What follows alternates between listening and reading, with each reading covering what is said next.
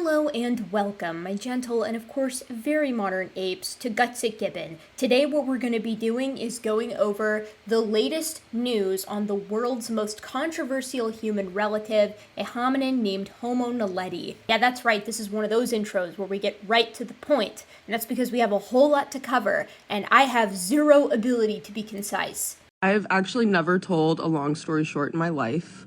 I prefer to tell short stories long with lots of useless detail. Sometimes I get comments on my videos from people and they're like, cool content, great information. I just wish it was a little bit shorter. Keep wishing. Every time new information about Homo Naledi comes to light, or a new paper gets published, or someone is talking about it on Twitter or on Blue Sky, I get tons of comments and emails from people who are asking me about my opinion on it or asking me to cover it. And I almost always do because I also find that stuff very interesting, and I know that you guys find it interesting. It's like a win-win situation. As a result, this channel has become a way for a lot of people here on YouTube to stay up to date on the latest publications and the latest general opinions on all things Homo Naledi. That's good because it means people are interested in the subject, and they should be because it's super fascinating and there is a lot to talk about, but it's also kind of bad because it means that the people who are consuming my content are getting my opinion. And as much as I try to stay neutral on these kinds of things, I can't help but have an opinion. Now that opinion does hold some weight because I am a fourth-year doctoral candidate in biological anthropology, or the study of human evolution, but I think that any authority that I have quickly fades away as we get into the specifics and the minutiae of what makes Homo Naledi so controversial, because expertise obviously has layers. My dissertation topic is on sexual dimorphism in Miocene apes, not hominin burial practices, which is why I try, when I cover Homo Naledi, to talk about what was actually published and what the expert opinions are on this, at the end adding my own speculation, because I am not an expert on hominin burial. But there is one thing that is relevant that I am at least a little bit of an expert in, and that's responsible science communication, and that's part of the story too.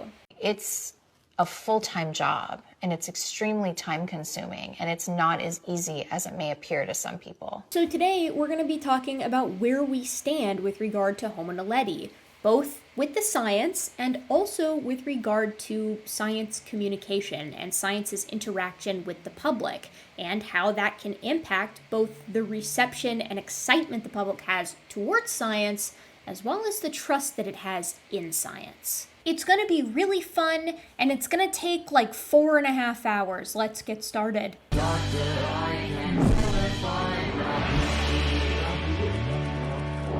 So you might be out there thinking, I don't know what's going on. I have no idea what Homo Naledi is. I have not heard of these controversies before. You're thinking, oh man, I sure do wish that someone would summarize the situation so far in excruciating detail. Well, you curious little creature, you've come to the right place. In 2013, two cavers in South Africa met with paleoanthropologist Lee Berger with some pretty important news. They'd been exploring a cave system about an hour north of Johannesburg when they discovered something pretty unexpected: bone. Paleoanthropologists study human evolution from the perspective of the fossil and archaeological record. They study human relatives, and these human relatives are termed hominins. A hominin is just any fossil ape that is more closely related to humans than it is to our closest living relative, the pannins, or the chimpanzees and bonobos. Now, our lineage, the hominin lineage, split from the pannins, or the chimpanzees and bonobos, approximately 7 million years ago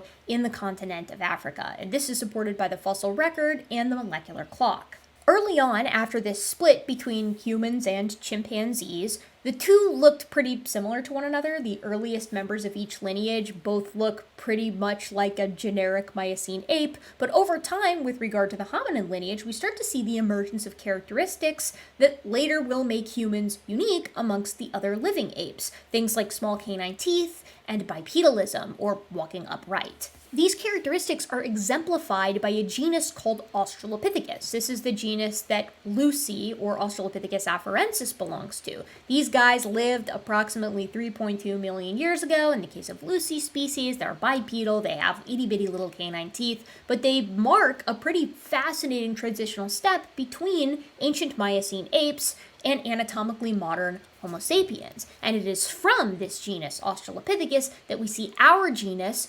Homo, descend. That step, the emergence of genus Homo from genus Australopithecus, is a huge one in paleoanthropological study, and it is one that is rife with debate. Where did our genus Homo, emerge? When? From what parent species? And to simplify, there are two camps with regard to this question. There are the folks who propose that genus Homo emerged in eastern Africa and descended from something like Australopithecus afarensis or Lucy's species, and there are the folks that propose that genus Homo emerged in South Africa from something like the closely related Australopithecus africanus. I don't think that it will come as a shock to you to hear that people who work in eastern Africa generally propose that that's where genus Homo began, and people who work in South Africa generally propose that that's where genus Homo began. And that's some pretty important context with regard to our sort of lead paleoanthropologist with regard to Homo naledi, Lee Berger. We are going to be talking a lot about Lee Berger in today's video. We're going to say some complimentary things about Lee, and we're going to say some critical things about Lee. And the reason that he is sort of at the center of this whole thing is because he's at the center of this whole thing. You'll see what I mean. So Lee had been doing paleoanthropological fieldwork in South Africa for quite some time, and not to no success. He had discovered Australopithecus sediba with his son Matthew at the nearby site of Malapa just a few years earlier. Malapa produced two phenomenal partial skeletons, with bits of them still in articulation with one another, meaning when the bones were pulled up from out of the ground, they were still touching as they were in life. And this was the first really big discovery to come out of South Africa in quite some time. There was STW 573, a member of Australopithecus africanus or Australopithecus prometheus, depending on how you categorize it, in the 1990s, but this thing was still being chiseled from its tomb, and the prep was taking a long time, and the information coming out about it was really at a trickle,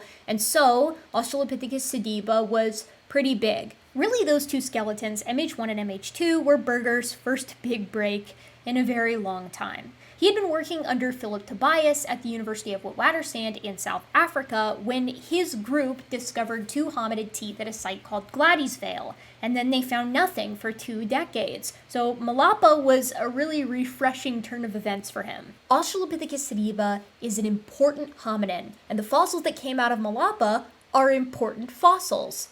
But Berger would face an uphill battle with Australopithecus sediba for reasons that we're going to discuss here in a moment. For now, let's continue with Homo naledi. The ink hadn't even dried yet on those Australopithecus sediba publications when these two amateur cavers showed up to Lee with pictures of hominin bones in a completely different cave system. And the pictures were showing really excellent preservation. These were good fossils, and it seemed like there was potentially a lot of them. So, the story goes that within a few hours, Lee made a call to National Geographic to start organizing funding for excavation.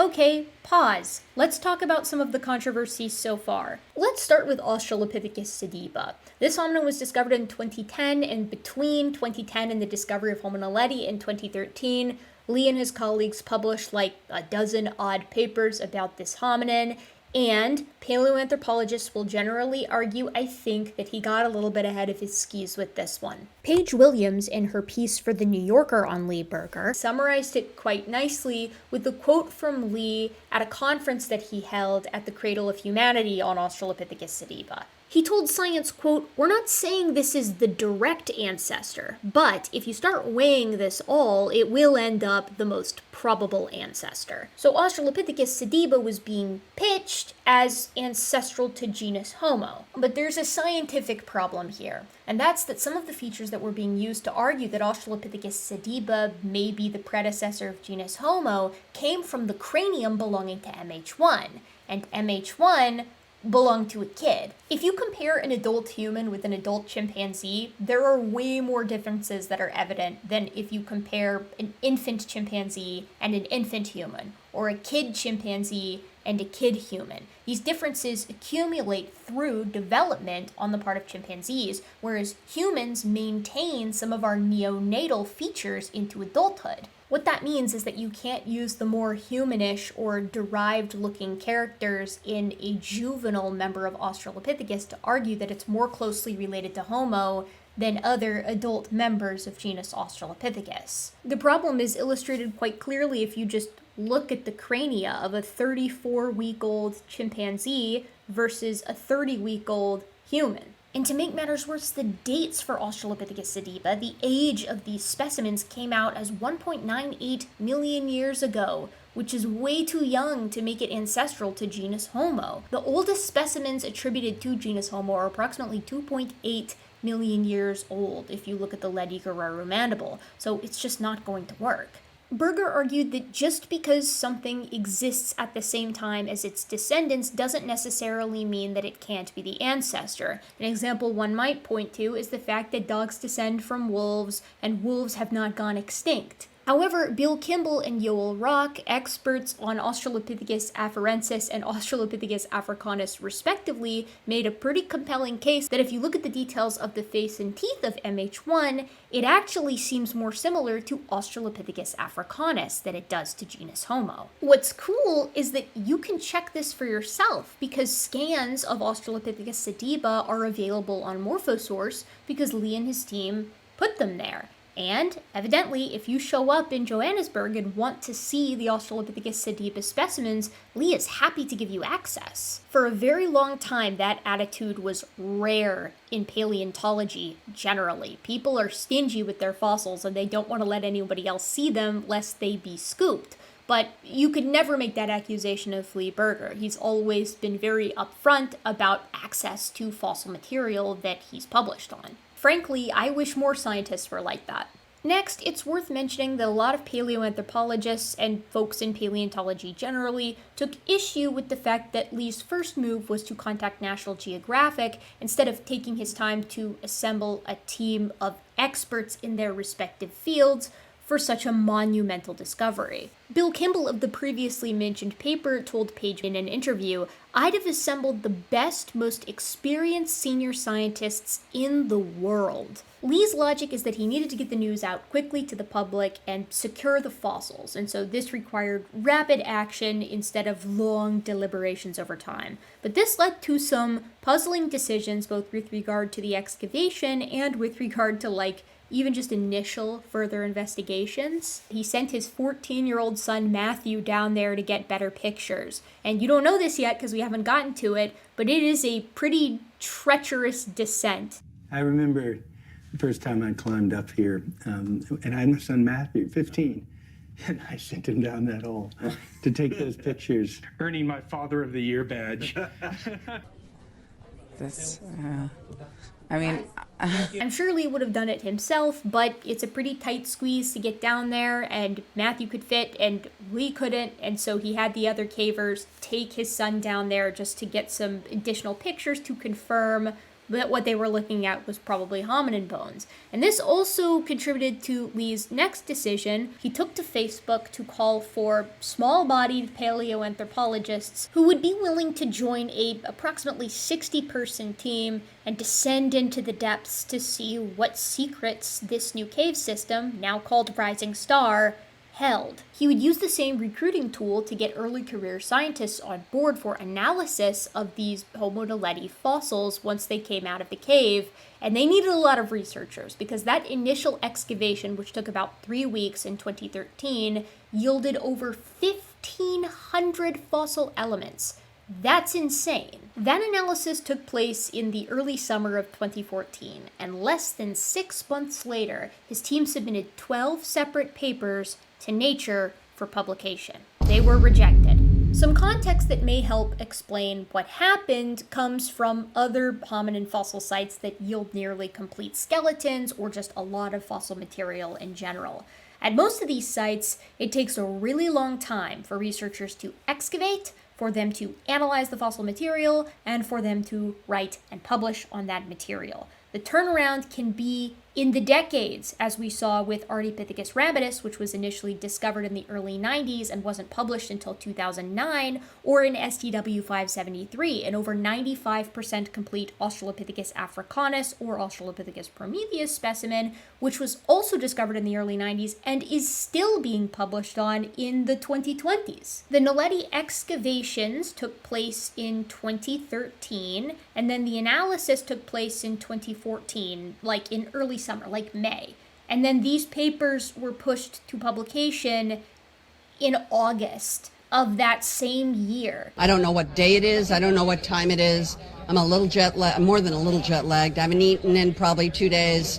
I'm just trying to sort of push through, do my work. I don't care if you're the greatest scientist in the entire world. That's just not enough time to write 12 comprehensive, robust, well-supported papers. Allegedly, there were revisions and resubmissions, but in the end, Lieberger and his team decided to announce Homo naledi via 2 papers through eLife instead of Nature. Homo naledi is a weird hominin. It combines basal and modern features in surprising ways. From the waist down, much like Australopithecus before it, it looks more like genus Homo than it does a Miocene ape. It would have been bipedal on 2 feet, just like us, and arguably more efficient at that than Australopithecus. The foot looks like it could fit in a modern-day sneaker. It has our bowl-shaped pelvis. It has longer legs than those that came before it.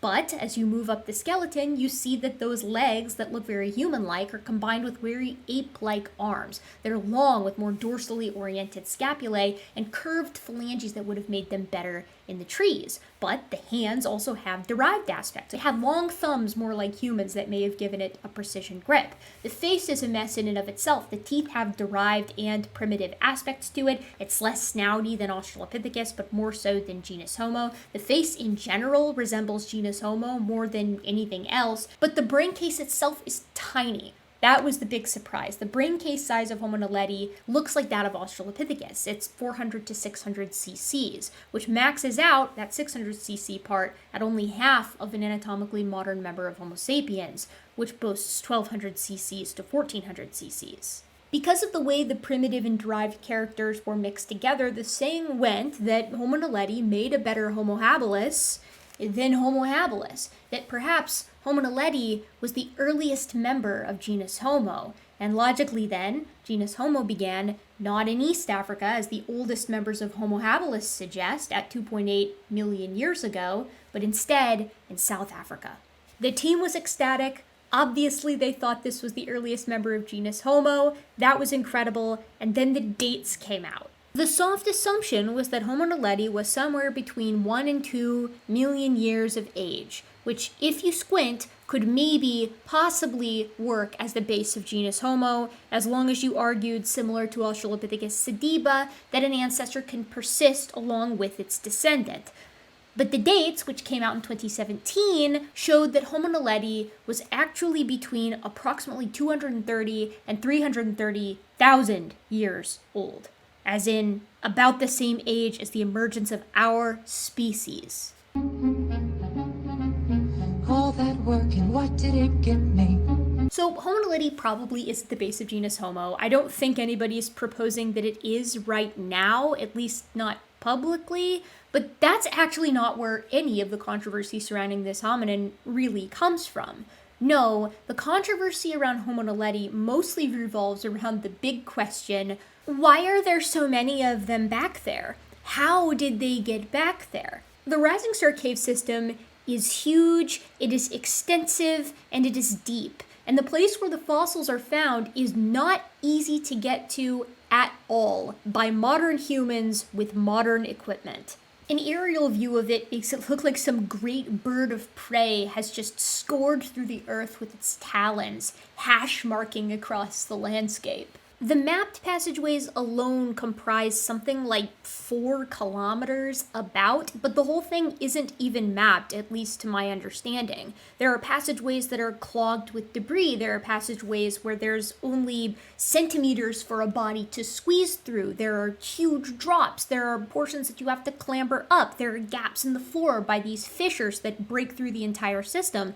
it is treacherous. The first fossils that were found in the Naledi chamber, which is something like 35 meters below the surface of the Earth and 80 meters from the current entrance to the cave. The Netflix documentary Cave of Bones actually has this beautiful animation that shows you the route you have to take currently, where you start at the command center, make your way to the Superman's crawl, where you have to basically get on your belly and wiggle through this narrow passageway with one arm extended above you so that you can fit into the Dragon's Back chamber, where you clamber up Dragon's Back Ridge to the tippy top, and then you have to descend down the chute, which is another extremely tight squeeze, into the Naledi chamber.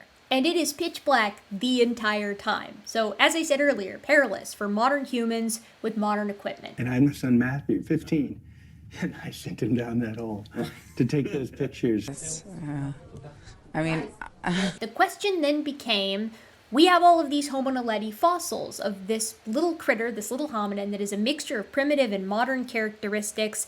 It's like between 4'9" and 5'2" feet tall. It's a little guy, and it's all the way back in the depths and the bowels of this cave system in the dark, and it's almost the only thing back there. How did it get back there? Berger and his team have argued throughout the years that there is no evidence for any carnivore marks on these bones. So it doesn't look like a carnivore dragged them back there to eat them.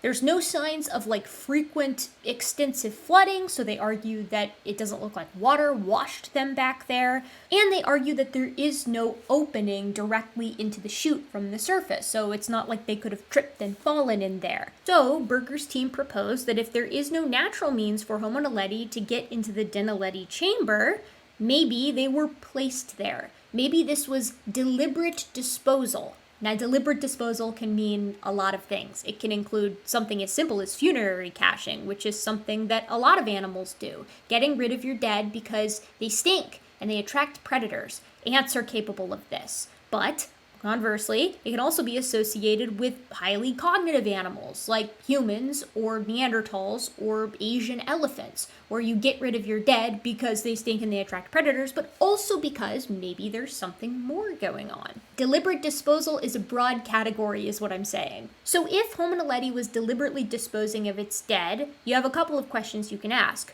One, how did it do it? Are we sure that the only way to get the dead back there is to go through this laborious, treacherous, circuitous pathway that involves clambering into the cave system, pulling their dead through the Superman's crawl, dragging them up the Dragon's Back Ridge, and then dumping them down the chute? And I had my son Matthew, 15, and I sent him down that hole. I am going to continue to make this joke because I think it's really funny. And Lee also makes fun of this himself, so I don't think he can get mad at me for it. Earning my Father of the Year badge. But anyways, yeah, did Homo naledi take that horrible path to get back there? Or is it possible that the cave has been reworked and that there used to be an easier way to get down there? Furthermore, was the type of deliberate disposal that they were doing the type of deliberate disposal that ants do? Or is it more similar to the type of deliberate disposal that humans, Neanderthals, and Asian elephants do? But also, not everybody was convinced that deliberate disposal was the best explanation for how those bodies got back there.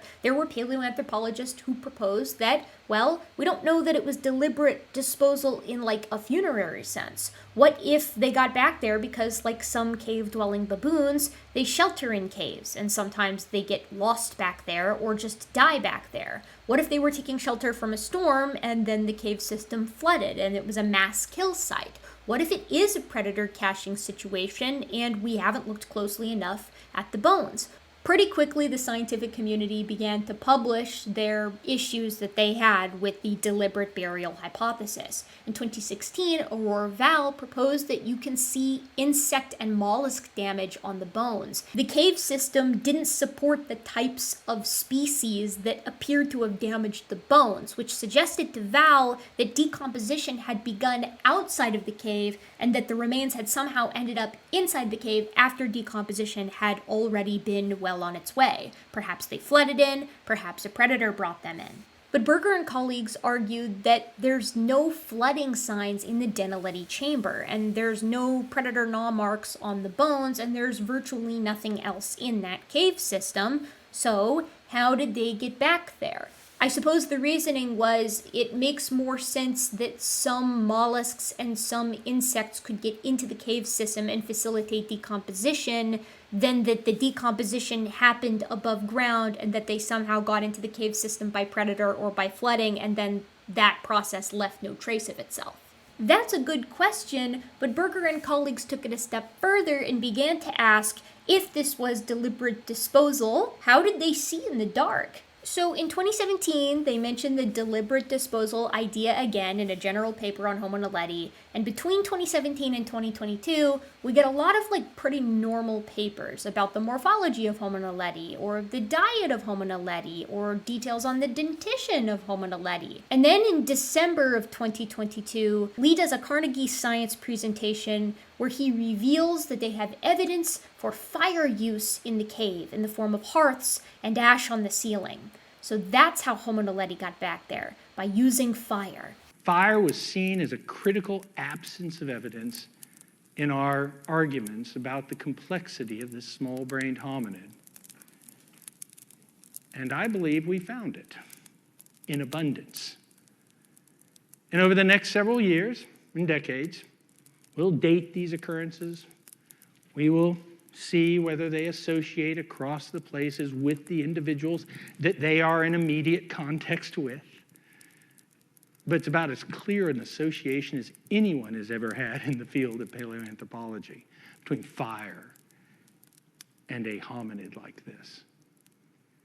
Ladies and gentlemen, this is the most extraordinary period of exploration and discovery. So the paleoanthropological community was very wary about this presentation because, critically, it did not accompany a paper. It was a presentation that had pictures of hearths and evidence for ash on the ceiling. No one disagreed with that. But the question was, how do we know that those fires were made by Homo naledi and not by Homo sapiens coming into the cave and lighting fires later on, which is something that Homo sapiens is known to do. The problem was the dates. There were no published dates. There hadn't been any dating done on these hearths or on the ash on the ceiling. That's called foreshadowing. It makes sense that Homo naledi, if it was deliberately putting its dead back there, would need fire to light its way, but it's one thing to say that, and it's another thing to show that. So generally, the scientific community was like, that's really cool if true, but I'm going to go ahead and wait on the papers, because the papers are coming, right? Wrong! Now, Lee ended this presentation, and he also mentioned this on Twitter, with saying, there's more, even bigger discoveries on the way. More epic science finds are soon to be revealed to the general public. Bro was doing a teaser trailer for new papers. This got a lot of people excited, myself included, and it also pissed a lot of people off. Also myself included a little bit, I guess. The thing about Lee is that he is incredible at generating hype for these discoveries and for getting people excited about paleoanthropology. And there's positives to that and there's negatives to that, as we will see shortly. Anyways, we were all left to await the reveal of these new discoveries via peer-reviewed literature, right? Well, kind of. Berger and his team would release 3 preprints through eLife, that same journal from earlier, and they would do so using eLife's new publishing policy. The way that this new policy worked is that anybody could submit any manuscript, and that manuscript would be published regardless of what the peer reviewer said, but it would be published alongside the peer reviews. The idea is that the reader can then read what the authors have proposed and then read the peer reviews and make their mind up for themselves, which is a great idea in theory, except, as I've pointed out a great many times on this channel, no one can be an expert in everything. And I don't think your average member of the general public is going to be able to read a paper, read the peer reviews of that paper, and then come to an informed conclusion as to whether or not the results of the paper are robustly supported. Because I don't think that the average member of the general public has the necessary background to parse everything within the paper and everything within the peer reviews. And that doesn't just go for paleoanthropology, obviously. It goes for every science. It would be like if I tried to read a chemistry paper, read the peer reviews of that chemistry paper, and come to an informed conclusion on what I think about the peer reviews and the paper itself. That would be extremely difficult for me to do because my education in chemistry stopped after Chem 2.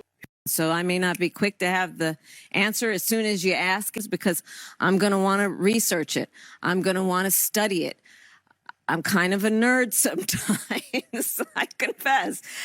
And some might call that a weakness, especially if you're, in an interview or just kind of, being asked a certain question and you expected to have the right answer right away. But that's how I work. My organic and my biochem went a little further than that, but the point still stands. It's not a critical thinking issue with me with chemistry or the general public with paleoanthropology. It's a problem of specialization. I don't know anything about the methodology that is up to snuff in inorganic chemistry right now to know whether or not in any given paper the methods were appropriate, the statistics were appropriate, and the results were interpreted correctly. No one can be an expert in all of that. We don't have the time. But that's the point of peer review, right? The entire point of peer review is so that by the time the information reaches the public, it's been vetted by the hyper-specified experts in any given field. That's useful to us. It saves us a lot of time. So I was already extremely wary of that publication policy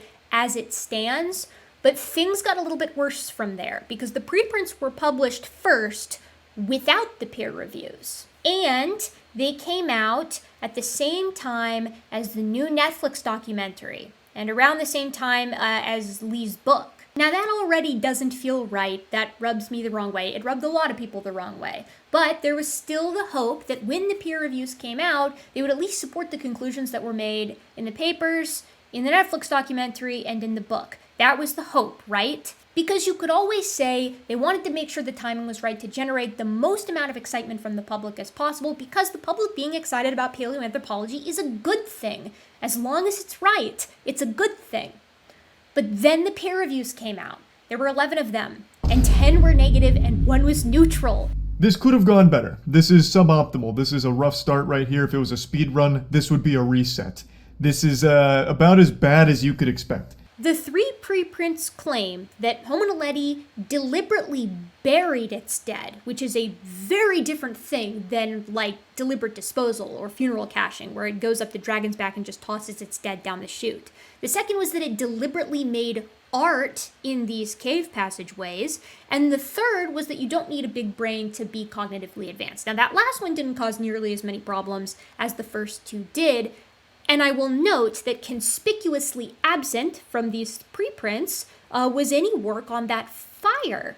I went over the peer reviews in excruciating detail in this video, and as somebody who was very excited about the fire and about the preprints, it was very tough to read these peer reviews because I felt like I had been suckered in a little bit by the hype. You can actually watch my coverage of Homo naledi over time through the videos and watch excitement with a little bit of skepticism be slowly replaced by full-bodied skepticism and disappointment. Because these peer reviews came with receipts. You can go through all 4 for the burial paper and watch as they tackle it from the perspective of geology and null hypothesis testing, archaeothanatology, sedimentology, geochemical analyses, the whole 9 yards. There were issues with clarity on what was actually performed and what the results were. There were issues on replicating the results, which is a massive no-no. And there were general issues with language and citations. I'm not going to read through all the reviews a second time because I already did that in a 2.5 hour long video, so you can check that out if you want the details. But I am going to give you the summaries of each of the reviewers, just so you get an idea for how unanimous the perspective was from these guys of all different backgrounds. Reviewer 1 concluded by saying, to support this, meaning the burials, will take many more lines of evidence than presented here, such as micromorphological analyses of the overall cave system and each feature discussed in the supplementary information, but only briefly, full detailed reconstruction of sediment, water, fossil, and debris movement throughout the cave system, coupled with reconstructions of body decomposition rates. Scientifically precise computer-generated reconstructions of all of this are possible working with specialists affiliated with National Geographic. And analysis also needs to start by testing a null hypothesis, not deciding on the conclusion and setting out to prove it. The second reviewer concludes by saying, in conclusion, while I acknowledge the importance of investigating potential deliberate burials in Homo naledi, I do not think that in its present form, the evidence presented in this study is as robust as it should be. Reviewer 3 says, in short, my view is that they have an extremely interesting data set. That Homo naledi buried their dead here cannot be excluded based on the data, but neither is it supported here. My view is that this paper is premature and that more excavation and the use of geoarchaeological techniques, especially micromorphology, are required to sort this out or go a long ways towards sorting it out. And finally, Reviewer 4 says, overall, there is not enough evidence to support the claim that Homo naledi intentionally buried their dead inside the Rising Star cave system. Unfortunately, the manuscript in its current condition is deemed incomplete and inadequate, and should not be viewed as finalized scholarship. Now, it's not uncommon for papers to go through peer review and get sent back with minor or major reviews. What is uncommon is for the first version of papers to see the light of day at all prior to being revised per the requests and criticisms of the peer reviewers, let alone to be marketed as fact. And I think Unknown Cave of Bones, the Netflix documentary, pitches most, if not all, of what shows up in these original 3 preprints, the 3 prints, if you will, as fact. And that's not good. That's irresponsible. Now, I think it would have been another story entirely if those peer reviews had been positive, or even mostly neutral. The problem was the peer reviews were nearly unanimous in their opinion that the 3 preprints would not have been published as they stood, like without major revisions in a standard journal using standard policies. And yet, the documentary pitches pretty much all 3 of these ideas in addition to fire as if they are essentially factual. Lee Berger himself features prominently in the documentary, and it's usually him, or I guess I'll say it's oftentimes him, that is telling the audience the major implications of the discoveries through the team's interpretations. He talks about burials, A hole in the ground that had once had a body in it and now had a collapsed skeleton in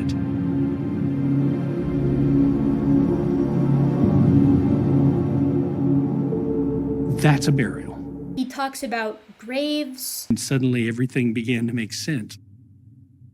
And we realized there'd always been graves, that it wasn't a bed of bones. These were graves in the cave. He speculates about tool use via the tool-shaped rock, which was a rock that was kind of vaguely in the shape of a tool that was in the excavated burial pit that they pulled out and, like, did a CT scan on. I think there's a good chance this is a tool. And that's going to change a lot about how we as humans think about the world. I'm not sure why they haven't taken the tool-shaped rock out of the block that it's currently, I think, still entombed in. And I'm also not sure why Homo naledi using tools would change everything, because genus Australopithecus used tools. He talks about the art, which he calls pictographs. Oh my God. Look at what I'm seeing on the wall here, folks. There are definite scratches. They're pictographs. I know we haven't talked about the tool-shaped rock or the art extensively yet, but we will get there. Finally, he talks about the fire. Clear fire. Clear fire. 100%. Someone built a fire and cooked in it on that floor. And I love that we get some wonderful footage of these little hearts. They're undoubtedly hearts. I don't think anybody has an issue with that. But then he just says this. I think it's Homo naledi. It's at a comparable depth to what we found in the Dinaledi chamber with the bones. So this is probably of similar age. Something like 250,000 years old. And, I guess that's okay as speculation. Except I probably wouldn't have included that if I was in the process of dating the fire and didn't know the answer yet. Because if the answer comes out and isn't the answer that you were hoping for, it's kind of bad to have this in a documentary, isn't it? I would remember that. That might be important for later. I think virtually everything that's not good about the documentary comes together in perhaps the best thing about it, which is this series of animations that depict Homo naledi doing Homo naledi things. Unfortunately, the documentary is claiming that Homo naledi things includes little funeral processions with the dead like trussed up in cordage, like ropes and things like that, as Homo Naledi drags their dead through the convoluted passages of Rising Star, like through the Superman's crawl, up the dragon's back, and then it shows them maneuvering the dead down the chute, which is again like perilous in and of itself, into the Naledi chamber, where they then dig a hole with the tool-shaped rock, place the dead into the hole as fires burn all around, have like a ceremony for the dead body, for the dead loved one. You can see it for yourself in like the documentary, but they use the word shaman at one point. When we look at what Naledi did, I imagine what happens when someone dies in our society. We have specialists whose jobs are to handle this situation. Priests, morticians, shamans. When an individual dies, they come together socially and somebody leads a ritual. And the Homo Naledi members are like having a funeral, a celebration. They're like crying and dancing and singing and being sad with each other. There's hand holding, and then eventually one by one they end up leaving the chamber, and there's this shot of one pondering, holding the tool-shaped rock. The animation is gorgeous. There's really sappy but appropriate music that goes along with it. It's truly a piece of art. The problem is it's not true. It's not supported by the evidence as it stands, and it certainly wasn't at the time that that documentary came out. It's the little things, right? It's the inclusion of tool use, like advanced tool use, as if that's something that we know Homo Naledi did. It's the inclusion of fire, like that's something that was common for this species. The inclusion of cordage, which came absolutely out of nowhere. The inclusion of hunting and rituals and ceremonies, as if this is all stuff that we're sure this hominin did often. All of this, I think, leaves a pretty consistent message with the audience, with the general public watching this documentary. And that's that scientists, as a collective, as a consensus, think that this is how Homo Naledi was. But it's not. In fact, it's incredibly contentious, and I would argue that the consensus is against Lee and his team here. But that's kind of the worst part, in my opinion. The consensus being against Lee is not that everybody thinks Homo Naledi did not bury its dead, that it couldn't bury its dead, that it didn't intentionally dispose of those bodies back there, and that it was incapable and in fact didn't use tools or fire or cordage or whatever. The consensus right now, as it stands, when this documentary came out and currently, is that there's not enough evidence to say that it did do those things, not that it couldn't or didn't. So, like, it's my opinion as a scientific communicator that the way that they did this was irresponsible. I don't think that it was appropriate to pitch the story the way that they pitched it, knowing what the consensus was amongst their own peer reviewers. There's clickbait to get people interested in the topic, and then there's making an entire documentary saying things are true and proven when they're not true, at least yet, and certainly aren't proven to date. I've actually met 3 of the big speakers in this documentary, Lee Berger, John Hawkes, and Augustin Fuentes, and I would say this to them: this ain't it, Chief. Lee Berger and his team are so good, so consistently good at getting people excited about paleoanthropology and about making their materials open access so that everybody from other scientists to the general public can see it for themselves. John Hawkes, who I mentioned just moments ago, has a blog that breaks down a lot of the latest in paleoanthropology in layman's terms so that everybody can stay up to date. All of that is wonderful. Their site, Rising Star Cave System, is a marvel, not just with relation to the more mysterious cultural and behavioral aspects of this hominin that lived surprisingly recent in the past with a bizarre morphology, but also just the fact that there's so many of them. It's such a unique and special site. And Homo Naledi might have buried its dead back there. They might have used fire to light their way and in small groups trussed their dead up and maneuvered them through these convoluted passageways in a ceremonial and ritualistic fashion because they considered death much in the same way that we do, with reverence. But you can't say that that is the case because the people who are experts in all of those topics aren't convinced of it yet, because the work hasn't reached that level at present. And I think that they could have told effectively the exact same story with all the wonderful artistic flourishes and beautiful footage if they'd just been clear that this is controversial, that it may be the case, but we can't say for certain yet. I think they could have even done something like, this is controversial, but we feel very strongly as the people who are working in this cave system most closely with the material and at the site and in these spaces that we can make this case, and we're working on making that case. As it stands when you watch the documentary, you just get the impression that it's a done deal, which it's just not. And that rubs me the wrong way, as a scientist and as a science communicator. And that sentiment was echoed by a lot of folks. In fact, the first paper to come out on Homo Naledi after these 3 prints sort of hit the stage was by Martin Torres et al., and it's titled No Scientific Evidence That Homo Naledi Buried Their Dead and Produced Rock Art. When I first saw that, I thought to myself, where have I seen that name recently? And it was in Lee Berger's initial proposition that Homo Naledi did bury its dead. It's one of the first citations used in support of Homo Naledi burying its dead. So one of his primary support sources wrote an entire paper disagreeing with him. To be clear again, and just to remind everybody, when I'm talking about Lee Berger, usually I'm talking about him and the rest of the team. Sometimes I'm just talking about him. Hopefully it's clear which is which.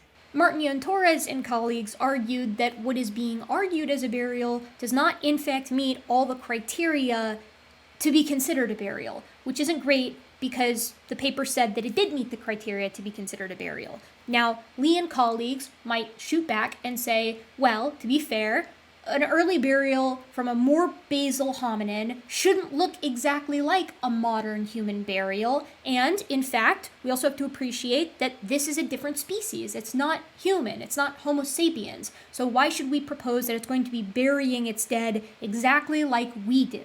And I read that as a layman, and I'm like, fair point, but you guys kind of argued that, I think. Unless I'm misunderstanding the sentence, these burial features meet evidentiary standards used for recognizing burials of Homo sapiens, with Martin Torres 2021 as a citation. I don't think I am. And unfortunately, the Martin Torres paper also has a bit in it that really undermines the notion that there's evidence that Homo Naledi used fire in the cave in the form of those hearths and ash layers. After the Carnegie Science Talk, I at least was waiting with bated breath for the associated papers, published papers, on the fire to come out, with the dates to say, look, these hearths are dated to the same age as Homo Naledi, so we can reasonably associate them with one another and say Homo Naledi utilized fire in these caves. But that paper didn't come. There is a bit on fire use in the Cave of Bones documentary. And I sat here for 45 minutes on my own in the dark. So you just shut your lights off for a bit?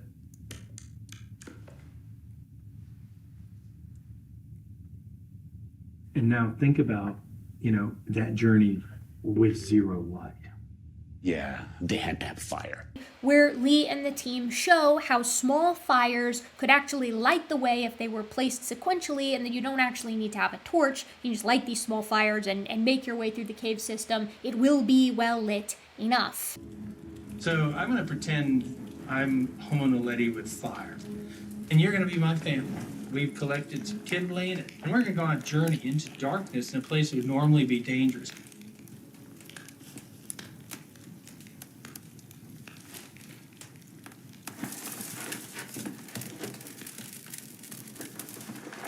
And I'm going to use that to walk down into this area.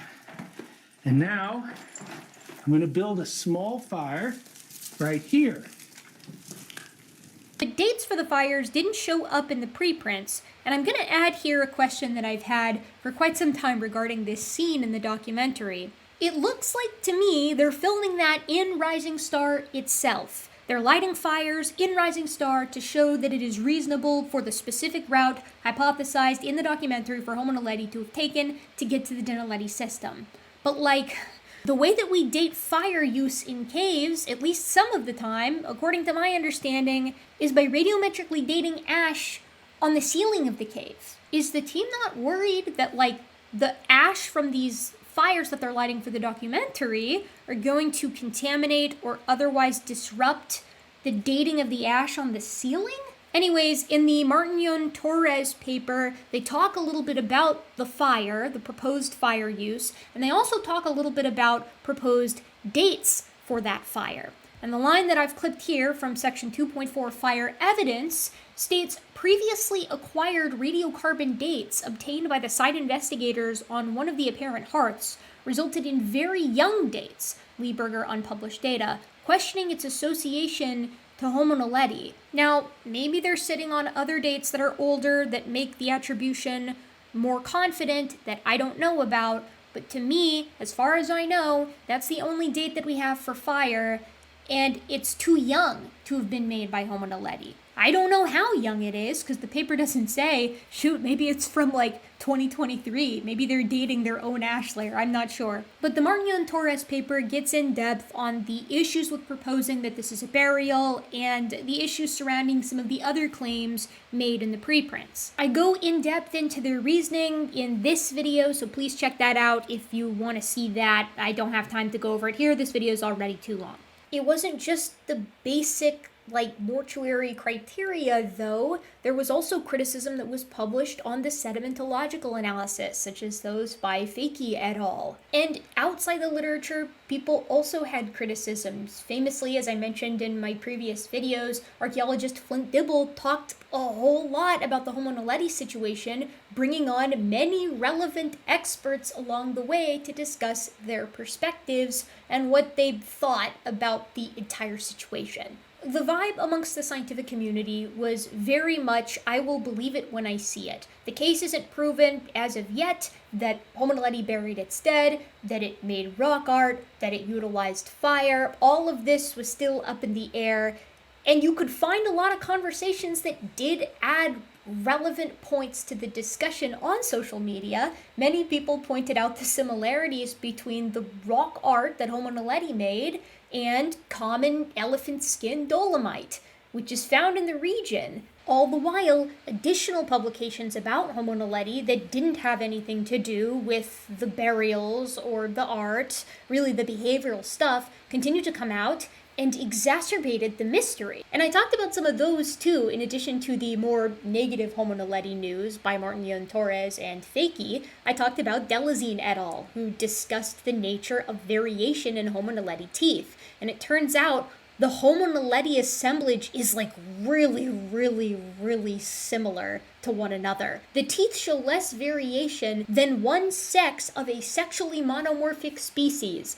That is bizarre. And as I mentioned in that video, this complicates essentially every hypothesis for how Homo Naledi got back there, because it looks like the population that is in there is potentially one single sex of very closely related individuals.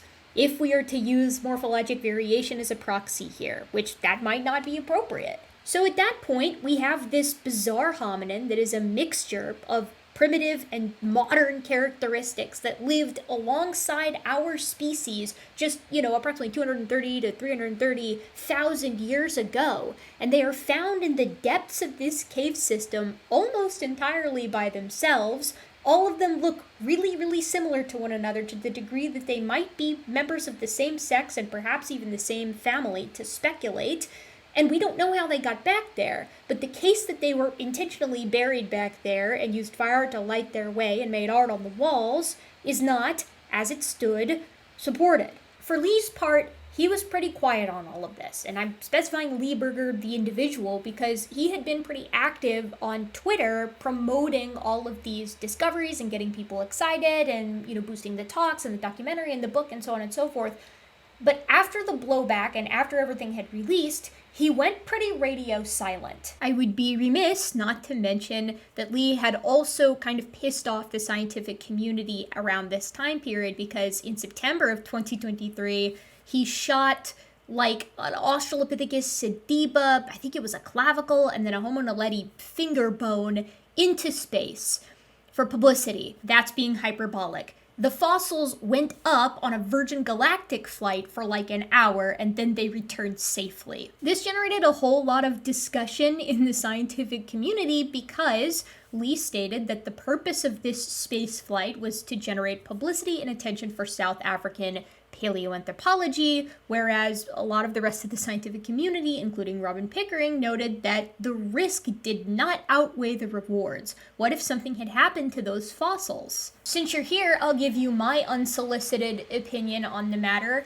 I think that it's important to generate publicity and attention for paleoanthropology and for specifically research in places like South Africa, but I think there's probably better ways to do it. I think it would be one thing if it generated publicity and you got valuable scientific information out of it, like if there was some kind of test they were running. But that wasn't the case, right? We're not wondering what the impact of space flight is on fossilized Australopithecus bones. And so as a result, I probably would have gone with something that generated a lot of publicity, was safe for the fossils, and also generated some kind of scientific knowledge.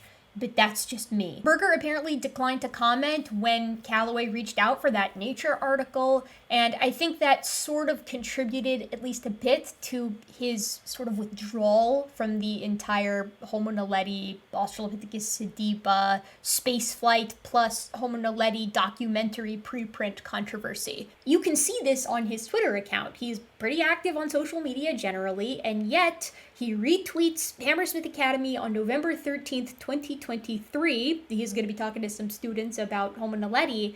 And then, guys, he disappears for over a year. He says nothing on Twitter, at least that I can easily see, right? Until, charge up here, boom!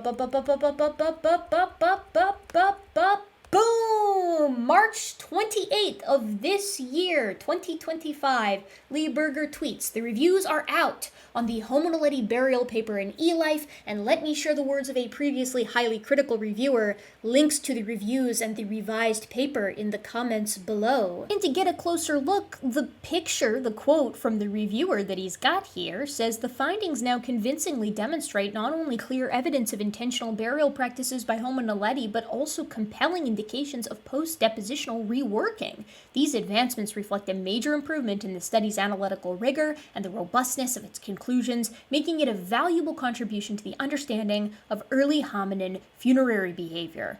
Well, goodness, that sounds like this reviewer changed their mind, no? This got me super excited, right? Because this means that the paper was revised, and according to what Lee has posted here on Twitter, the reviewers have been convinced, right? That's the impression that I get. So I scurried on over to eLife to see the new revised version of the paper and see what the reviewers are saying now. So it's titled the same thing, I think, Evidence of Deliberate Burial of the Dead by Homo Naledi. Let's click our previous one here. Yeah, same name. And let's compare our eLife assessments here. So the eLife assessment is basically eLife giving a little blurb summary of how the text compares to the peer review. It's meant, I think, to fix the problem that I mentioned earlier of people not being able to be experts in anything. So you could look at the eLife assessment to see, from the perspective of somebody who's in the field, how the full text weighs against the peer review, which is good, I think, but I've already discussed my issues with that.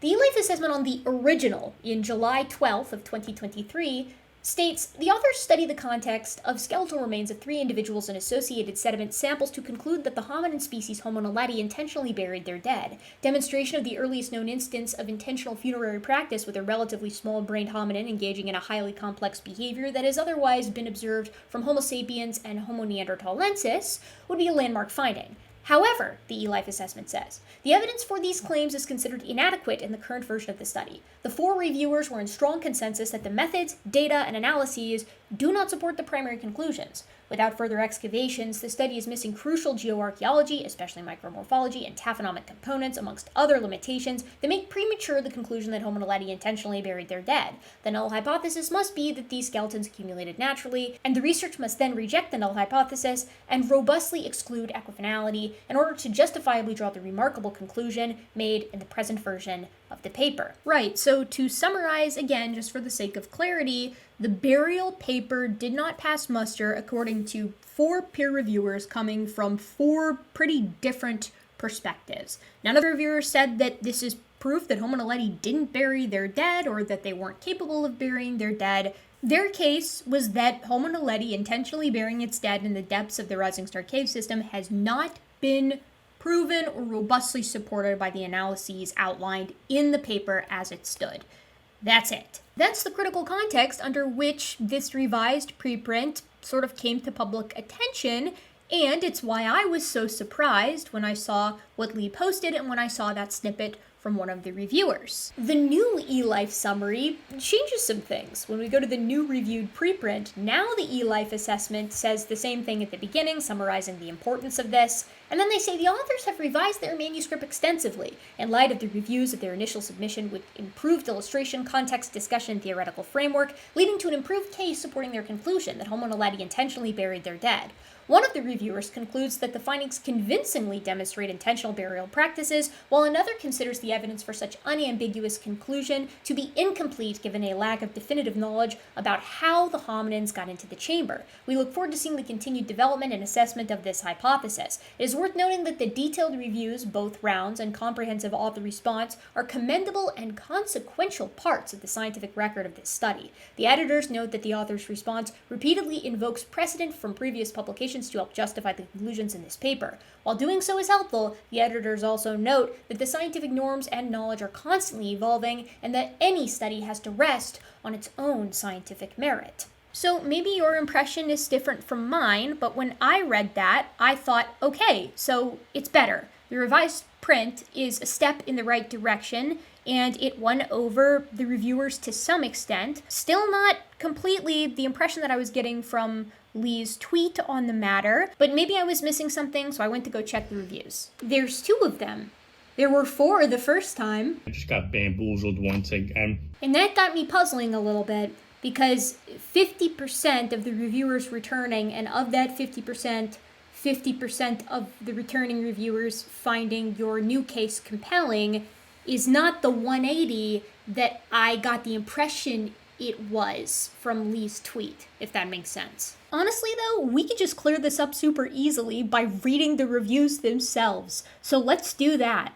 Both reviewers are returning reviewers, so for reference, we have 2 reviewers from the original 4, and the original 4, none of the 4 were convinced. Of the 2 that have returned, 1 is convinced. Reviewer number 1 is not the one that is convinced, so we will start with them, and maybe we'll get a little bit more in depth on the opinions of reviewer 1 later. They say, "Thank you for allowing me to review the paper Evidence for Deliberate Burial of the Dead by Homo Naledi. This remains a very important site for paleoanthropology. I appreciate the work that the crew, especially the junior members of the team, put into this massive project. I appreciate that the authors did revise that paper, since it's not a requirement of eLife. Extensive reviews by peer reviewers have been provided for this paper, as well as professionally published replies, and they talk about Martin Torres and Fakey. The composition and citations of this version are much improved, though important information, some requested by the reviewers, are buried in the supplementary section. It seems important that the authors make these sections more easily accessible to the general reader. The length of the paper is also unnecessary and impedes the readability of the work. Concise clarity is an expectation of most journals. The Netflix documentary was made to appeal to a mass audience. I would hope that the goal of the accompanying publication would be to enable readers to fully comprehend the work behind the claims." I love the mention of the Netflix documentary because that is very much a part of this conversation now, due to the timing of its release with those preprints and the impact that it had on the general public. The point on the length is also well met, and it was one of the first things that I noticed when this revised print came out. If you download the paper itself, it is 115 pages long, as you can see on your screen now. But that isn't even the whole thing, because as reviewer number 1 already mentioned, there's a whole lot of information stashed away in this supplementary information. And when you download that, it's another 98 pages. So when all is said and done, this thing is over 200 pages long. That is unconventional for the length of a paper. Now, to be fair to the team, they got a lot of criticism, and I'm sure the reason it is that long is at least in part because they wanted to touch on all of the criticisms. But let's continue with this review for now. The reviewer says, "This version of the paper considers at great length many possibilities for how the Homo Naledi skeletal material came to rest in the cave system, with some additional figures and data provided. However, quite a lot is still unclear. In my original review, I stated, quote, the authors have repeatedly described how incredibly challenging it is to get into and out of this cave system and all its chambers, unquote. This was a point emphasized in the Netflix documentary. They did this incredible terrible journey down that chute with their dead bodies of their relatives. And I had my son Matthew, 15, and I sent him down that hole to take those pictures. Earning my Father of the Year badge. In this version of the paper, the authors have included within the supplementary section a brief discussion of other entrances. The work by Robbins et al. In 2021, a peer-reviewed paper in the impact factor-rated journal Chemical Geology, is extremely relevant here. In this revision, it is noted in the supplementary section that if the postbox chamber was used as an opening, it would have reduced the length of the access to the system by 80 meters. This fact seems important. This section should be moved out of the supplementary material and expanded because of the conclusions published by Robbins et al. 2021 indicate a completely different route by which Homo naledi accessed the cave, but this is hardly mentioned in the revision and deserves attention. It's hard for me to express just how that sentence made me feel, because I've mentioned this several times on the channel, but there was a poster at the AABAs many years ago that talked about an alternative entrance to the Naledi chamber within this cave system. And the reason an alternative entrance is so important is because of how perilous and treacherous and convoluted the route to get there currently is. And I had my son Matthew, 15. It's hard for modern humans with modern equipment to get back there, which is part of the argument that Lee and his colleagues makes. They say, look, these guys weren't getting back there by any natural means that we can easily ascertain. So if they were doing this with intent, they were doing it with a lot of motivation because it is so tough to get back there. That was part of what underscored the ritualistic or ceremonial nature of the journey. This talk of another entrance, at least in my mind, had always been isolated to this AABA poster and conversation. But no, a detailed exploration of that question was published in Chemical Geology in 2023. Reviewer 1 includes a pretty big block quote from that paper here in their peer review to make sure that everybody sees it. And I'm going to read it for you while I have the map up here so you can see really what we're talking about with relation to how this cave might have been reworked and how Homo naledi may have actually gotten back into that chamber, which remember has a whole lot of bearing on extrapolations of ceremony and ritual. They say, quote, "We acknowledge that additional data is required in order to confidently assess the relative timing of the Dragon's Back collapse and entry of Homo naledi." So that Dragon's Back ridge that was so perilous for Agustin Fuentes to climb up may not have always been there as it is today. They continue, nonetheless, the stratigraphic and geochronologic observations presented here, together with those previously published, and they cite Dirks et al. 2017, are consistent with the following scenario. Prior to the collapse of the Dragon Back, sometime before 241,000 years ago, which is the minimum age for Homo naledi, the cave could be entered by Homo naledi via a shaft in the roof of the postbox chamber. So not the command center entrance that Lee's team is using today, but a different entrance from like above the postbox chamber that would have been more accessible then than it is now. Lee actually references this in the documentary, talking about how this region, this passage is now collapsed. The entrance that we think Homo naledi went in is 10 meters away from us, but it's now collapsed. From there, Homo naledi could walk along a straight passage that follows a gently descending, southwest trending fracture into the Dragon's Back chamber, and, with the Dragon's Back block still attached to the roof, would have only needed to climb over a 5-meter high sill to access the Naledi subsystem behind it. This sill and narrow fracture system behind the Dragon's Back block would have been a major impediment to any floodwaters and most other fauna into the Naledi subsystem, but it would have been a more accessible route than that today.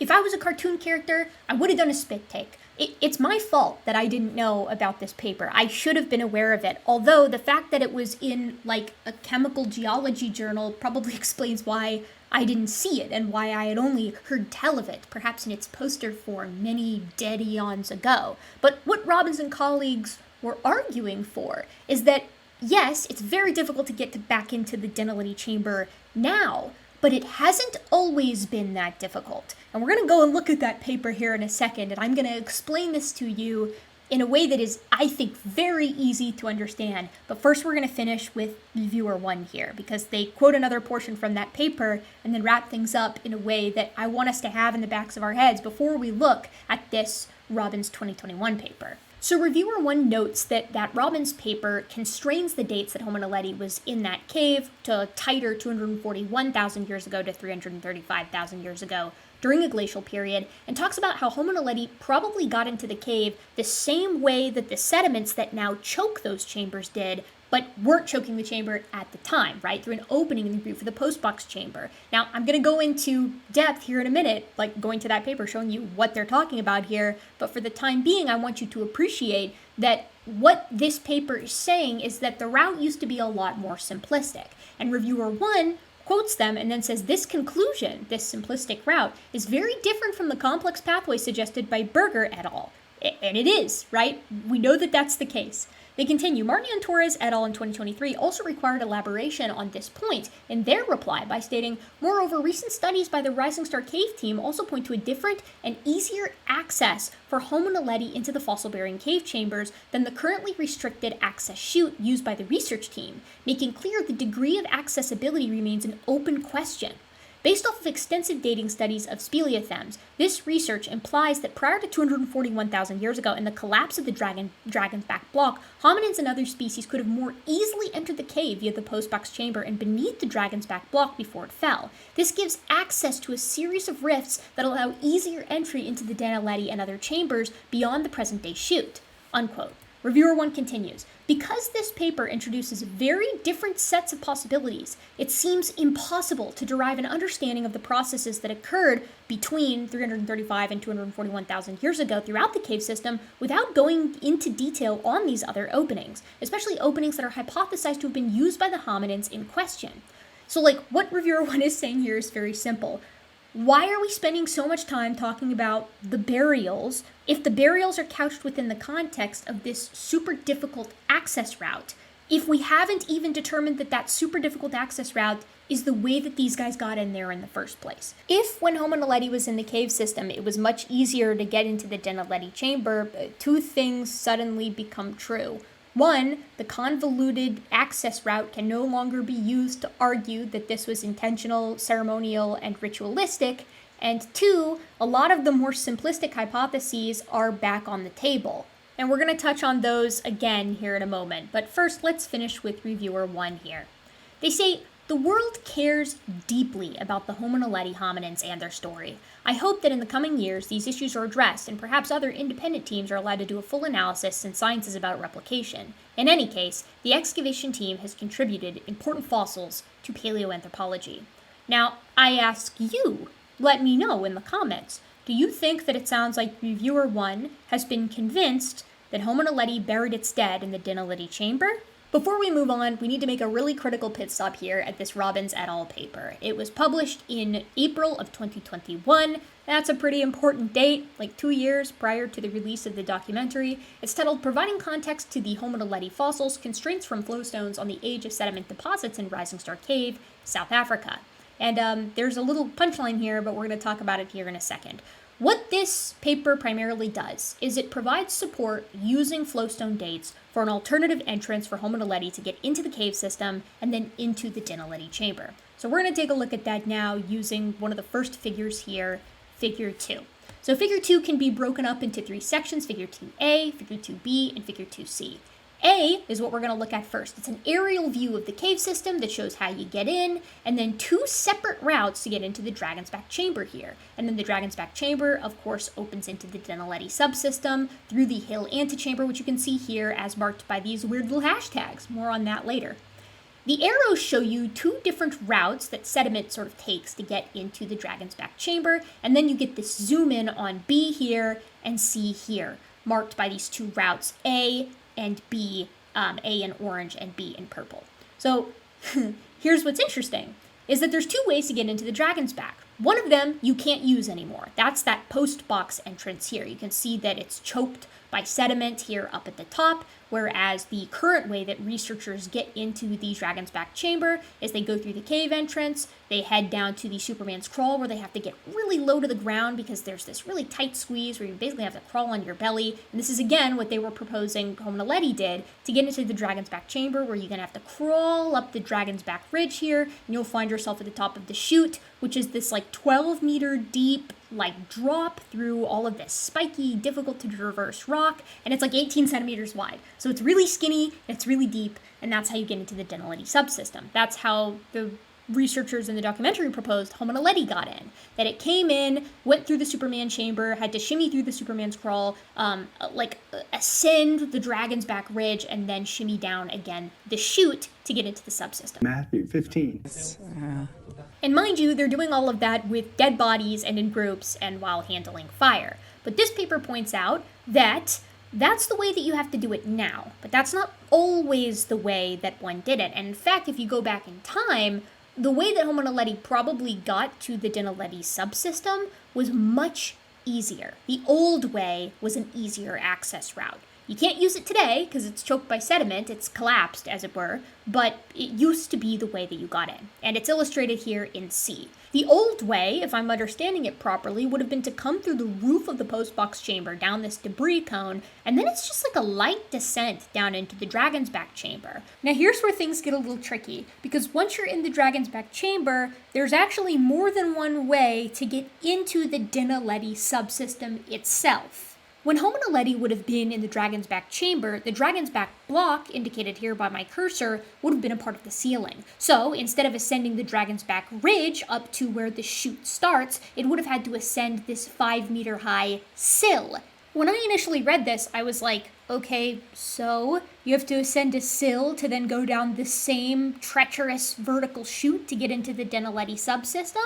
But my understanding is that with the Dragon's Back on the ceiling, there's a more direct way to get into the Dinaledi subsystem. If you scroll a little bit down, you can see the authors discuss it a little bit more in depth. They note, today the Dinaledi subsystem can be accessed along a network of narrow fractures that exist behind the fallen Dragon's Back block. This can only be done with difficulty and by small people, but it circumvents the need to access the subsystem via the vertical shaft, the chute, that currently acts as the most convenient access route.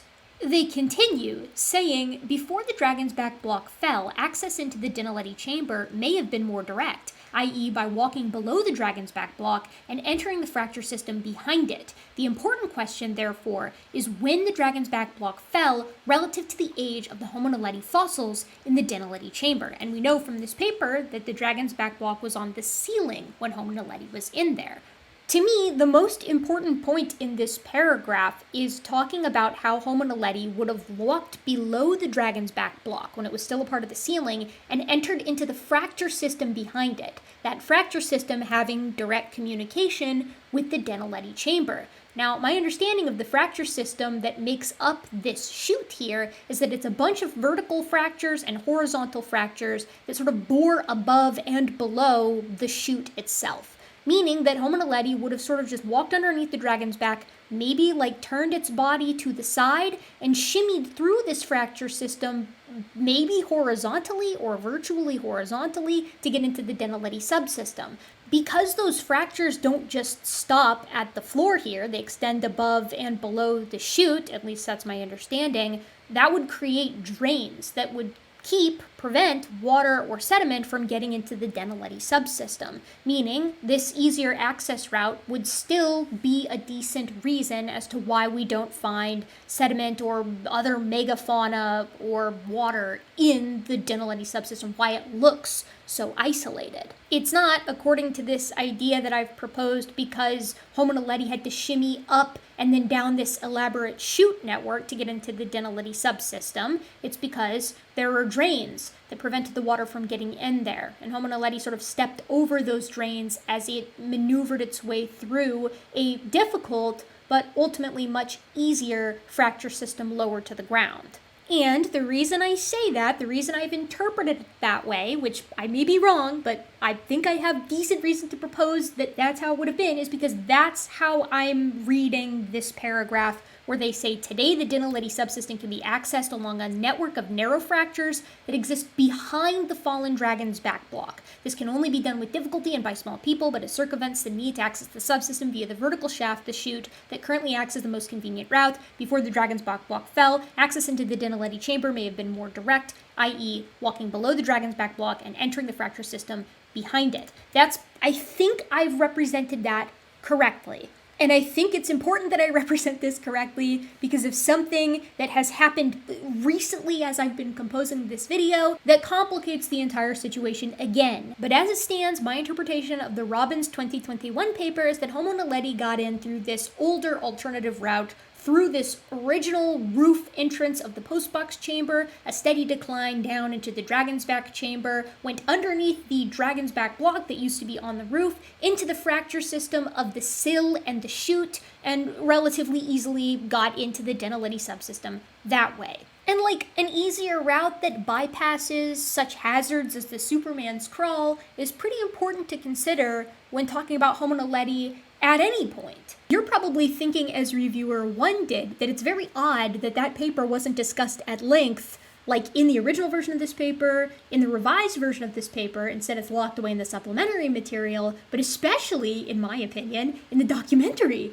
where it should have been mentioned quite frequently given the large role that the crazy route takes in the narrative. It should have at least been mentioned, I think.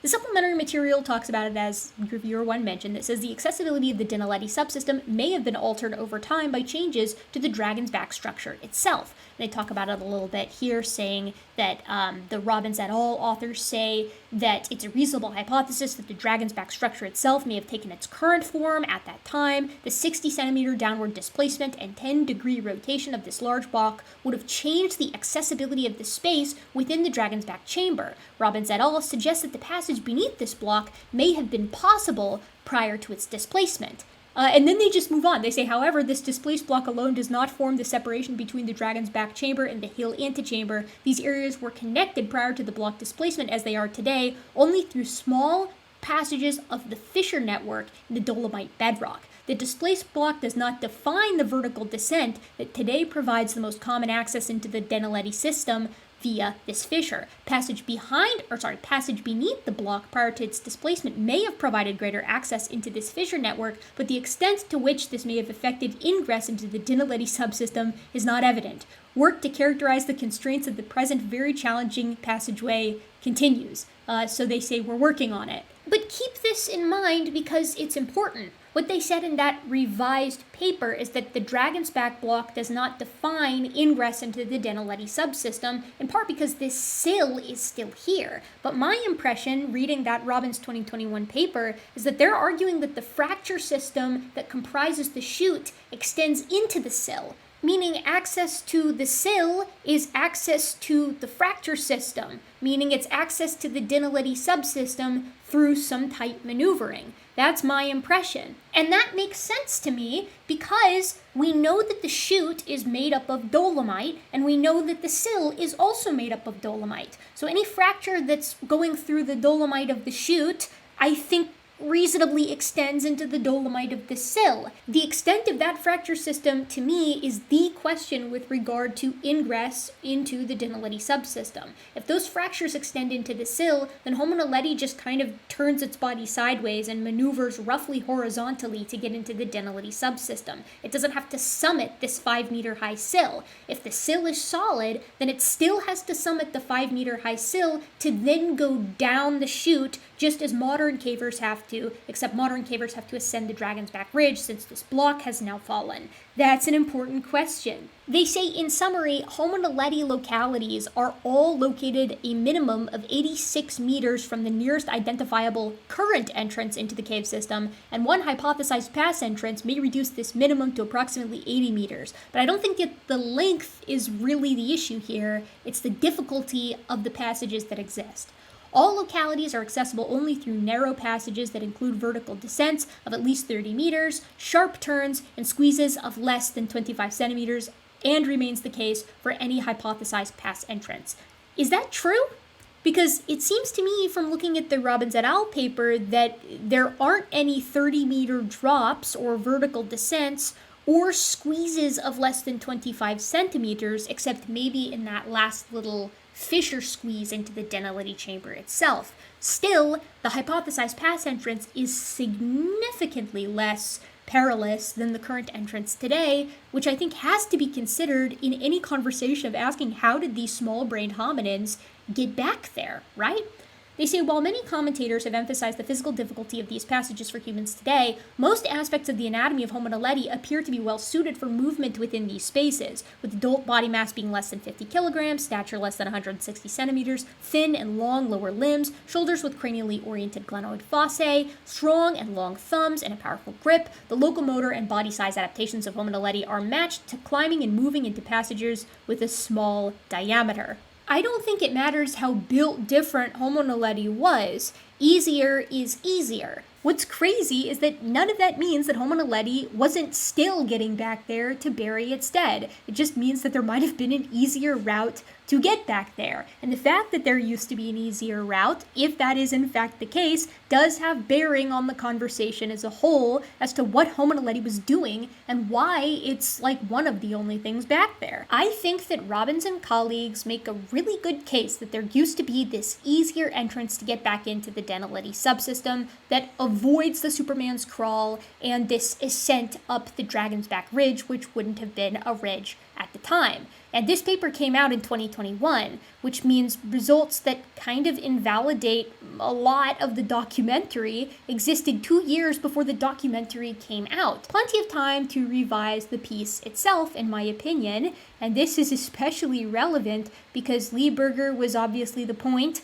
on a lot of those preprints, and he's heavily involved in the documentary, and he did write a book that tells much of the same story, and Lee Berger is one of the authors on the paper! He's the last author here! He's here, he's present, he helped! Why is this paper not playing a larger role in the conversation? I see what reviewer 1 is saying. That's bizarre. Because, like, if the work's been overturned or found to be faulty in some way, Lee would know about it, right? Because he's on it. So couldn't he just be like, in the documentary, yeah, I was a part of this paper that proposed an alternative entrance when Homo naledi would have been in this cave system that's easier than the route that we have to take now. But let me tell you, that work's not good anymore, or it's wrong because of XYZ, or some other reason. Like, couldn't he just explain that? Oh, you're killing me, Lee. You're killing me. I love a story as much as the next gal, but come on. We're going to come back to that. Setting that aside for now, let's look at what reviewer 2, the positive reviewer who's had their mind changed, has to say about this revised print. They say, before providing my review of the revised version of the study by Berger et al., which explores potential deliberate burials of Homo naledi within Rising Star Cave System, I'd like to briefly summarize the key points from my previous review of the earlier version in 2023. Summarizing my previous review will provide context for assessing how effectively the revised study addresses the concerns I raised previously. In my earlier comments, I highlighted significant methodological and analytical shortcomings that, in my view, undermines the author's claim of intentional burials by Homo naledi.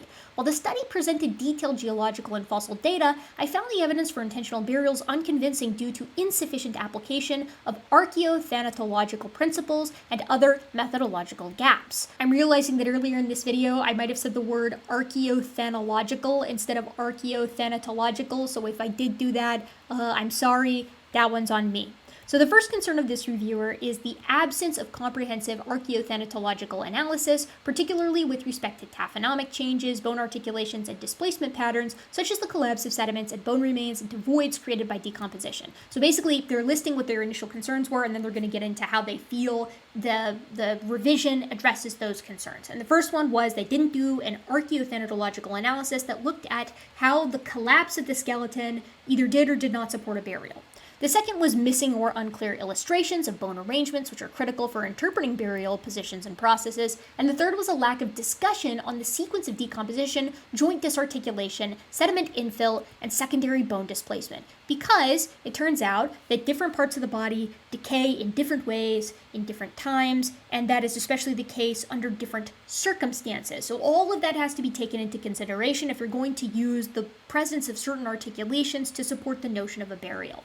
They say to convincingly support claims of a burial, I argued that the study must reconstruct the timeline and processes surrounding death and deposition while clearly distinguishing natural taphonomic changes from intentional human actions. So basically you have to have, this is what we should see if it was like on the surface regular old decomposition, and this is what we should see if it was intentional burial. Here's what we see and how it matches intentional burial instead of regular decomposition. as one would see on the surface. I emphasize the importance of integrating established archaeothanatological frameworks, such as those outlined by Dudet et al. Or Bolstein et al., to provide necessary analytical rigor.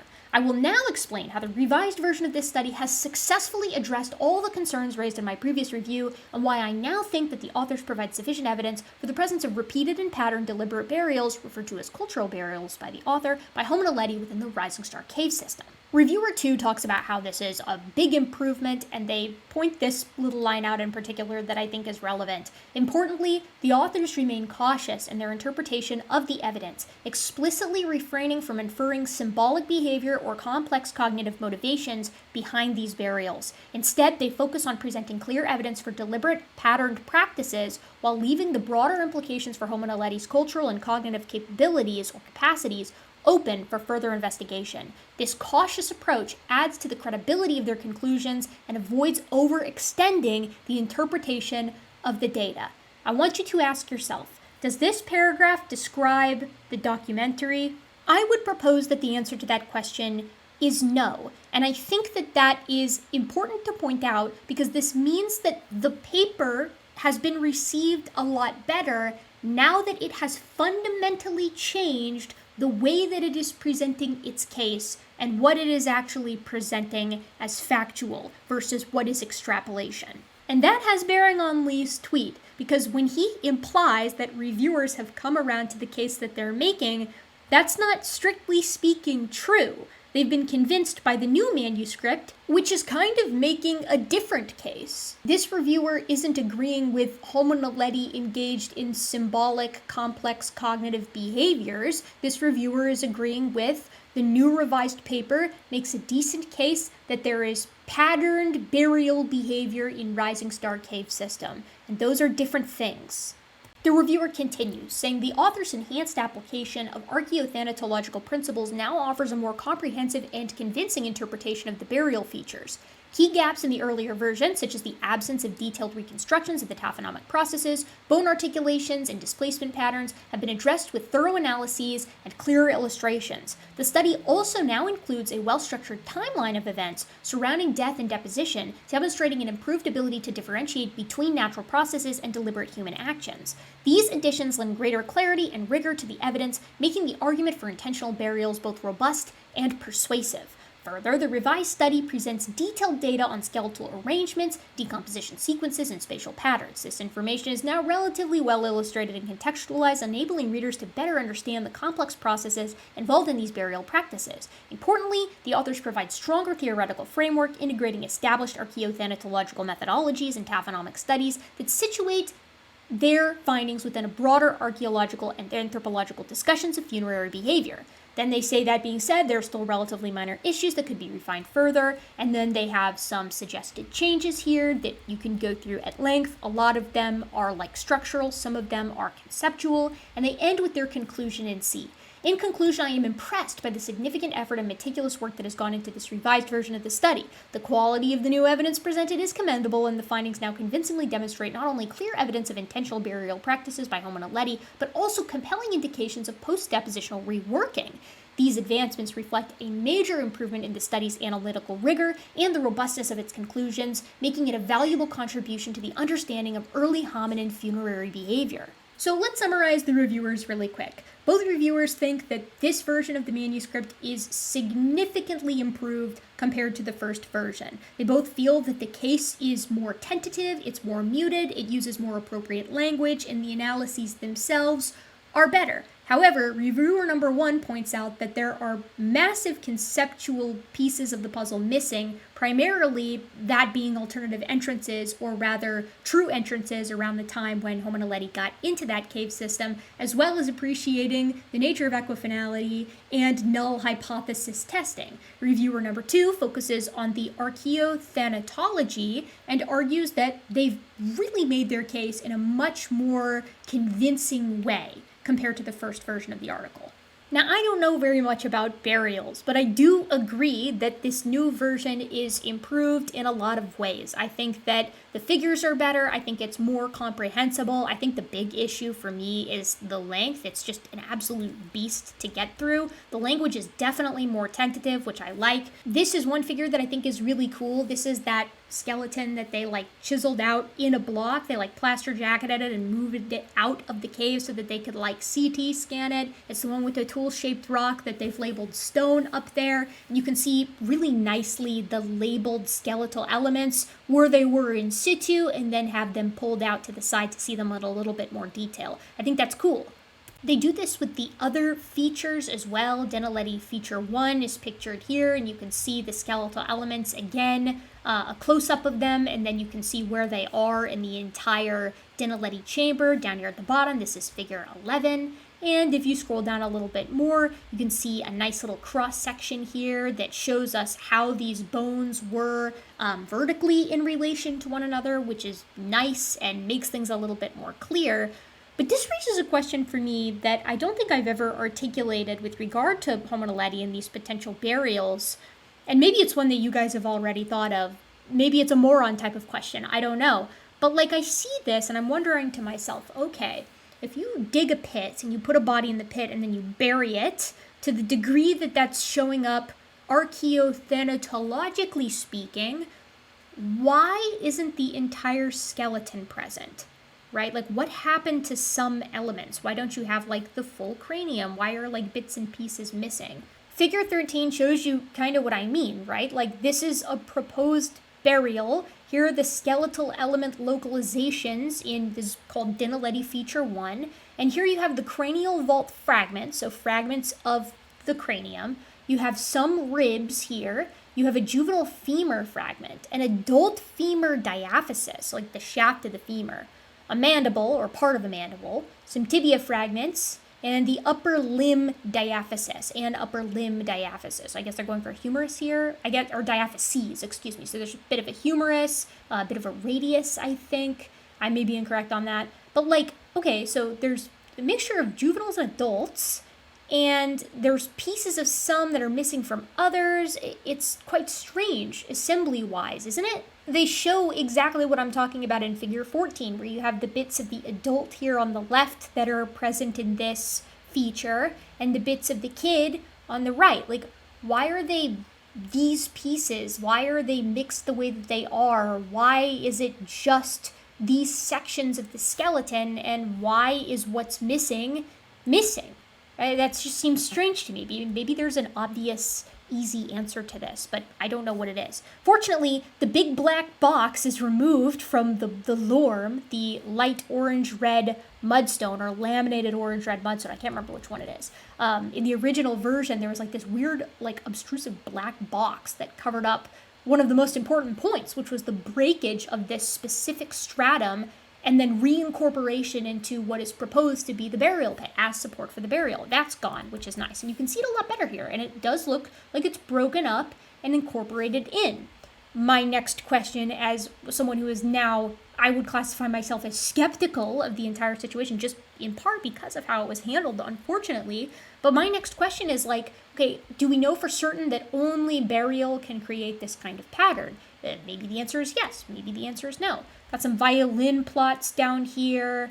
It's a better paper is what I'm trying to say. And I just want to kind of show you some of the cool figures and some of the cool pictures that they have in here. This is a lovely one here. Matrix supported elements of Dinaledi feature 1. So this is that same sort of mixed adult juvenile burial, if you want to call it that. Photogrammetric model of unexcavated elements that are still there. Oh, and here they say details showing ribs, including those matrix supported in subvertical orientation. So their argument here is that you've also got the positioning that's supporting the idea that they were buried, still fleshed, and then began to decompose afterwards. But I think for reasons that are understandable, I read this and I think to myself, what they're saying makes sense. But again, it's a big if true situation, and that if true has a pretty poor track record with regard to this particular story. I need people who are actually involved in this kind of thing, who study things like geochemistry and burials, to help me parse the revisions and to help me figure out what the vibe is on this entire bizarre, fascinating site. Luckily, I happen to know such people. All right, so back here at Archaeology with Flint Dibble, we're here with a panel of experts to discuss this new paper on, the newly revised paper, I should say, on the evidence for whether Homo naledi buried their dead or not. Now I know what you're thinking. I like some of the gutsickgibbon's videos, but what the hell does she know about Homo naledi burials? Well, I'm not here for that kind of expertise. I'm here to be the science communication expert, of which I'm okay. Fortunately for me, the other members of the panel are a little bit more illustrious with regard to their expertise on Homo naledi and burial generally. We have Flint Dibble, an archaeologist who was one of the first ones to talk publicly in a non-peer review setting about his skepticism for the Homo naledi burials on his YouTube channel, Archaeology with Flint Dibble. We have Dr. Jamie Hodgkins, who is actually reviewer number 1 in both versions of the Homo naledi burial papers, and we have Dr. Kim Fakey, who is actually the lead author on the No Sedimentological Evidence for Deliberate Burial paper. Now, I know what you're thinking already. If you love the idea that Homo naledi buried its dead, you're probably thinking to yourself, so you have a panel full of haters. We have a panel of skeptics, but I do think it's fair to point out that everybody on the panel is pretty skeptical of the case as it stands that Homo naledi buried its dead, and is also disgruntled with everything surrounding that idea. What I will tell you is that there isn't a person on this panel who thinks that Homo naledi couldn't or definitely didn't bury its dead. I think everybody is just skeptical that that case has been appropriately and sufficiently made at present. And I think it's okay to have a panel that's expressing skepticism. There is an entire documentary that exists out there giving the opposing case. But it's important to me that you, as the viewer, recognize and appreciate that even though we're going to be talking a whole lot about science, there's still always a bias at play when humans are discussing anything. And that does go for the science, and it also goes for everything else, of which all of us feel very strongly about as well, as I've been alluding to. So I'm going to walk us through this conversation and intersperse new thoughts that I've had since then. Flint starts off by asking the panel how we feel the revised version holds against the earlier version. So I hope the three of us can really get down to the details of this paper and the scientific communication that it engendered. So thank you all for coming back on. Thank you. Thank you. Yeah. So let's dig in. So this newly revised paper came out about a month ago, and it's a lot longer. It has a lot more citations. So I think that's maybe a positive. Let's start with Jamie. What do you think is the best thing about this new version compared to the previous version? I mean, it is a big improvement over the first draft of the paper because it is better cited, it is more cogent in its language. And so I would say I guess maybe the reasoning behind their thoughts are a little bit better explained. I mean, the first version was such a rough draft that it was nearly impossible to even comprehend upon, first reading. And so I did want to, in my review, compliment the fact that they were not required to revise this paper at all, but they did do that, and so that was appreciated. Yeah, I think that makes a lot of sense. They definitely put a lot of effort into this new draft. That is for sure. Kim, on your end, what do you think was the best feature of this new revised version? Yeah, I would generally agree with Jamie. I think, I appreciated seeing the major expansion in the references. The first draft I felt was really, really under-referenced, and I think most people agreed with that, including the reviewers. It was organized more like one would expect a piece of scientific work to be organized with, some attempt at addressing alternative explanations and an attempt to organize things in a way that was not conclusion driven at the outset, but rather, conclusion driven at the end, which I did appreciate the reorganization and the consideration given to the reorganization. I think the figures overall were improved. That was helpful. So I don't want to say that it's undergone no improvements at all, because it has. It's clear that there was some major effort put into revision and reorganization in the writing. So I do appreciate that.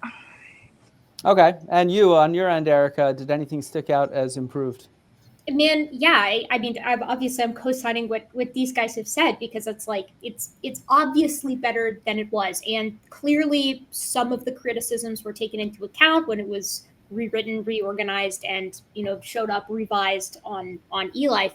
I think for me, though, right, like, since I'm coming at this from the science communication and public relations side of things, and I had a lot of people who were really interested in this topic who emailed me to ask me if I'd read it, because they found the length very daunting. So having this much longer, larger paper, which is has an intent to address a lot of the criticisms that were there much more robustly, is great in theory. But for a subject like this that so many people are interested in, I think that it almost was to its detriment, that length, for people who are coming at this from the more layperson side of things. So props for addressing more stuff. Maybe could have been more concise. I'm not sure, right? Maybe there was no way to present the information in it in a more concise way. But I guess that's what an abstract is for. So maybe, what do I know? I agree. It came in at 115 pages. In reality, I mean, and one of the things that I guess is this shows you the advantage of peer review, right? One of the points I made in my very first video on this was that the first draft really seemed like a lazy attempt to get help in how to write the paper, because they included so few references and so few examples and didn't discuss larger scholarship. And it's clear that they did take to heart some of the reviews that were made to be able to include that kind of scholarship and citations and turn it into a professional draft. So next, Flint asks the meat and potatoes question.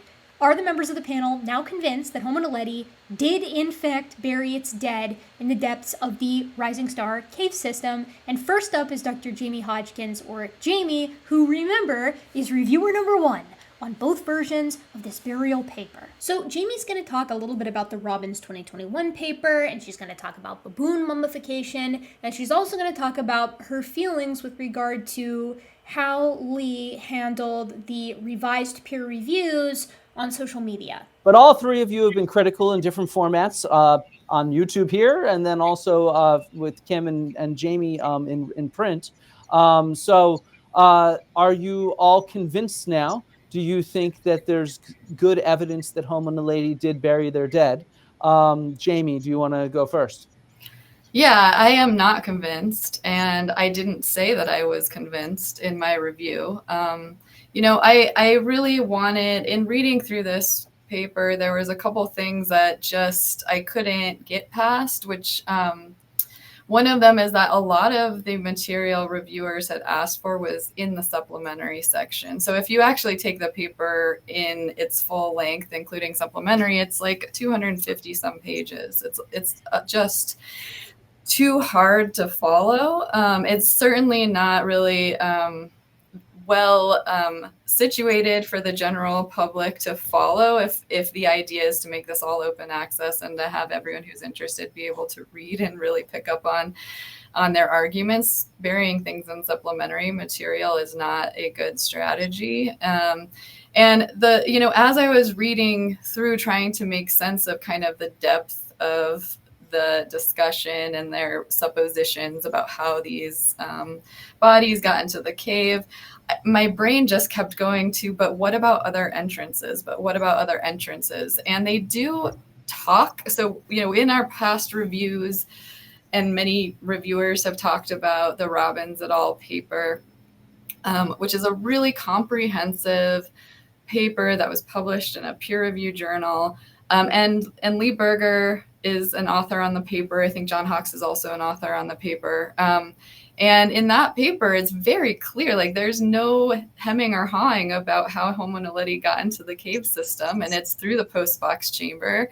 And it was at a time when the dragon's back was attached to the roof. And so they make a very clear argument that there was a natural sill still that, you know, Homo naledi would have had to climb over, but that it's not the very complex, closed off nature of the cave system that has been described repeatedly over and over again by Berger et al. In every possible way that they have mentioned the cave.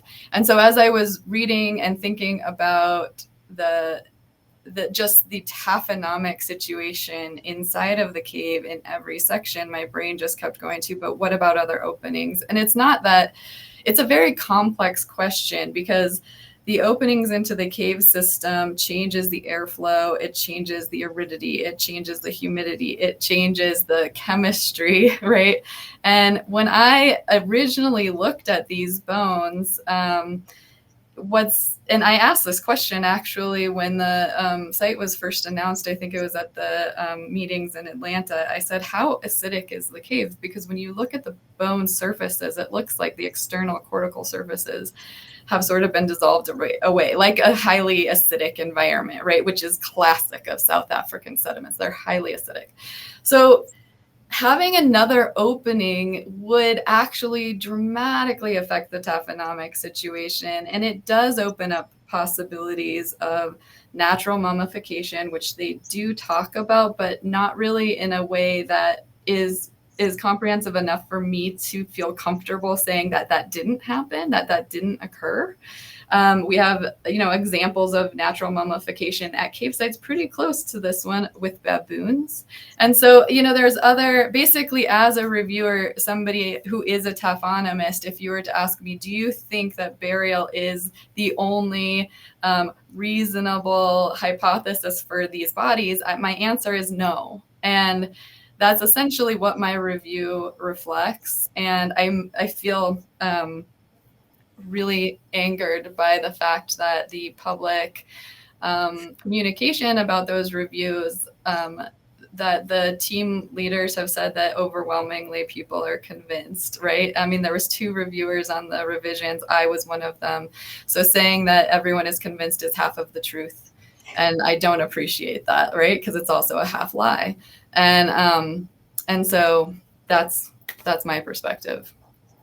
I absolutely can see why Jamie would be frustrated as a reviewer to see some of the tweets coming out of Lee's Twitter sort of implying that all the reviewers have changed their minds, or that overwhelmingly the reviewers have changed their minds, when that is not in fact the case. She also points out some pretty important things to keep in mind as we move forward here. The first is that concept of baboon mummification and cave-dwelling baboons in general, which is relevant to Homo naledi, especially if there's an easier access route to get into the Denaledi chamber. We're going to be talking more about this later.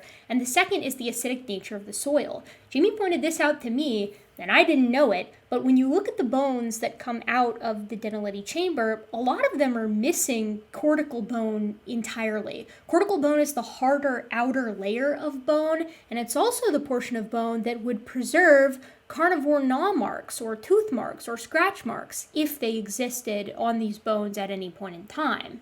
But that part is dissolved away, so we can't really know. Now, my understanding is that there are some bones that still have their cortical bone, and those don't show any carnivore gnaw marks or like scratch marks either, which is well met. That point is important. It's just that I don't think saying none of the bones show carnivore gnaw marks is as compelling if most of the bones lack the portion that would preserve that, if that makes sense. So next up is Dr. Kim Fakey, and Kim is going to be coming at this from a geochemical perspective, because remember, she was the author on that sedimentological analysis paper, and her team came to the conclusion that no, there's no evidence that Homo naledi was burying its dead, and they found oodles and oodles of methodological problems with the initial burial paper. So convincing Kim would be a really good step towards convincing everyone, right?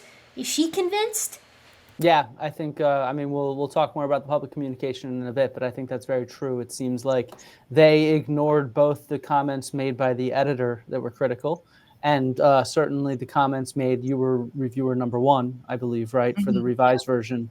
And your comments were quite critical. But in their public announcement, they're like, no, but everybody's convinced now. It's fully accepted. And, well, your review is publicly available. Yeah, right. It's right there. We'll flash it on screen, right? Yeah. So that's an interesting point. I hope we can dive in a bit more on the specific taphonomy and context in the middle section, but especially the mummification. I think that's really important. So Kim, on your end, are you now convinced that the Homo Naledi buried their dead? Is the evidence supportive or not? Well, shockingly, no. I'm also not convinced at this point with the revisions, and coming from a somewhat related but fairly different perspective from Jamie, I am not someone who necessarily looks at the skeletal aspects of burial or how things are arranged or how taphonomically things might have gotten there. I'm coming at this from the geochemical analysis that in theory is supposed to support burial in this particular case. And while they did take into account some of the comments made by one of the original reviewers about how their data was presented and how it was statistically analyzed for all of these geochemical points that they took throughout the sediment in the cave, they did a nice job of displaying those data points, and they did some, additional mathematical analyses of those data points. However, as I pointed out in what I published, the entire research framework under which you are theoretically assessing burial using this specific methodology is, in my opinion, flawed.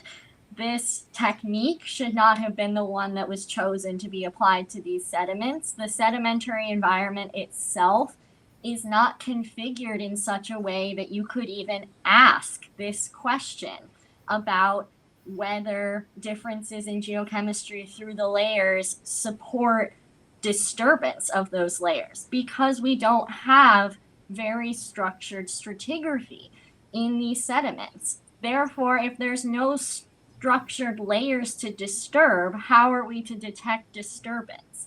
And so I think that you can reanalyze all of these data points that they collected until the cows come home in any way that you want to. But the fact that this reanalysis is based on the exact same set of data points collected from the exact same points in the cave as the previous paper renders the entire analysis moot, in my opinion. It does not matter whether you improve the analysis of these data because the data themselves are collected under a fundamentally flawed framework and study design. So, I could have gone down a rabbit hole and done a whole additional publication reanalyzing the reanalysis of the geochemistry. And, after thinking about that and talking about that with some of the co-authors that I worked with previously, we arrived at it can just be summed up in a single sentence. No new data points means nothing more to say. Same conclusion, which is no evidence for deliberate burial within the data here that they've presented. Yeah, I mean, and I noticed that they did not even bother to cite your paper, critiquing them, which... They did mention my paper in the author response. So whether whether that was a timing thing of when my paper came out versus when the revisions came out, which did happen in relatively quick succession, I don't know. But your paper came out like near 9 months ago? Yeah. This paper came out 1 month ago? No, actually, that's an interesting thing. This revision, at least a version of it, was up on the eLife's website about 2 or 3 weeks after my paper came out. Aha, but then it was taken down and then put back I don't know up. if it's taken down or not, or if it's just been sitting there waiting for maybe the peer reviews to come back for it to be promoted widely. It was not promoted at all on social media when it was first posted on eLife's site. So it has actually been there for some time without having been addressed sort of publicly. I did not know that. That's very interesting. We could have done this conversation like 6 months ago. Fair enough. Yeah, but they either way, they had time since then to do some revisions, and they clearly decided against citing your paper and addressing it in any detail, which I think is problematic. And as I think I discussed with Jamie when she was last on the channel, to identify this kind of structured, different sedimentary structures, the standard go-to in Paleolithic archaeology and archaeology elsewhere would be to actually do micromorphology and to look at the orientation of sediments to see if there's an orientation that's related to natural deposition versus cultural deposition from like a burial, and they've not done that. So yeah, identifying these structures is difficult. So to summarize here, Kim didn't feel the need to reanalyze the geochemistry in this new print because it's the same data set, and the problem in the very beginning wasn't even necessarily the methods used on the data set, although that was problematic too. It was also an issue of the type of data that were actually collected. It's sort of a garbage in, garbage out situation. And if you read her and her team's original paper on the sedimentological analysis, they were not convinced the first time, so they're not going to be convinced this time either, unless the data set changes. Okay, Erica, your turn. What do you think? Are you now, I know you've posted different thoughts on your YouTube on this. Where are you siding right now? Are you convinced that this could be a burial or not? I mean, I think I get to offer a unique perspective here because when this stuff first came out, right? You know, I'm a young PhD student, right? Like in my first or second year, and you know, oh my gosh, all the preprints come out. Homo Naledi, it buried its dead. It made art. You know, you don't need a big brain case size to do all these cool cultural behaviors. And you know, I was reading these releases because it was hot off the presses, and I was like, wow, that's awesome. That's so cool. Why wouldn't I believe it, right? You know, you've got these paleoanthropologists and different people coming from different perspectives who are supporting this notion that Homo Naledi buried its dead, and that's cool. And the cool factor, I think, does play a little bit of a role in whether we want to believe something as people. Because if it's cool and epic, we're like, I want that to be true.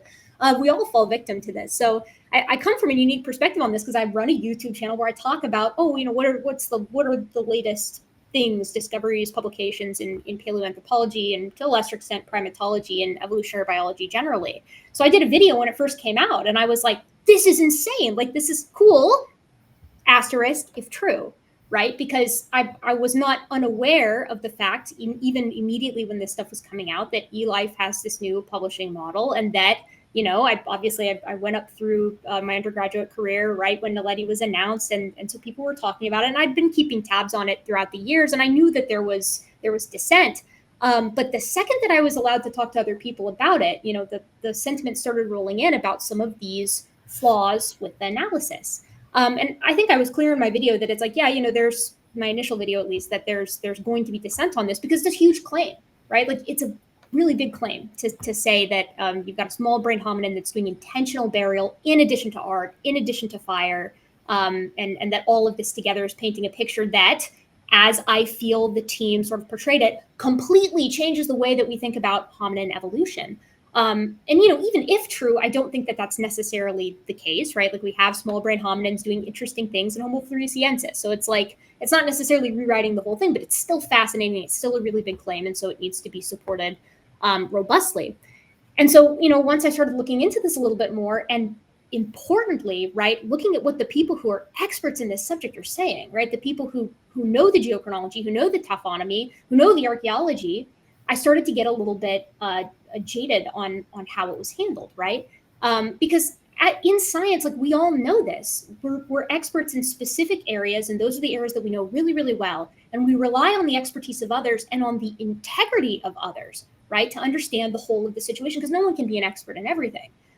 So, you know, I think it's fair to trust scientists at their word when they come out and say stuff. But the moment that you start to get a reason to maybe doubt a little bit, maybe the veracity of a specific claim, that throws all of the case into doubt, I think. And so when I started talking to other people about this at my university, and also reading, you know, what other people had said in the past about this prospect of a burial, that kind of threw a little bit of water on the parade. And then, shortly after the preprints came out, we have a lot of other sort of media appearances in the form of Netflix documentaries and claims made on Twitter and, social media and the like that made it feel a little bit circusy to me, for lack of a better term. And that made me feel even worse. And then, of course, the reviews came out. I was the huge whatever dork that sat down and went over all of the peer reviews because I'm invested and I'm like, oh, what's everybody saying? Like, oh gosh, you got the clash in paleoanthropology. Who's arguing with who? And you don't have to be an expert in this stuff to read the peer reviews and understand the flaws with the initial preprints. That just rubbed me the wrong way. How the preprints were published, and then so much later in time, the peer reviews came out with it, so that you had this media circus around the initial stuff, and then the reviews come in, and you expect the general public to be able to make up their own mind. Shoot, I wouldn't be able to do that if the subject was chemistry or astronomy or epidemiology, right? It's like the whole purpose of peer review is that it's been vetted by the experts, and what the experts were saying in every single subject, the geochronology, the taphonomy, even the morphology, right? Like, as all this was coming out, it was dissent after dissent after dissent. And what really turned me on the whole thing was the lack of retraction. It was the response on part of the team to not come out and say, okay, right, like, we see these criticisms, we're taking them into consideration, these are all good points, and we're going to address them systematically, and then come out and present the case as it is. I didn't see that.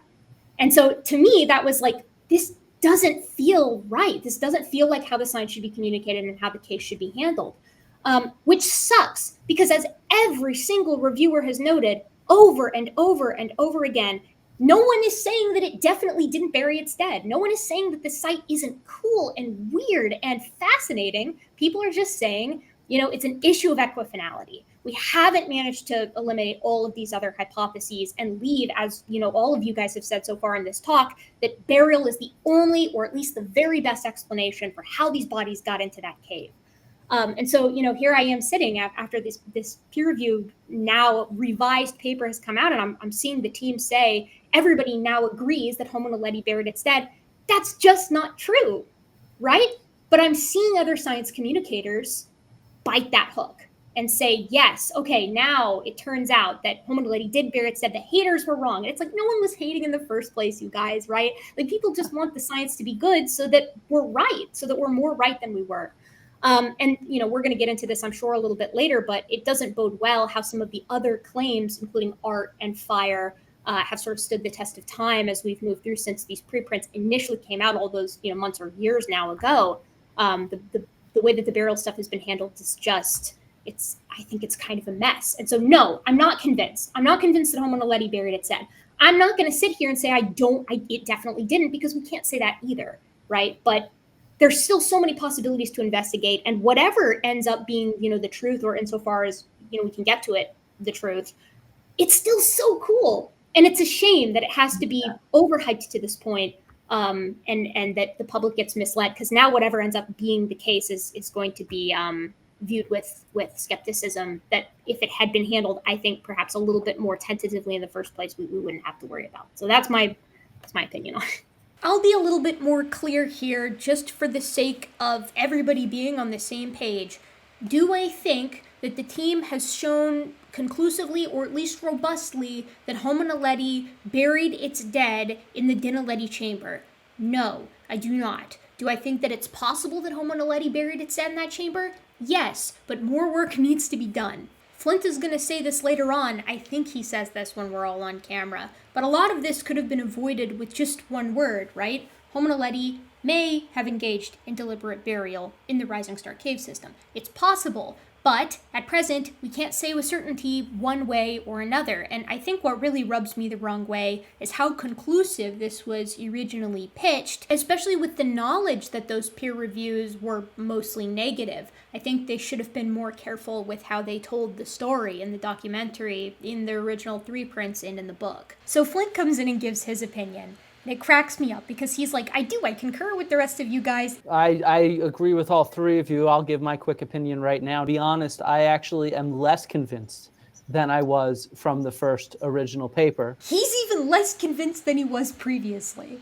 partly because they included a lot more detail that to me was extremely unconvincing. So I'm a zooarchaeologist and I'm a classical archaeologist, though I have worked extensively on Paleolithic projects in France, in several Neanderthal caves and rock shelters. But I've excavated a number of actual burials that are much more recent in cemeteries than in built graves. And as a zooarchaeologist, I've studied a wide range of buried animals. And when you look at this kind of evidence for the skeletal remains, this is from feature 1, for example. This feature is 50 centimeters by 30 centimeters, and it somehow fits the corpse of an individual that's supposed to be 1.5 meters tall. And when they illustrate the mandible over here versus the cranium over here, what I see is extreme disturbance. The femur over here and here, the tibias over here and here. Or if we zoom down and we see the number of specimens that are represented in this supposed individual, it's practically nothing. It is, it's not like almost nothing is represented here to actually A, say that we have a complete individual, and B, to be sure that all these specimens belong to the same individual.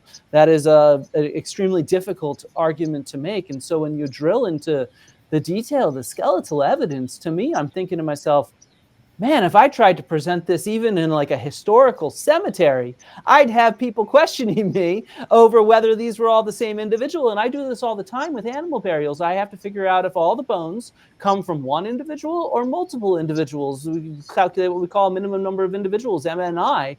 And with what they have, let me go back to that image. They clearly have an MNI of 2, a younger individual, right? And some of these other specimens that are on here are shaft fragments, which means for them to not be from that younger individual is not conclusively illustrated in my mind at all in this paper with much more detail. And I guess what really annoys me is they are making a study based off of unexcavated feature that has only been partially excavated, and they say that they've left the rest of the feature behind for hypothesis testing in the future as a witness for some future team, I guess, to go test their hypotheses. And it's like, you have a cave full of individuals. You can't even excavate one complete feature before presenting your evidence that it's a burial. That strikes me as real problematic. That's my thoughts. Yeah, Jamie, tell me. I completely agree with you. And I just, spent the last week at the Paleoanthropology Society and the Society for American Archaeology meetings, and watching these incredibly detailed descriptions of site excavations. And the thing that is so amazing about other archaeologists in the field is that they do you completely excavate using the highest methods, like the most standardized and intricate methods and excavation. And then you always leave a witness section, or you leave a section that is unexcavated for future researchers. And one of the things that just has surprised me so much about this team is this insistence that they cannot fully excavate because the methods simply aren't there, and they want to leave it for the future. But that's fine, but then you do not have the authority to interpret what you have found because you haven't done the work to actually investigate it through excavation. You don't know what you have because you haven't seen it, you haven't washed it, you haven't looked at it. You haven't watched, and so you actually don't know what you have. And this idea that this is somehow cutting edge because they're being more responsible is irresponsible, because they're making a big case out of something they've never seen. And that is just such an odd argument. Yeah. I hope you can appreciate the frustration felt by the other members of the panel here. This site is clearly important and fascinating. You're going to hear me say this 1,000,000 times in this talk, but the way that it's being handled to make the case as conclusively as they're making it is not appropriate. So next, Flint directs the conversation towards feature 1, the sort of best case that they have for these burials. So Dinaledi Feature 1 is after you climb down the convoluted chute into the Dinaledi chamber. It's sort of to the north. You can see it pictured here in this image, this figure taken from the revised text. And then you can also see here a nice, beautiful actual picture of the Dinaledi Feature 1, again, argued to be a burial. This is going to be the feature that we're discussing first. So because this is science, we have predictions as to what we should expect to see with regard to this feature, what we should observe if it is a burial, again, with relation to like geochemistry, the sedimentation, the taphonomy of the bones themselves, and we should have a series of expectations if it is not a burial, what we should expect to see if there's some other explanation. Kim is going to start us off here, but then it sort of leads into a pretty big conversation between all members of the panel, like about methods, method choice, managing a project like this. So I'm just going to let all of that play out because I think it's all good and important stuff. But let's focus on this feature number 1, and let's think about the kind of definition of it as a geological unit that is distinct from the surrounding geology. Kim, do you want to start on that? So how do they make that argument? Is there any evidence that supports it, or is it, what do you think? So it's so tricky to even answer this question just based on what's been presented and the types of analyses that they have done, both in the previous version of this and in the revision. It seems to me, at least from my reading of this and digging into the supplementary information a little bit, that in the revised version, they do make an attempt based on differentiating rare earth elements and some particle sizes of the sediments, that feature 1 is different than the other things that they sampled. Now, that's the important part to me, is that the idea that we can use such a small sampling of different features in a sedimentary context like this. Here, wait a second. Let's make sure we clarify for the audience, where were those other samples that they're comparing this to taken from? Right. So they have samples from the feature, inside the feature 1, right? Then they have samples from the floor surface of the sediment that was covering feature 1 and was excavated away. So there's some from the surface where people are like walking around and stuff. They have some samples from the Dinaledi floor, which is compared to feature 1 despite being, I think, nowhere near feature 1. You mean the Lesedi floor, maybe? Or the Lesedi floor, the DL samples. And then there are a few samples from the area between feature 1 and feature 2, this other potential burial site that they don't talk very much about. So the idea is that, feature 1 is supposed to look different and be distinct in either texture or geochemistry from the area around it, which is supposed to indicate that the sediment is deliberately disturbed, which I think is kind of the logic flow that they're going for here. I think that the problem comes in when you start looking at the amount of analysis that they've done sort of laterally around this feature at different depths, because what hasn't been demonstrated conclusively, in my opinion, is that these features, for example, this like orange mud sort of layer that they define and, that has some structure inside of it, that features like that are laterally continuous for some distance around this feature. If they're not, and they're sort of broken up through the natural processes that create the sedimentation in this cave, I think the geologists associated with this team even gave it a name. They call it autobrecciation. That is the process that creates these like orangish clumps out of this layer. sort of by definition, there's no continuous nature to any of the sediments here.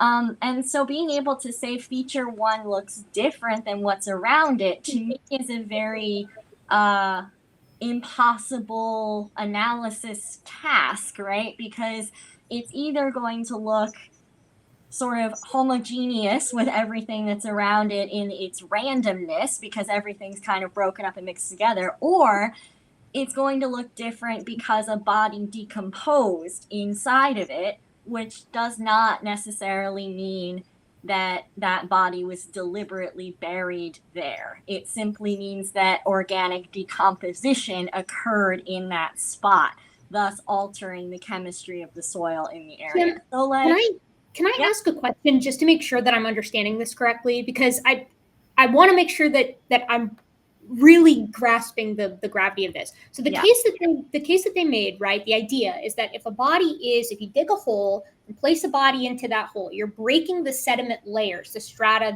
that run horizontal. Like if you were looking at a cross section, it's being pulled out and then it's being put back in. So it should be intermixed in comparison to everything around it, and that's what should let you know it's a burial. Like that's the idea, at least. In theory. But at the same time, they're arguing that this auto brecciation is causing this similar clumping pattern as you move through, a proposed stratigraphy, and so you can't that's actually not going to stick out like a sore thumb, like it theoretically should. So, like, what is the actual? This would support it, and this wouldn't. That these supposed layers are broken down, or is there even a way at all to say that that a hole was dug and then sediment reincorporated mixed up? So this is the difficulty I have in even talking about this, is that in the methodologies that they've selected, in the type of cave system that they have, with the sedimentary layers that they have, I'm not sure you could see it.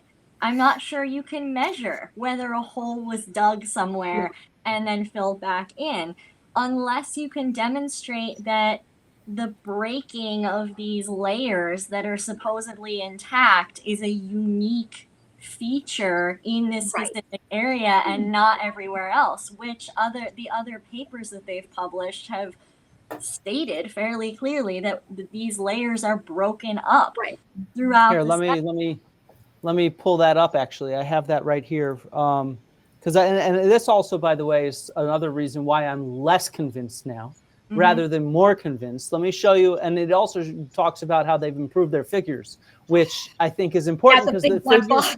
Yeah, that's what we're about to look at. So this is what Erica's laughing at. This is what they published, and they described Lorm here. Wait, let me try to rearrange this so we can see all the text, because this is quoted. So this is the feature one right here, and they seem to be excavating down near this Lorm line, right? And Lorm is this laminated orange-red mud, which they've described, Robbins et al. In 2021, described as sediments represent low-energy suspension deposits along the cave floor due to ponding of water in the cave. So that's what forms this mud, this laminated orange-red mud. But then the next thing that happens in the natural, at least how they've published, in the natural geology of the cave, is this UMCB layer, which the burial is actually in, which is unlithified mud class breccia. And what that is irregular accumulations on the cave floor. It's derived from what's below that is breaking up, auto brecciation, because of wetting and drying, alternating and causing this kind of cracking. But then watch this. So you have this big black box here, which obscures everything. And I actually figured out at one point what that was. It's this profile that's jutting out. And so it's out of focus. And that's why in the photo, and that's why they covered it in a black box, just to make it, I guess, look nicer.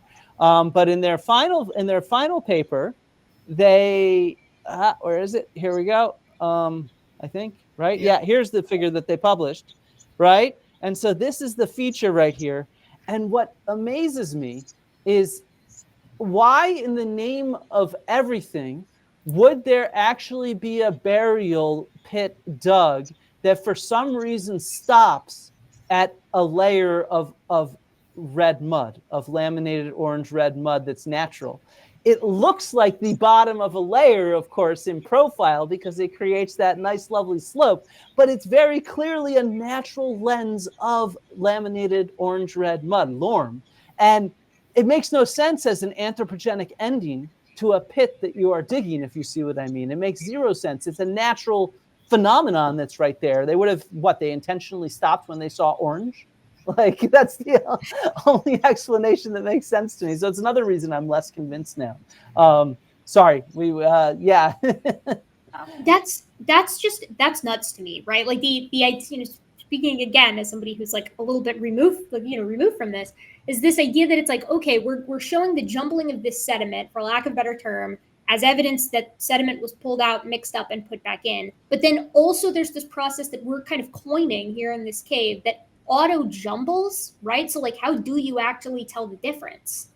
Yeah. And this is the whole thing with the equifinality issues throughout this discussion. Like, this part of it is one teeny tiny little piece, right, of all of the various equifinality issues that can be discussed with regards to this site. And I think that, in general, it comes back to my major critique of this work is that from the very top, highest sort of conceptual levels of how to design a research question for this archaeological site, if you're going to go in and say, how am I going to determine that this sediment is deliberately disturbed?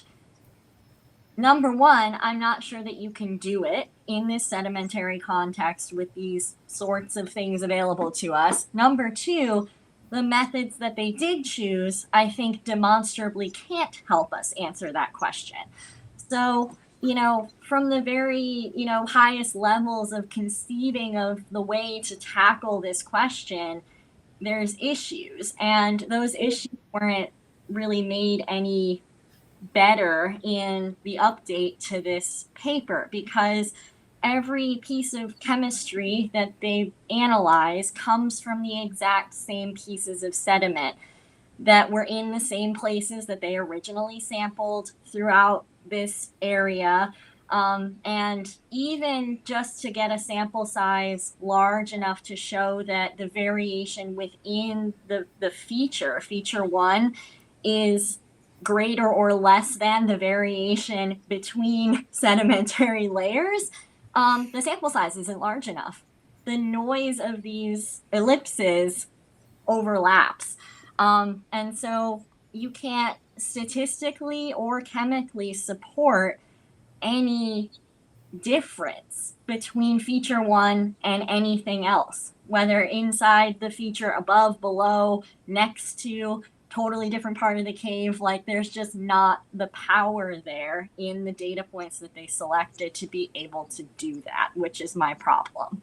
So yeah. I'm so curious how, okay, if it's you, right? Like, you, or really any of you guys, like, if you're in charge of this, like, you're thinking to yourself, okay, this is an interesting formation, whatever, like, you decide you want to test, like, to exclude the possibility that it's a burial, or, support it, whatever. How do you think they should have gone about it? Like, should they have done the micromorphology? Like, would that have made a better case, do you think? And if so, asking again from somebody in my position, why didn't they do that? Right. This is another hard question because, yeah, do I think the micromorphology could have helped sort out this problem? Yes. Do I think that what they did was necessarily a terrible first step to try to tell them some pieces of information about what they could and could not say here? No. So if I were to do it, okay, X-ray fluorescence is a relatively accessible and cost-effective methodology. It was used in another paper to support an early burial along with particle size analysis.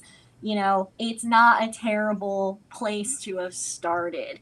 And so what I probably would have done at the very beginning is make sure to acquire a far higher density of sampling points inside the feature, above, below the feature, and laterally around the feature, which also incidentally would have involved excavating further laterally around either side of this feature so that you could more clearly get an idea of where these sedimentary layers are going in relation to their intersection with this feature.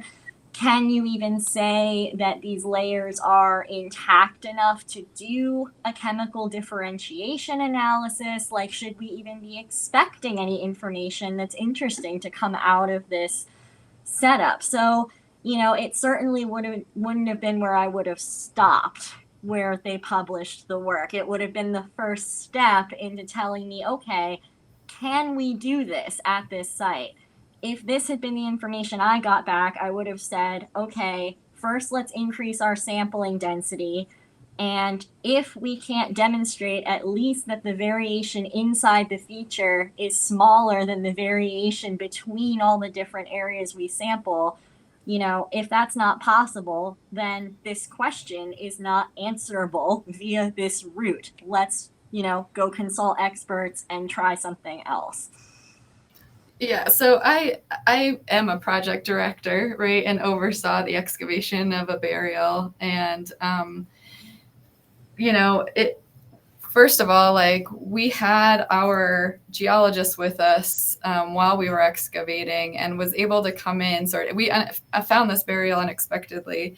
But, you're able to so they actually do, I'm going to just say they do include some photo micrographic images of the sediment, right? But it's not of the layer, right? Exactly, right? So D there, just for everyone, D and E are just showing close up of the laminated orange-red mud clasts. So sort of showing the chemistry. But what you don't see there is any indication of a burial pit, which is what you would want to kind of section. You would want to get lots of different, sections around the burial pit to let you know more about the sedimentology and like the process of, excavating out a pit to put a burial in. And that is not what is shown here. Also by the time that we had gotten to this burial, we had a really good understanding of the stratigraphy and the rest of the cave site because we had been excavating there for a really long time. And our geologist was really adamant. He was like, you're going to need to open up more units because we actually have to know how the sediments relate to each other as you're going deeper into the cave. And so we were doing that work, just trying to get an understanding of sedimentation, like how did these sediments get here in the first place? And then, I just want to throw in here that after we put our paper together and we show, all of the skeletal articulations, we have the head connected to the vertebrae connected to the ribs and the infant, beads that are around the infant. It's all very much in context, basically in place from where the burial was placed. And then we also have shown very clearly that there's water that was cutting through the burial that washed away some of the bones. So some of those bones are not there simply because of taphonomic processes of water erosion. But we don't have, we clearly have one individual, and that individual from essentially the chest up is very much intact and not altered. And that's not what we see in this burial, as Flint was, or in this feature, as Flint was noting. It's a mix-up of all these different skeletal materials and multiple individuals, right? And so that is a problem also just from the idea of intentional burial, because usually the burial process protects the body better. I mean, that's the point of burying it, is to protect the body better in place and not get it all jumbled and out of order. And then you do everything you can to document those little changes in stratigraphy to let you know that there's a burial pit. And then you run it through peer review. So we went through peer review, for this paper, and we made sure that other experts in the field were like, yes, we agree with this, or if they wanted more evidence, that we produced that evidence before it was published. And what has happened here is the exact opposite. They've sort of thrown out little bits of information without peer review. They've sort of doubled down on it, even with peer review, and they haven't really provided the necessary level of detail to give you the bigger picture context of sedimentation, stratigraphy, and the whole process that would go into a behavior that they're trying to interpret. And then they throw in added complexities. So now they're talking about how these are disturbed and they're mixed up because Homo naledi was going in there so often that they were disturbing the sediments and reburying other individuals, and maybe their secondary burials. But all of that has a taphonomic context that can be tested, right? So all of that would be mixing up the sediments and mixing up the stratigraphy, and all of that would leave behind a pattern of behavior, and none of that is really being explained in detail, and they can't, because not enough of it is excavated to even start to begin to explain these processes. It almost feels a little bit like it almost feels a little bit like, this is maybe a little bit mean, but like there's a conclusion, right? That it's like, this is the conclusion that's cool, and this is the conclusion that we would like to see. And so you carry out analyses sort of to support that conclusion. And the second you have something that you think might be able to support it, you're like, stop the count, So it doesn't really. That was what I was going to say. Having also directed stuff like this, this was really weird, because if you compare the description in the first draft to this one, and what they did, where they first say that they identified a boundary of a feature, right? Which was, and then they stopped. They just stopped digging, and they decided to publish, right? Like why would you do that? Well, I've excavated a lot of strange features at a lot of different sites. When you find something that's a little different from the surrounding area, you want to continue with it, but you want to figure out a way to demonstrate very clearly that it's a distinguishable feature. And in the first one, they say that the excavator identified a boundary. In this one, they don't even describe a boundary, right? And in this one, it just seems like a concentration of bones is all it seems like than anything else. And I feel like we're all familiar with this, and maybe I'm still like idealistic or whatever, but it's like, when you're testing an idea, the idea is you're supposed to try to prove it wrong, right? Because if it can survive everything in the kitchen sink that you throw at it, like, then it's probably a pretty good idea. And so that's typically how you set something like this up, where it's like, okay, we've got this concept. Okay, maybe it does, like, let's say you're them and you're going through this and you're like, okay, this could be a burial. Then, I feel like if you're doing good science, the process should be, okay, let's do absolutely everything we can to prove the idea that it's a burial wrong. And if it still stands even a little bit at the end, then maybe you've got a decent case. But it almost feels like they were a little bit afraid to continue that work because they didn't want to have anything that went against that idea. Which, that's for those, for people out there who like you're looking at science from the outside, it's like, that's never a good sign. That's usually a sign that you're introducing a ton of bias into the investigation. Yeah. And, I completely agree, because to me, my first thought on this was, this strikes me more as a grant proposal to test a hypothesis. We've gone this far. We've excavated half of it. We've stopped because we want to do a really good, thorough job to prove the earliest burial ever, because that's what they argue this is, the earliest burial ever. And this is all the evidence we have. Can you give us more money so we can do the top excavation to be able to demonstrate this? And instead, they've gone and published it without having finished the excavation, without having done the normal standard studies, because we keep bringing up micromorphology just to describe what that is to people. It's where you take a block of sediment and you fill it with resin to solidify it. Then you saw it into slides that you can look at under a microscope. And the advantage of that is you can look at the orientations of the grains of sediment to see if they've sorted in different ways, which they should do in natural areas, but they should be completely unsorted in a sort of human jumbling in stuff. As well, if you're lucky and you take that micromorphology sample across the boundary from your feature, you should be able to identify where that boundary is. And so that's the kind of thing that you can look at under a microscope to try to demonstrate that this is an anthropogenic feature or not. And it's the standard right now for use in burials or weird contexts where you want to understand the formation of sediments. And they didn't do any of this stuff. And so it's like, and it's also not super expensive, by the way. It's not very expensive at all. You really just put plaster around a block of sediment. You take it out, you ship it to a lab where they impregnate it with cheap resin, and then they saw it and put it under a microscope. So, dude, that sucks so much, because that sounds like something that you could do, right? And then it's just like the only reason that I can think of, like, why wouldn't you do that is because you're kind of scared about what you might find, like that.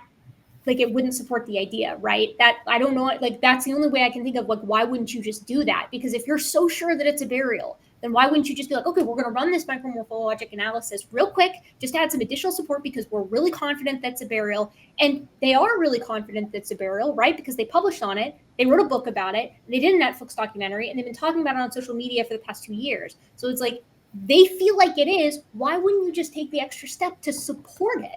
Unless you thought that it wasn't going to support it. I'm sorry, Kim, I interrupted you. No, I think it's just interesting to me that like the geochemistry, the chemistry part of this whole equation was even included in this analysis at all.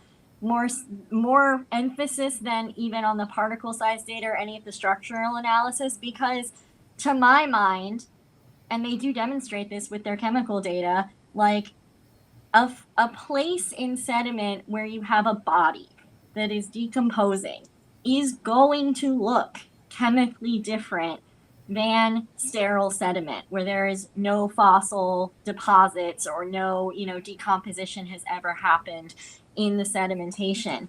What I don't understand is why the team thought that demonstrating a difference in chemistry would support burial. All it demonstrates is the presence of a body, which I was always very confused about the framing of this as being in support of burial. You would think you would want to focus much more on the structure of the sediment, whether things are disturbed, whether the particles are well sorted or not, whether the microstratigraphic orientations in the clumps of mud are oriented the same way, different ways. Like, you would think that would be, if there were to be a smoking gun about disturbed sediment, that's where you're going to want to look for it, not looking at whether the chemistry is consistent with something having died there. That doesn't tell you anything, right? Have they said why that is? Like, I mean, it's not coming to my brain if they, at some point in the paper, were like, here's why we decided to run these tests, because if we find A, it will support, 1, and if we find B, it will support 2. Like, have they said that? Like, here's why we went with the geochemistry instead of the micromorphology. From my understanding, it's based on, the paper that analyzed the early burial at Pangea Saidi in Kenya that used the same set of geochemical techniques. However, the sedimentary environment at Pangea Saidi is a completely different situation, one in which the chemistry angle adds information. Whereas here, the chemistry angle doesn't give you any additional information because of the way the context of the site is set up, being in such a different, chemical setup and interacting with the body in, different ways. So I think that the idea that they pull a protocol, right, from another study that's trying to do this in a very early site to demonstrate deliberate disturbance of sediment, that's what you do in science. You take work that somebody else has done, take a method, and say, okay, I can try to apply this to my research question because it's a similar concept. But then, like, if you're a person working in archaeology or paleoanthropology that maybe is not as deeply educated about the specific methodologies and particularly their limitations and where they start to break down and fall apart and can and cannot be applied, you're going to run into trouble very rapidly when you're trying to interpret, let alone just set up your research question. And I think, at least it wouldn't be a great leap for me to imagine that what happened here was simply a case of application of methods that various people on the team didn't quite fully, deeply understand what was going on in the nitty-gritty of the physics and the chemistry, which nobody can be expected to be an expert on every single little analytical method. Like, archaeologists are applying sometimes dozens of analytical methods to, projects. If you're a project director, your job then is to find experts, pull them in, ask them questions, make sure that you're setting up your questions properly, make sure that you understand whether or not methods apply in your particular situation. And it's a lot of work. It's a lot of effort for people to do that. But as we become a much more cross-disciplinary field, borrowing methods across many different facets of the hard sciences, we kind of have a responsibility to make sure that if we're not the expert, we acknowledge that we're not the expert and go find the expert. And that expert is probably not an archaeologist. That expert might be a material scientist or, somebody that we don't even interact with very much. Like geoscientists, yes, we interact with a lot, but sometimes the expertise you need is a physicist or a material scientist or a chemist or modeler or, somebody who has nothing to do with the types of questions we ask, but who is a deep subject matter expert in the method that we're trying to borrow. Well, and I just want to say that actually this falls at the level of the project director, understanding context. Like, the project director doesn't know all of the methods that are going to be used, but the project director should say, this site should be comparable to this other site. And so let's try and use those methods and see what we find here. But in this case, this site is so different that the method is misapplied because they're not directly comparable to each other. And that's at the level of the leadership. I mean, the leadership can tell people in their team, you do this analysis, and they'll do the analysis. But if it's not the proper context and you don't quite understand the taphonomy, it's not going to be relevant to the question you're asking necessarily. Yeah. I think that makes a lot of sense. Just to show people the puzzle box area, there were other fairly discrete clusters of bones, though in these cases they were completely excavated and they were determined to belong to multiple different individuals. It was very commingled, if you see what I mean. But they argue because there's different clusters of bones, that this is not what they would call a paleontological bone bed, which is why they're now arguing that these are different burials that have been mixed as one burial comes in on top of another, and they dig out parts and then et cetera of early burials. And I mean, I'm sorry. I want to get this on my chest before we move on because it's applicable to what, Kim and Jamie were saying here. But it's what drives me kind of crazy about this is that it's everybody falls victim to what you guys were just talking about, right? Like, we've all done a thing where and I'm in the stages of it right now where it's okay, I've got this cool idea, and then I pitch it to my committee or to my advisor, and they're like, oh, but have you considered, esoteric example that throws a monkey wrench into the entire idea? So it's you can't just, as you guys were saying, take the methodology from one place and apply it, to something else. That's why people consult the experts, the geochemists or whatever, and say, hey, do you guys think that this is a good idea? Can we actually do this? Is it analogous enough to take these methods and apply them? And it's okay, so, they made a mistake with that. It's it's not analogous to this site in Kenya. You can't actually do that. Cool. But then why, after getting that feedback, didn't they pivot and do something else? Why did they continue on with that original methodology and double down? It's that's what doesn't make sense to me. And that's what makes the whole thing it's what drives me crazy about this situation, because it's even I can tell as somebody who's out here that it's okay, the people who do this all the time are saying that you need to change methods. And then the revised preprint comes out and the methods aren't changed to something that's more applicable to the site. Why? It just doesn't make any sense. So next, Flint is going to pivot the conversation a little bit to talk about the criteria that a burial typically has to meet to be considered a burial. And when he's first listing them off, it's a little muffled, so I'm going to skip to the part where he talks about these criteria's application to the most recent revision and to what we know about Homo Naledi so far. And so, these 7 criteria are the remains in an anthropogenic or natural cavity. we just spent a lot of time discussing that. Right now, that is clearly inconclusive. I think that we can all agree on the geochemistry is not there. There's no sedimentological evidence presented for a boundary. There's nothing that really demonstrates one way or the other whether it's anthropogenic or natural. Are they at the bottom of the cavity?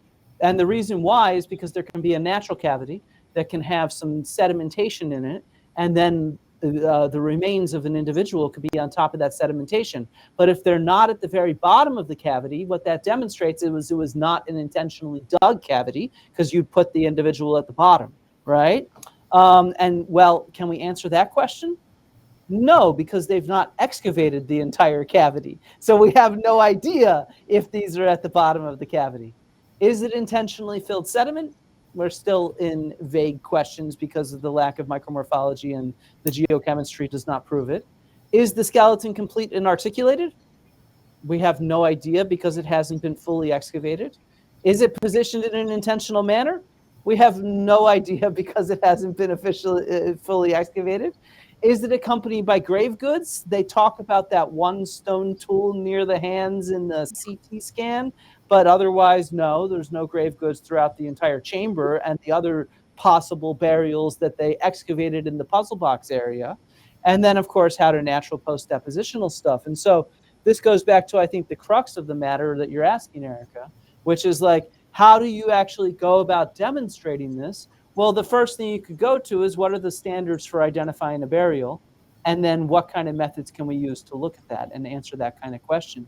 And I don't know, if thoughts on what else to do? Yeah. I will say that, like, in terms of comparing early burials to the criteria for identifying burials, right? There's an inherent difficulty in archaeology in identifying whether something is human modified when it's simple.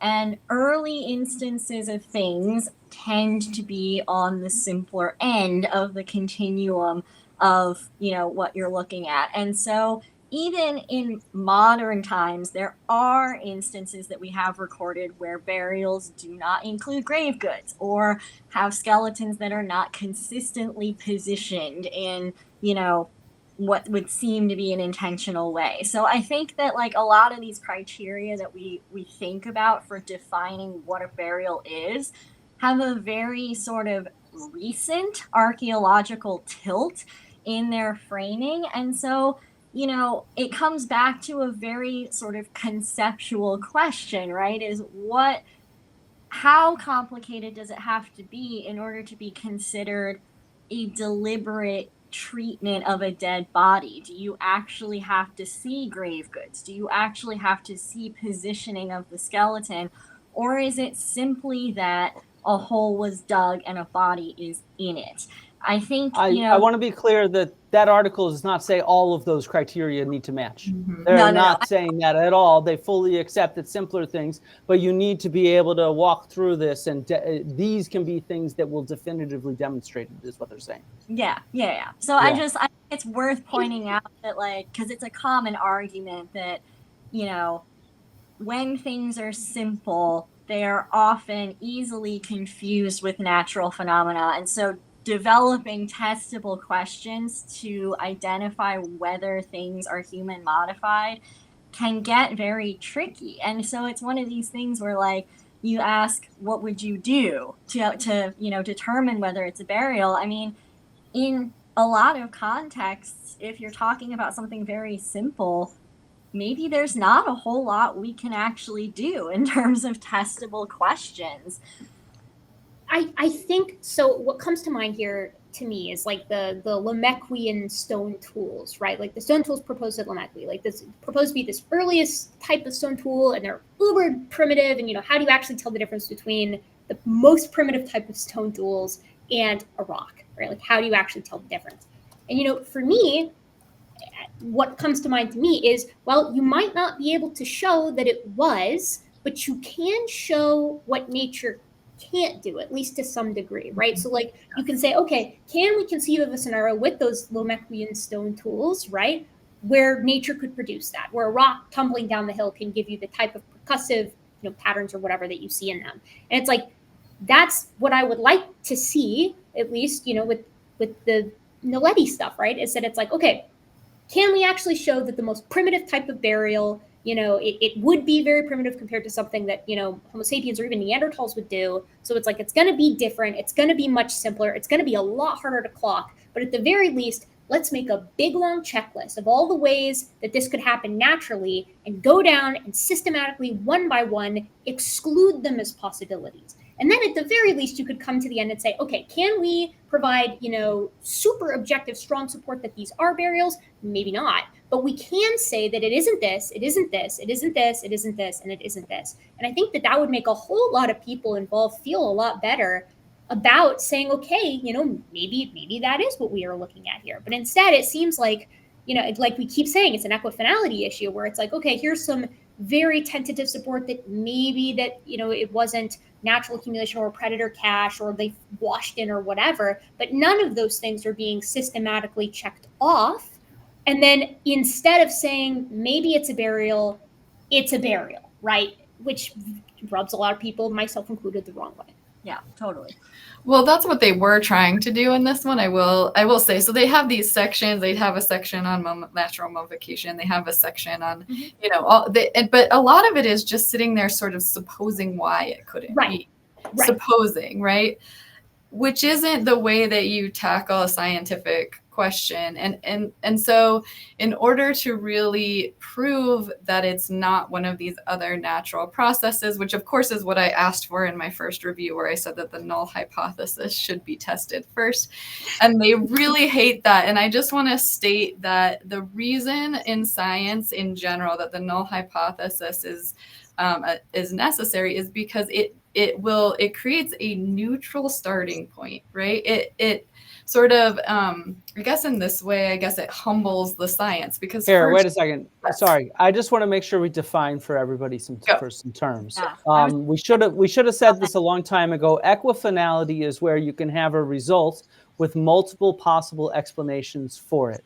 I'm sure we'll show that on screen earlier, but the point is you can have a cluster of hominid remains for multiple different reasons, just like we have clusters of non-human animals all over around the world that were not buried.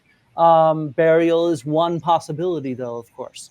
And then a null hypothesis, that means something really clear in statistics, meaning in null hypothesis, you put together a series of statistical analyses and you test it against the null hypothesis. The null hypothesis is simply a random explanation versus what you're testing for. In what we're thinking of here, though, is a null hypothesis is the idea of it not being a burial. That's the null hypothesis in a sense. And so you come up with a series of alternative explanations that are not burials that you try to see if the evidence matches or disproves on. Down really simply and even further that there's this argument being put forward by this team, or at least Lee Berger has been very vocal about this on social media, that the null hypothesis can be sort of redefined, right?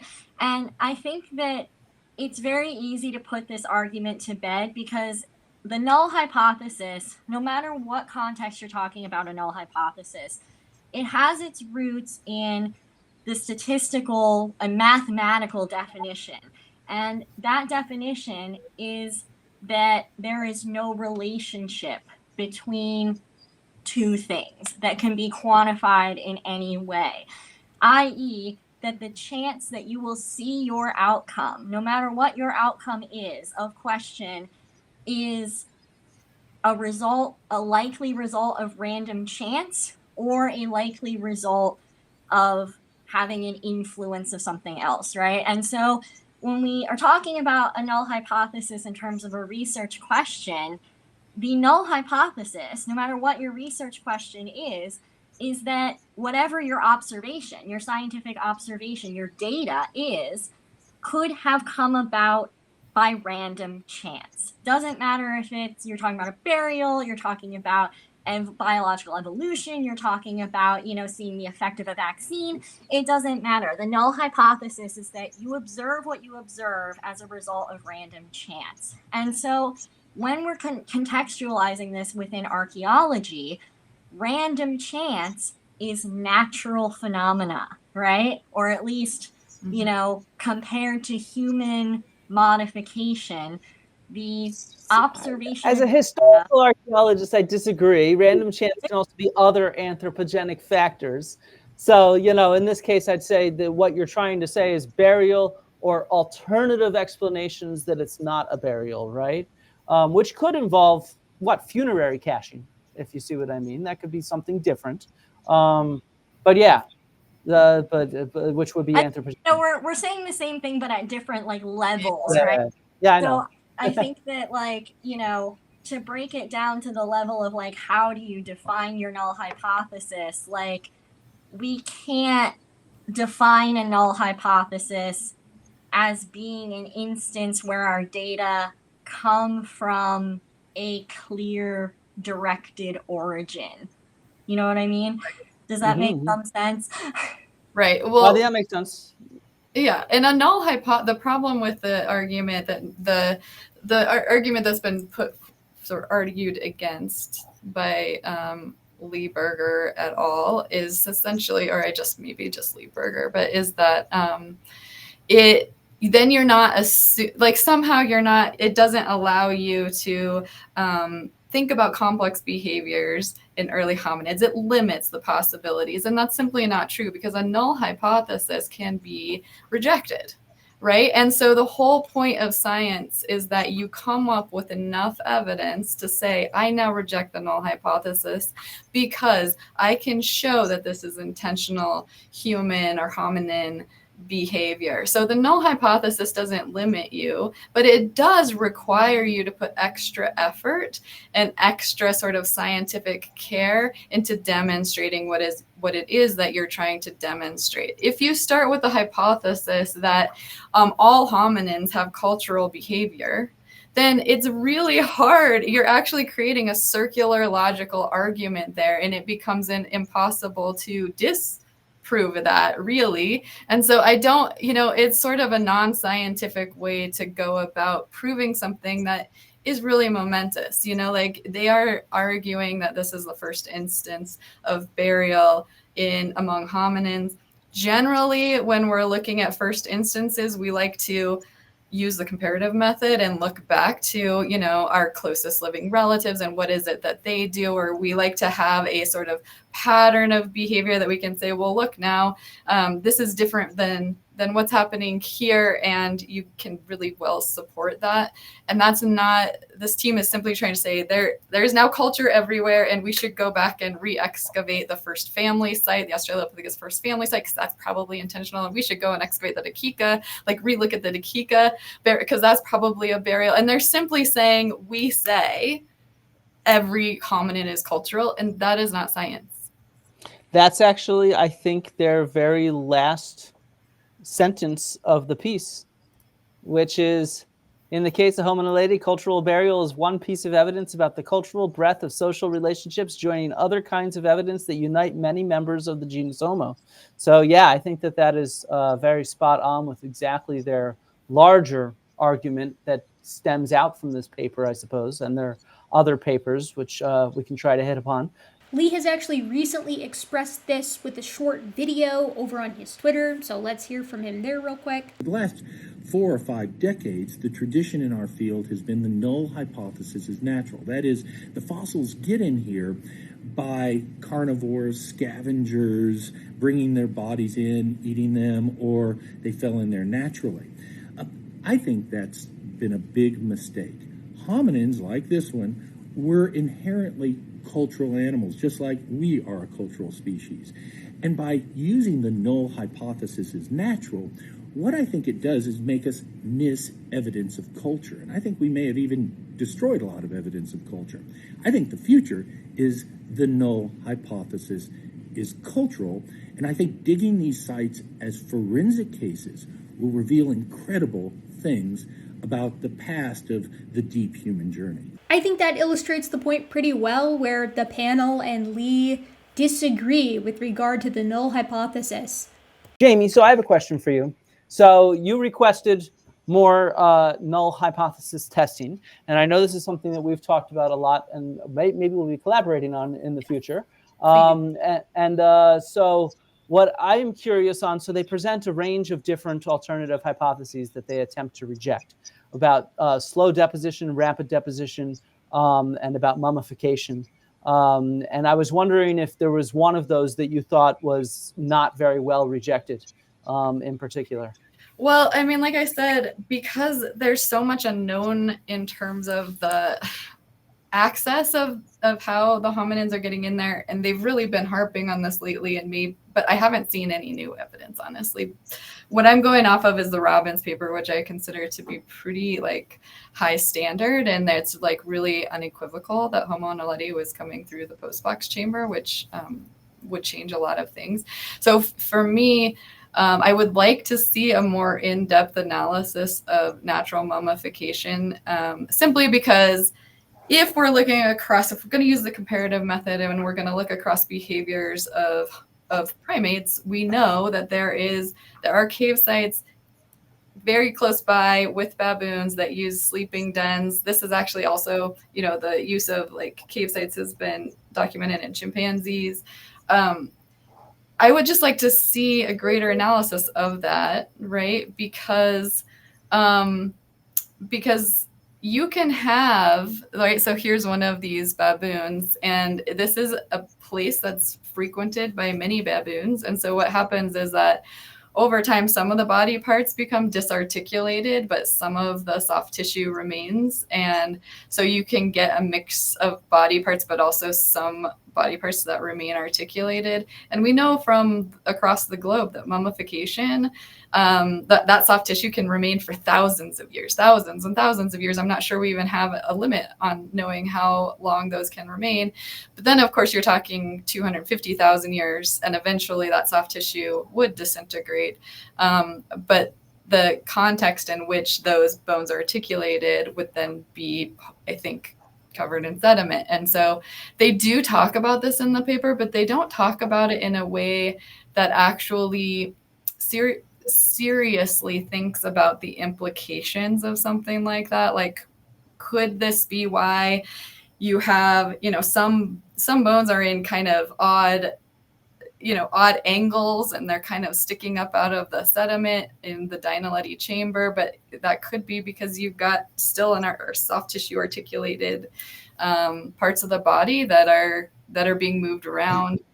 This would suggest also that the cave is being reused for the same purpose over time. Like baboons are going in and out of that. So the reason the bodies are being disarticulated is because of subsequent disturbance by the same species, right? You could have a very similar situation like that in the back of this cave. I think it's a really interesting and intriguing idea that really needs to be tested through much, much more refined information on stratigraphy, sedimentation in these exact sites, and a better understanding of just like the overall taphonomic and chemical processes inside of the cave, and just the entry points. I mean, they're insisting repeatedly that the only way they got in here was through these really complex entry points. Fine, but that still doesn't, there's no reason why that couldn't be still some kind of a sleeping den situation. They're getting back into a place where they feel safe, and that's where they're going. And it would be a behavior that's still really interesting. If that's something we can determine about something that lived in the past, that's amazing. And it doesn't require a lot of hand waving. I mean, it requires a lot of investigation. And I'm not saying that this is what is happening, because I don't know. I haven't been there, haven't run the tests. I'm just saying I don't think that they have provided enough evidence to say that this is not what's happening. I think it's worth noting, to Jamie's point here, that there are baboon remains back in the Dinaledi chamber, I believe in the form of a tooth and maybe some additional material, I'm not sure. There's also the remains of a barn owl and some rodents. So how did those guys get back there? Now, I think it's possible that Homo naledi hunted them and brought them back there. I think that's what the team would propose, although I don't think I've heard them propose that, like, explicitly speaking. I think that's what they would propose, that Homo naledi is the one who brought those remains back there. But I think it's awfully convenient and very interesting that the species that are also back there with Homo naledi are species that are known for, like, being nocturnal and getting into caves, being diurnal and getting into caves, and rodents, which just get into caves in the first place. They get in the back and scurry around. I think it would be better support that Homo naledi brought those other faunal remains into the cave if they belonged to critters that Homo naledi could have feasibly hunted that don't all have a connection to being found in caves outside of like hominin-induced introduction, right? Something like little antelopes or porcupines or some kind of fish, I don't know. But like, let's say there was an easier entrance to get into the Dinaledi subsystem. I don't think it's a super far cry that if Homo naledi can get back there, a baboon can probably get back there, and a barn owl can probably get back there, and a rat could probably get back there. And conversely, if those three types of animal can get back there, Homo naledi can as well, without needing to sort of appeal to ceremony or ritual. So next, I just couldn't help myself. I had to pitch my favorite hypothesis for how Homo naledi got into the Dinaledi chamber to the panel, which is that of deliberate disposal, but through that funerary caching. So they get to the top of the chute and then they just sort of dump their dead down the chute, where they then accumulate at the bottom of the hill antechamber. I've always thought that it could fairly easily explain why Homo naledi is one of the only things back there, why they are articulated in the ways that they're articulated, because their bodies are landing and then sort of slowly decomposing and rolling down a slight decline as they go and being periodically covered by some sediment as it enters into the cave system. And so I wanted to see what everybody else thought of that. For the record, for reasons I will get to soon, I no longer think that that's a viable hypothesis. But that's actually fine, because as the panel informs me, it wasn't really a very testable hypothesis in the first place. I'm curious of what you guys think about this, because the explanation that's always seemed really, that I've always been really partial to, is that you're looking at some kind of funeral caching behavior, something that is deliberate disposal of the dead, maybe, but not for necessarily, it doesn't have that ritualistic symbolic baggage that often gets assigned to intentional burial. And I mean, funeral caching isn't something that is necessarily going to require a ton of cognition. You do it for a lot of different reasons. Ants funeral cache, right? Like they take their dead and put them in a different spot for, different animals do it for different reasons. And I think that if there is another way to get into some of these more inner recess, difficult to get to chambers, and if that's perhaps even coming from the ceiling, I think that it's really not that far of a cry for something that's somewhere in between, a Miocene ape condition or an Australopithecus condition with a brain case size that, is higher than what we would usually assign to like a chimp, which do have weird relationships with their understanding of death and mortality. Like there are a zillion anecdotes out there from primatologists of they do weird things around death. Like they have some conception that something odd is going on. My prediction would be that something like Homo naledi would occupy some kind of midway point between what later members of large-brained genus Homo does and what something like Australopithecus does. Why not funeral caching, right? Like, and if that's a real possibility that's on the table, that would absolutely be impacted by the reworking of these chambers, geologically speaking. I mean, I think that's got to be like front and center, one of those things that's being investigated. But then again, what do I know about all of this? I'm curious about like what you guys think about that. As like, how would you test that? Is that a reasonable hypothesis? And do you think that that's been adequately dismissed by the team? I feel like hypotheses like that are ones that fall into this unfortunate category within paleoanthropology of how do we test that? Yeah. Oh my God. Clint, cut out me choking. I'm gonna make that front and center, actually. Keep it in. Oh my gosh, choking on my own spit. Okay, so right, it's one of these things where we have to start asking questions of ourselves as paleoanthropologists, like when we create an idea or a hypothesis for a set of data or a set of remains or a site that we see, there's kind of this weird middle ground that we occupy sometimes where like the idea could be perfectly reasonable, but there is like literally no way to support it with empirical evidence. Yeah. And so, I think that that's an important area in anthropology, archaeology, because maybe someday there's a way to test it. Maybe, you know, there's an idea that we haven't thought of yet. Maybe there's a method we don't have yet. So like, I think it's important to have those ideas out there, but like, we also have a problem, right? Because if we are to insist that we have either support or clear lack of support for a specific idea, how do we then deal with these ideas that are perfectly logical and reasonable, but that we are unable to support or unable to test? And so I think that's a really high level sort of philosophical issue that we grapple with a lot in anthropology, but that not a lot of people explicitly talk about and address, especially when we're communicating these things, you know, more broadly to the public. That's a very difficult place to kind of try to communicate to a non-scientific audience of, you know, this weird middle ground where, like, you know, the idea is perfectly good, but like, we can't actually say that we have support. So I'm curious what you guys think about how to deal with that. Well, I really want to know what Flint has to say. Sorry, Flint. I'm just going to say that I don't think it's actually a problem. I mean, because equifinality is something in zooarchaeology that we routinely discuss. And what you do is within a paper, you just say, these are the hypotheses that are equally likely. And that's how you conclude, right? That is simply how you conclude. And yes, that's maybe not going to sell well to the public, but that's not your job as a scientist. Yeah. Your job as a scientist is to say, we have run these tests and we have found that the following scenarios are equally likely, and we currently can't tell the difference between them. And you leave it at that. Flint? Yeah. No, I was going to say the same thing. Look, our evidence as archaeologists is sometimes pretty shitty. And we can't always get the answers to questions that we have. And instead, I always, you know, I get this from my dad, we should be reframing our questions to questions that we can answer first. And so in this case, I think Erica's question is one that we cannot answer right now. So could this be an example of funerary caching?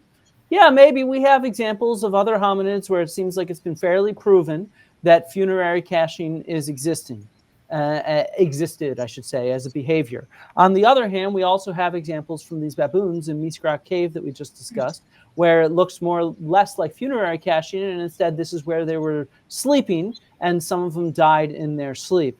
And because of mummification processes, it ended up in a jumble that is somewhat similar to what we see here in Naledi Chamber and Rising Star Cave system.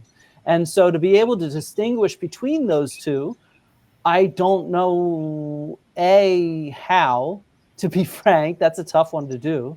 I would imagine that probably the first thing to do would be to really seriously exclude mummification.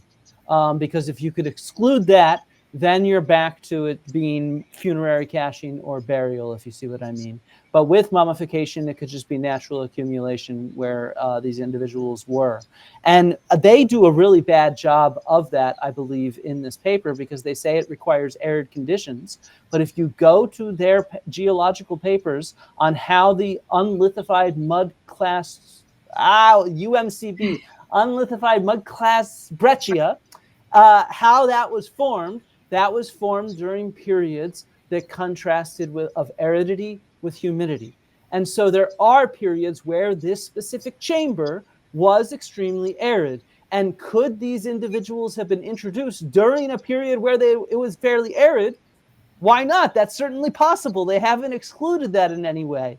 And so, you know, in that sense, we're sort of left, I think, with these three alternative hypotheses, all of which are really interesting and fascinating, all of which are not, at least to me, able to be rejected, including burial. I'm not trying to say we should reject that. I'm just trying to say it's not proven. I was just going to say, and it's also the opening. So, you know, the fact that they are insisting upon this more complex opening makes all these hypotheses harder, right? If there was an easier opening, the idea of burial seems more plausible. If there was an easier opening, the idea of funeral caching actually seems more plausible. But the fact that it's such a complex system of, you know, Superman's crawl and like things that you have to get over makes it seem, it really makes it, a lot of these scenarios they're putting forward seem really not likely. And they have this really strong paper arguing for this other entrance. And so as much as in this revision, they say there's no other entrances, as much as in their, they have another preprint out that says there's no other entrances, they're authors on a paper that argues very much to the contrary. And until you rectify those in a reasonable way, as an expert reviewer, I don't know what to do with that information, and it makes me really question all interpretations. Put a pin in that preprint. We'll talk more about it later. I was toying around with some ideas as to how you could potentially test funeral caching, right? Like compare it to Cima de los Huesos, where some people have proposed funeral caching because of how the bodies are fractured as if they were like dumped down into a pit.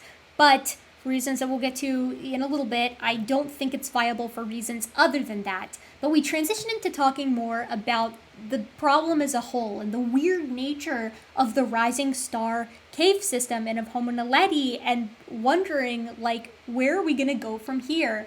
I think too that you could take all of the other kind of weird aspects of this site into account as your hypothesis testing, not necessarily to lend support, but like keeping that in the back of your mind. Because like, I think we can all agree, like Naledi, like the rising star cave system is, there's some weird stuff going on there. Like why is Naledi one of the only things back there? Like you could compare that to the mummification of these baboons. Like, are the baboons the only thing that are capable of getting back there, right? Or like the taphonomy of the baboons versus, you know, at least osteologically speaking, versus what you see in Homo Naledi. You could make those comparisons. Like, why is Naledi so non-variable? Like, all of the teeth look the same. I mean, and I study teeth, so it's like, this is one thing that I actually can weigh in on. The CVs for the canines even. I mean, Homo Naledi's like variation within the cave system of these 20 individuals or whatever of the individuals that they looked at in that canine variation paper, they're less variable than a single sex of a sexually monomorphic species like humans or gibbons in the canine teeth. Why? What's going on with that? Are we looking at a really small slice of time and is it like a kill site? Or we looking at a broad slice of time and this is a ton of, you know, homozygosity at play in this single population for long periods of time? That's so cool and it's so interesting, and we can't investigate it because we're hung up on this weird stuff. Or like two people are. So it's like, you know, it's a weird site and no one's disagreeing with that, and it may be burial, but it may not be. And it's like, I think that's what, you know, that's all that the professional folks, like the experts on this, are asking for, is that it's just like, you know, let's take a step back, take a breather, and start to go down this checklist and really treat this systematically, so we can maybe learn a little bit more about this really cool site that everybody's fascinated by. Yeah, I think the most frustrating thing is that there's so many questions here that you can answer, and like, you know, about the hominins themselves, about the environment, about, you know, the site formation processes, about like so many aspects of what's going on here that are imminently testable, and that seems to be, you know, focusing on everything except what's testable, which like, that's a good point. It's and I mean, they could maybe test the burial better than the funeral caching versus this mummification, because again, with micromorphology and a complete excavation and a complete study of these skeletal remains, they might actually have a more convincing argument. If they literally just went in there with standard fucking methods, they could actually say, hey, it's still inconclusive. That's one possibility. Or B, hey, this clearly demonstrates it. And they just don't. And and then they get mad when you criticize them. And it's like, what the hell, man? I mean, that's you couldn't ask for a better segue into the public relations stuff, right? That it's like, you know, they get mad when they get criticized. And it's like, this isn't something that you have to have any insider info to see. If you follow, you know, and talking about one of the head guys on this, right, Lieberger, if you follow him on social media, which I do, you can see that he's miffed about this. He doesn't like the criticism, but it's like, that's straight up how science works, right? Like, that's the criticism is how we get closer to the truth. And for somebody who is so gung-ho about making sure that, you know, science is transparent and accessible, it's very weird to combine that with this attitude of like, being very prickly and very sensitive towards people who aren't even being like rude about it in the academic circles, right? They're just like, hey, I'm not convinced. And then he's like, that really makes me mad and you shouldn't be saying that. I should be clear here. I think that Lee seems miffed by looking at his Twitter, where he's currently lashing out at the concepts of peer review and consensus, which to me strikes me as somebody who is a little irritated by how their idea was received, but I could be wrong. And I also know a handful of people who have been blocked by Lee for being non-complimentary about the burial hypothesis on Twitter. I am not doubting that people can be nasty, and I am not doubting that people have been nasty to Lee and his team about this in particular. I'm just saying not all criticism is coming from a nasty place. Some of the criticism is coming from an important and concerned place. Lee recognizes that, but I get the vibe that he is lumping most of the criticism into the they're just haters category. I could be wrong again. I'm trying to be careful on all of this. And the reason I say that is because when asked about pseudoscientific grifters like Graham Hancock or Jimmy Corsetti, Lee had some very interesting perspectives. Lee was like, it's pretty complicated. It's a complicated question. I'm sitting here like, it's really not. Graham doesn't have any scientific data to support his perspective. He appeals to there might be these ancient civilizations because we have not scoured the entire surface of the earth inch by inch, but Lee's coming at it seemingly from the perspective of, I have been on the wrong end of the shotgun barrel with regard to fighting against the status quo or the consensus. I know how much it sucks. I believe that I am correct. Therefore, I am empathetic to Graham, and then I feel that the implication there is maybe he does have points. He's just fighting against the same consensus, which is kind of keeping him down. And I don't like that very much. My gut reaction is not to think better of Graham because of this tweet, but to think worse of the Naledi stuff. And I have to clarify again, just to make sure that everybody understands this, the Homo Naledi material is not Lee Berger, and Lee Berger is not the sole person pushing or doing any research on the Homo Naledi material. They are inexorably linked, I would say, but they are not the same thing, and you consider them both separately. Likewise, Lee has done plenty of awesome stuff for paleoanthropology, in addition to this stuff that I don't think is awesome. It's a complicated bag. But talking about how Lee feels kind of persecuted by the scientific community, or at least on the more mild end of things, dogged on inappropriately by the scientific community, that comes across as kind of offensive to someone like Flint, whose life Graham Hancock supporters are actively trying to ruin. And it's like, I mean, Lee, if you think you're being trolled, you should see how I'm being trolled. Like, seriously, I can show you what real fucking trolling is, where people call to get me fired and lie about my cancer and call out my Jewish ethnicity and stuff like that. Like, what you get is nothing, man.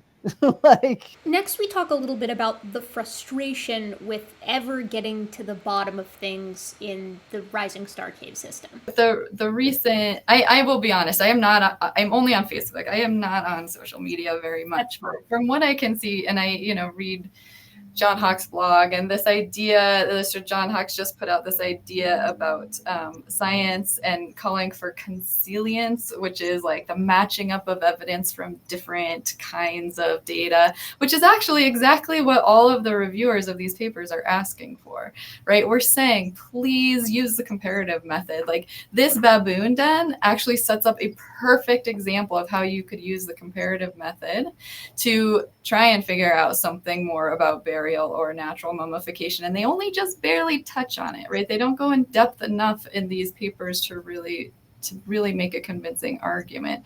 John Hawkes talks about transparency and replicability and openness. And replicability is actually what I called for in my revisions, because I said, I hope another team gets to go in and look at this, because at this point, I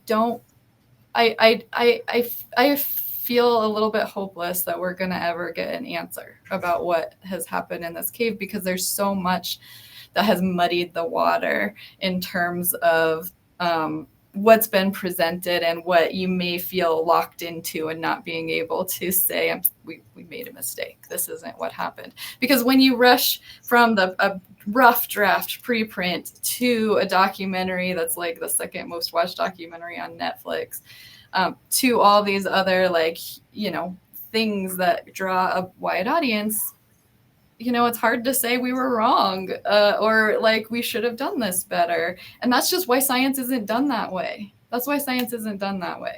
And this is what made me so angry in the beginning, because I was asked to review the paper.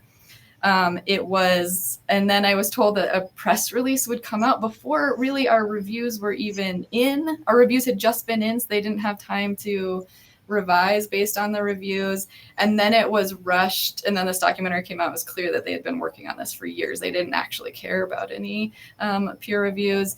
And so I was so angry that my review was being held and not released to the public for over a month after the press release, that when someone from Nature magazine said, I would like to talk to a reviewer, I said, yes, I'll do it, because I want a different narrative to come out, because the narrative that's been allowed to circulate around the globe is only from the team itself. It's not from anyone else. And I was really angry about that. And I'm still really angry about that. I'm also really angry that the peer reviews, that's a hard job. We don't get paid to review papers. It's something we have to do on top of our research and our teaching, and there's no respect for it. So the fact that then after my review comes out, they're saying that all reviewers think it's a burial is a lie. Like I said, that is not what I said.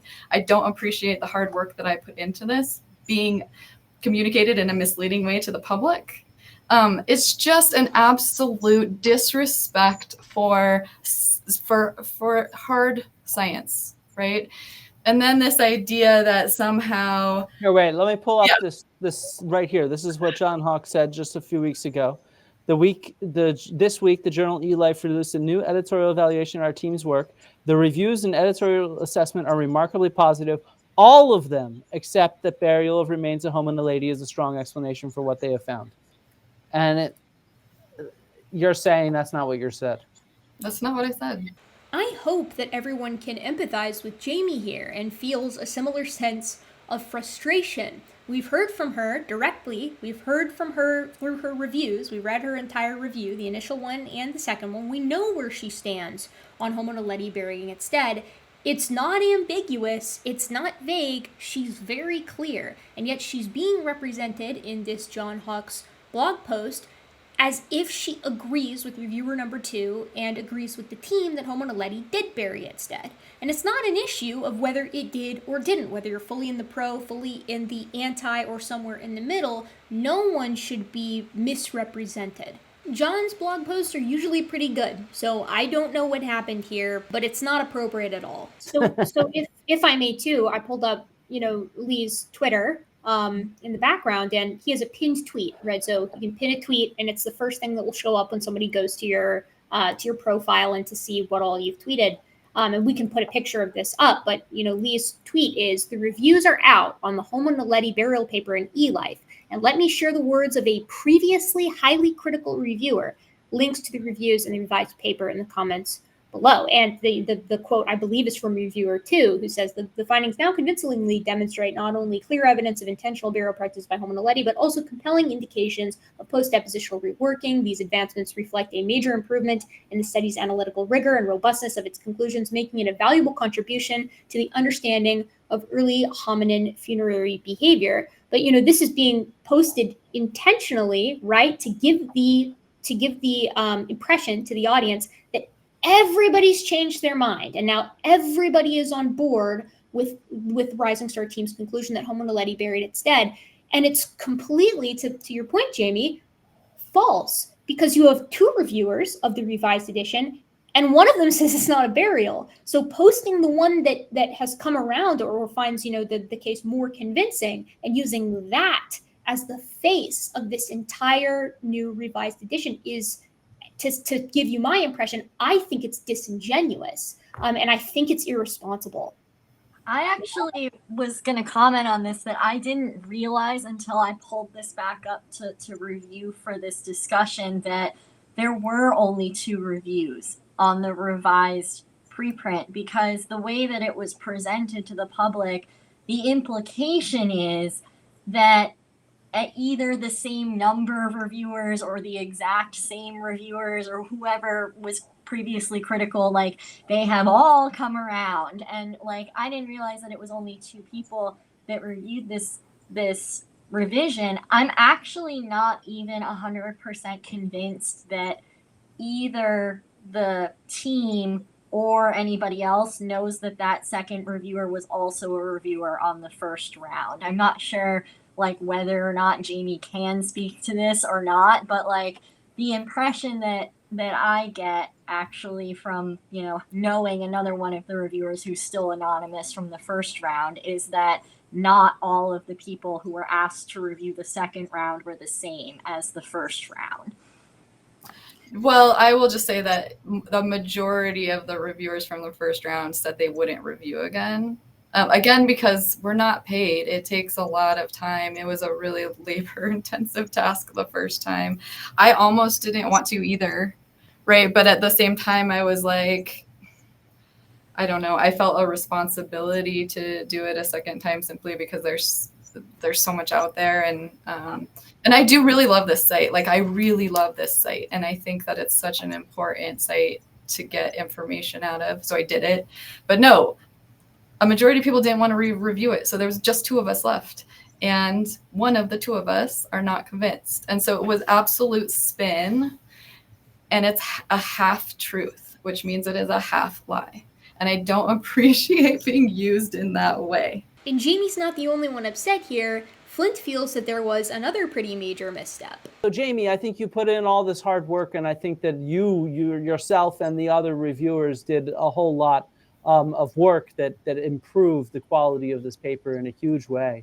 And so a clearer, more direct acknowledgement of that in the main acknowledgement section, I think, is warranted.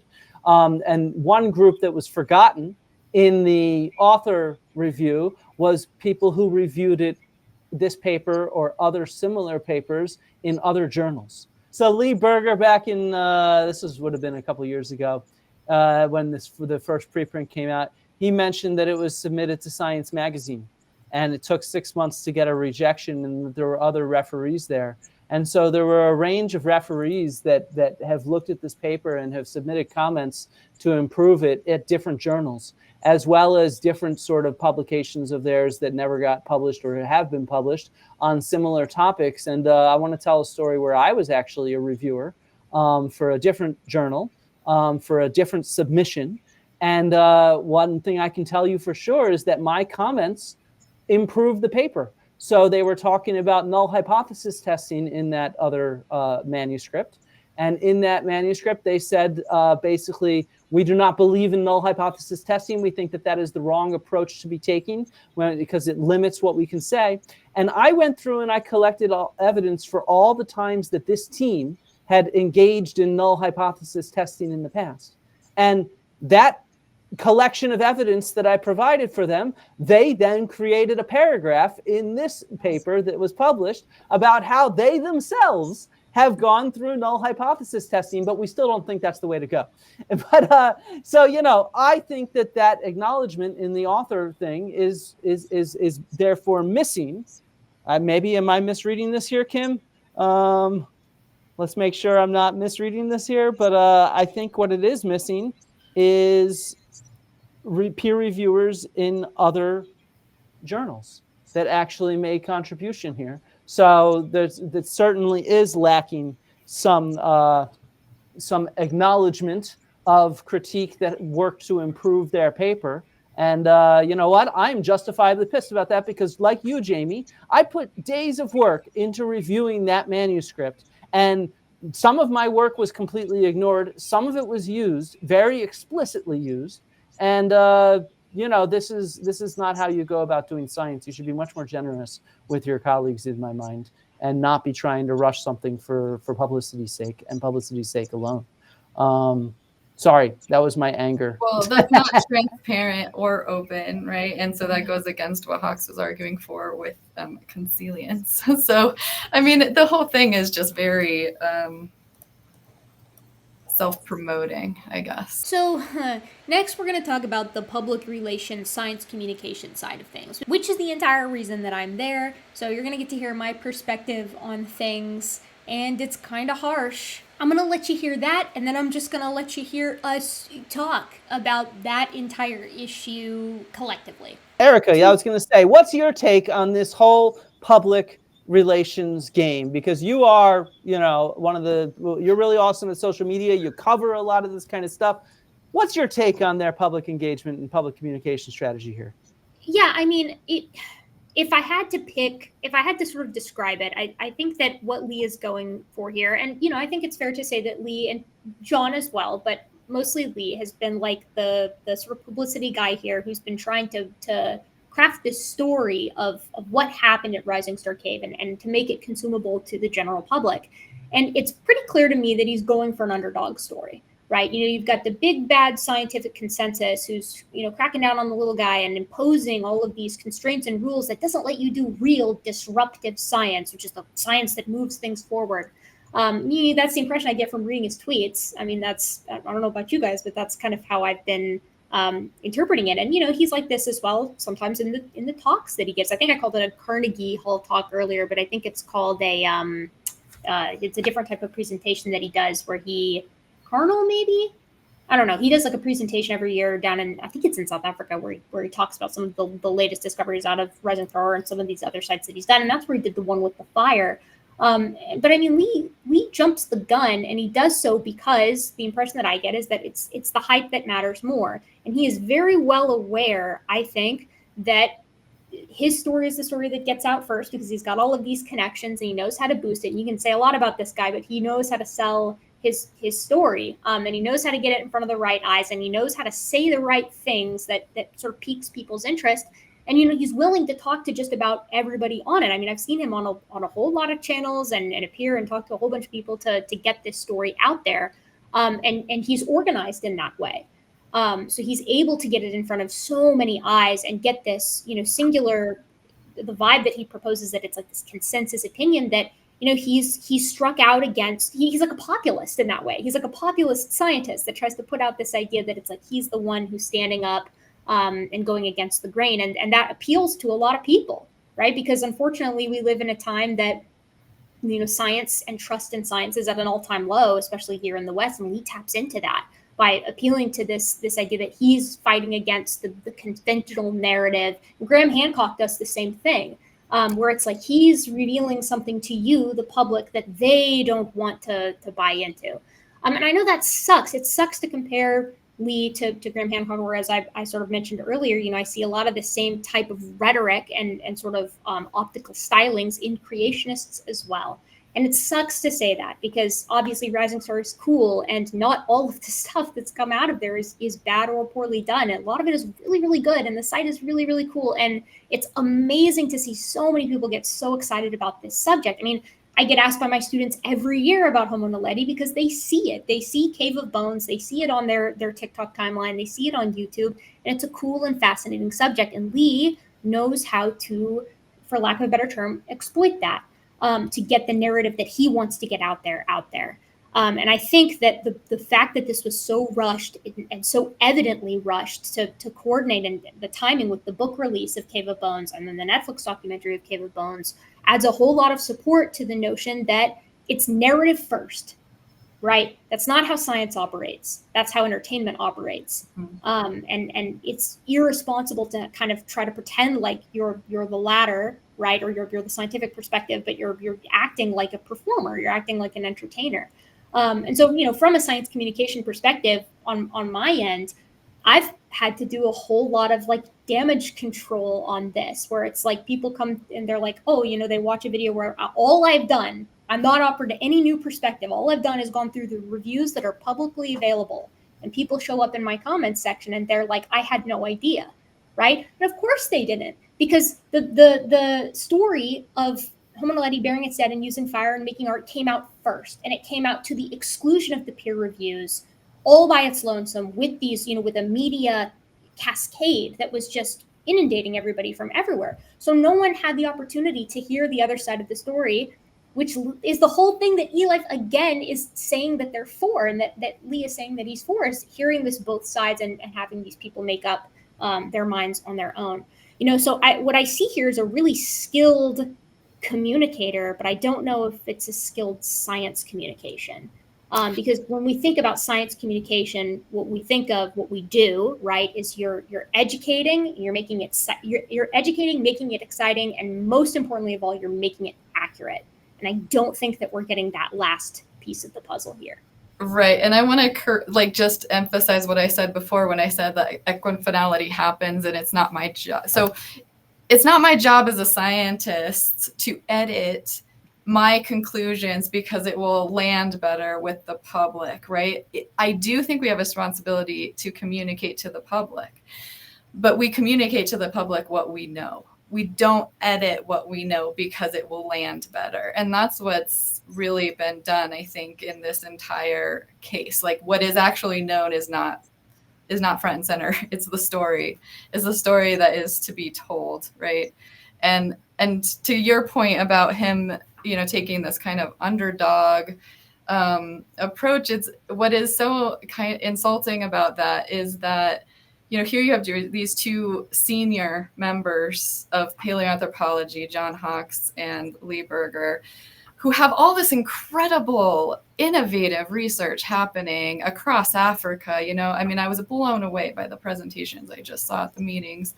And mostly now by people of my generation. And he's essentially saying that these other researchers are entrenched in these old ideas, right? And they're not allowed to think more broadly or have open-mindedness. And here we are, where research has really expanded in the last decade. Now what are we doing at sites? We're bringing in DNA and we're bringing in, zooarchaeology by mass spectrometry, and we're getting at proteins, and we're actually getting at the nitty-gritty details that 20 years ago, nobody thought that we could.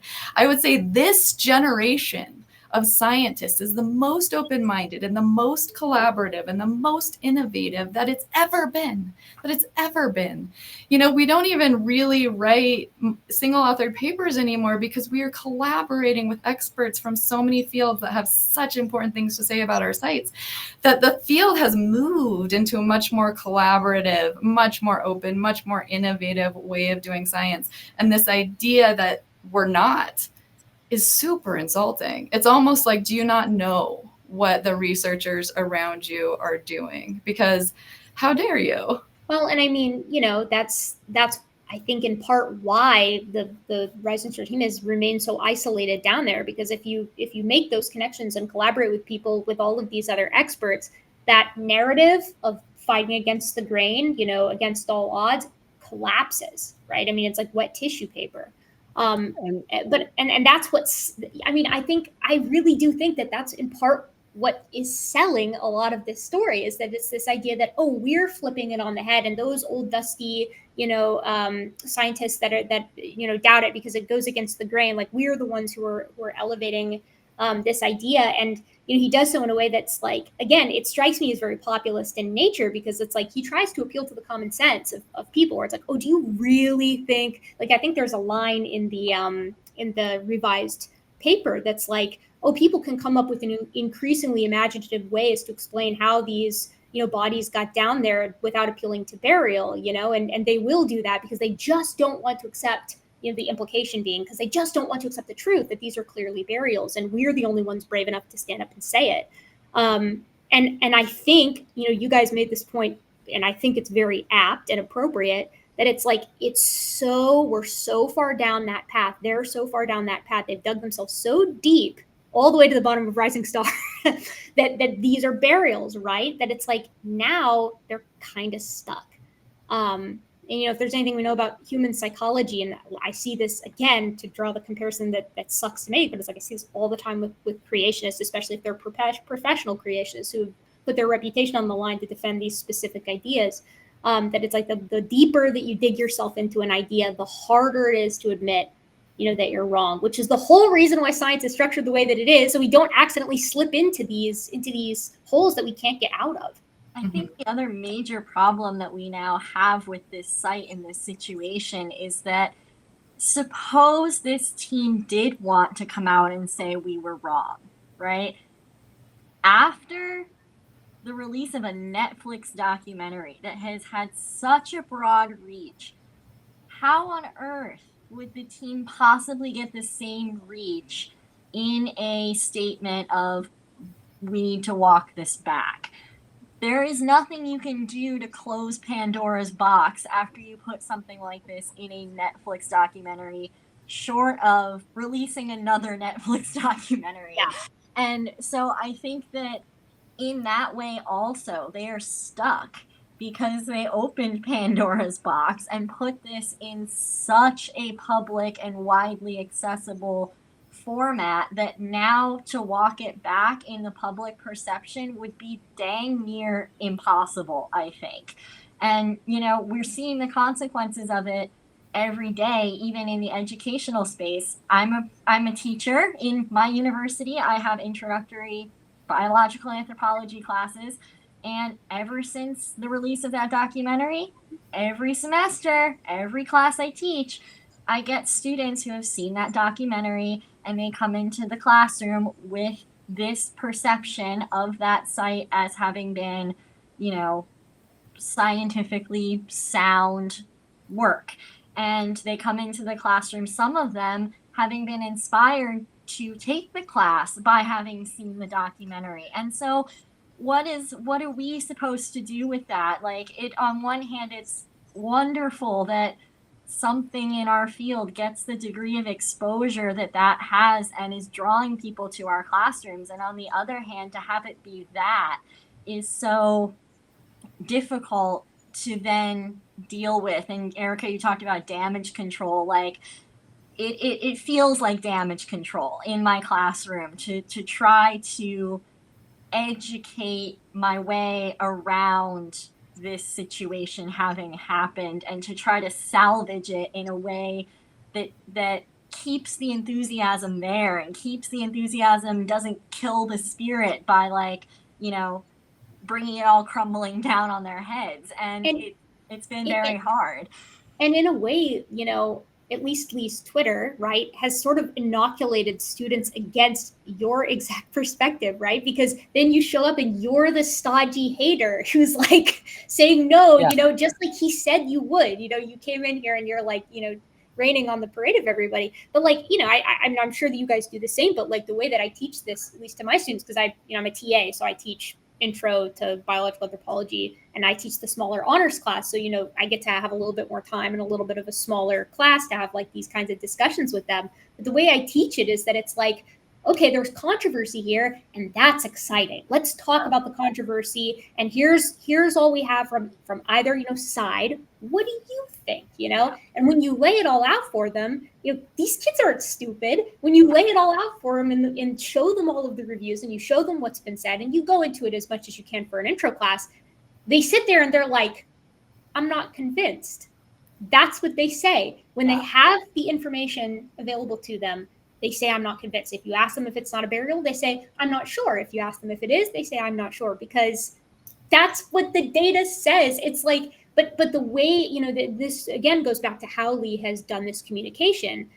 It's very strategic so that you're getting one side first and you're getting a lot of it. And then comes the alternative perspectives trailing afterwards.